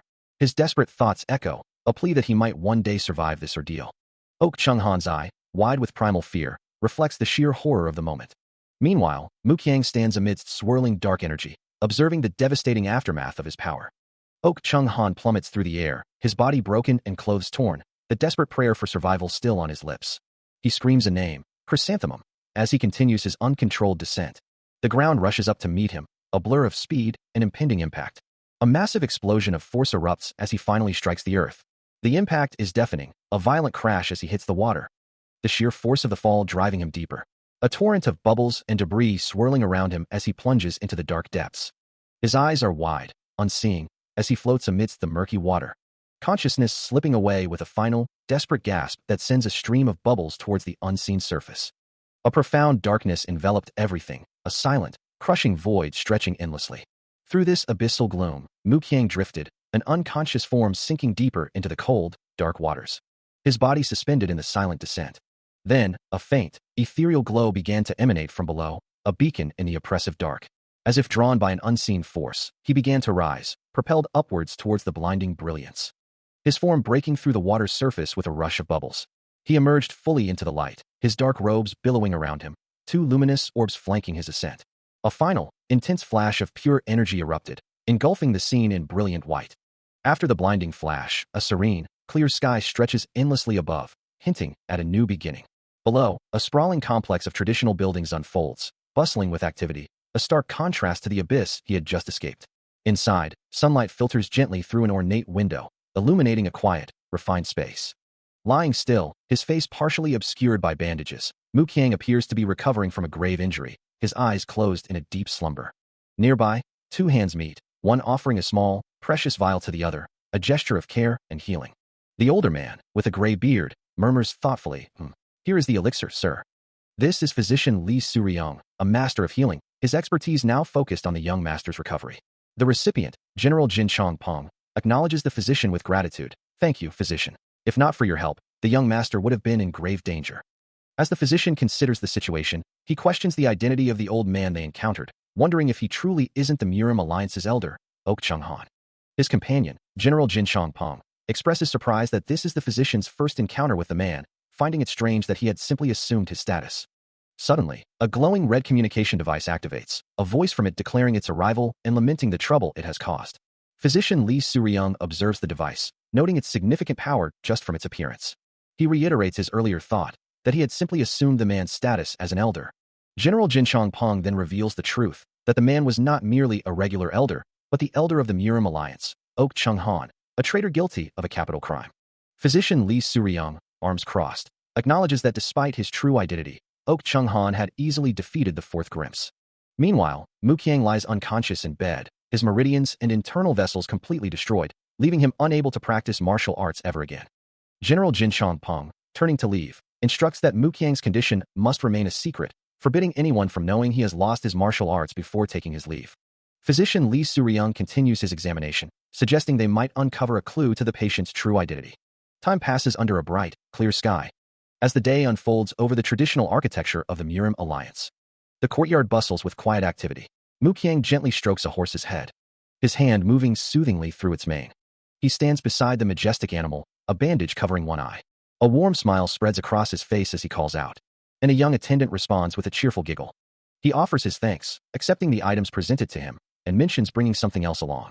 With a flourish, he reveals a small, glowing lotus-like plant, holding it carefully in his hands.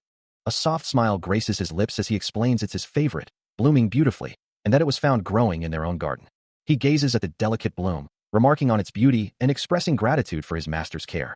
Later, he stands beside a young boy, pointing towards a grand building in the distance. The two walk together, approaching the impressive structure under the watchful eyes of others in the courtyard. Meanwhile, General Jin Chongpeng addresses an unseen individual, acknowledging Muqiang's swift recovery and his newfound mobility around the premises. Holding a cup, the general muses aloud about Muqiang's power, considering that if his mana truly surpasses his own rank, he would be unstoppable. He concludes, with a thoughtful hand to his chin, that their only recourse would be to prevent him from leaving, a task he admits would still be incredibly difficult. Muqiang stands beside Oh Ryung Hai, both observing a vibrant, flowering tree, while elsewhere, General Jin Chongpeng watches from a distance, his thoughts turning to the implications of the blossom flower's state. He then turns to her, asking, "Are you hungry?" Meanwhile, under the cloak of night, a grand building stands silent, its secrets held within. Inside, General Jin Chongpeng questions Ok Chung Han, his voice laced with concern. "Why are you holding on to Muqiang? I'm tired of this scary man's presence." He continues, his expression grim. "It'll be difficult to control him, you know." A ghostly projection of the general appears, reflecting his inner turmoil as he recalls, "I'm certain I've seen this before."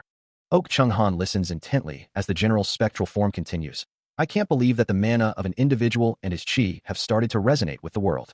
The general, now back in his physical form, concludes, "If we don't find a way to control him, he will become a threat to the world."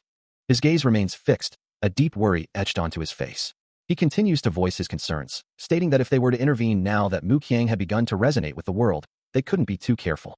Then, with a quiet resolve, Muqiang acknowledges his own martial arts training, offering to test his abilities. A powerful surge of energy erupts from him as he prepares his technique. General Jin Chongpeng, sensing the immense power, instinctively shifts into a defensive stance. Muqiang's gaze hardens, his resolve unwavering. A brilliant blue aura flares around him, swirling with raw energy. With a swift, decisive motion, he unleashes a devastating energy slash. The sheer force of the attack leaves General Jin Chongpeng utterly stunned, his eyes wide with disbelief. Standing amidst the fading blue light, Muqiang remains enveloped in the potent aura of his power. The sheer force of his display leaves General Jin Chongpeng reeling, a cry of shock escaping him. Nearby, Ok Chung Han, too, is visibly shaken, his eyes wide with a mixture of awe and concern. Still overwhelmed, the general stumbles back, unable to fully process the immense power he just witnessed. Recovering slightly, Jin Chongpeng laments that the display revealed a rather embarrassing side of himself. Ok Chung Han, however, remains focused on the danger, expressing concern that the young man's uncontrolled power could endanger the people of Murim. Jin Chongpeng clarifies, asking if the youth had attacked them himself, to which Ok Chung Han confirms. The general then begins to speculate on the true nature of the power he had just witnessed. As Muqiang stands silently, a faint blue aura still clinging to him, Jin Chongpeng's thoughts echo, wondering if the young man is truly human or some kind of monster.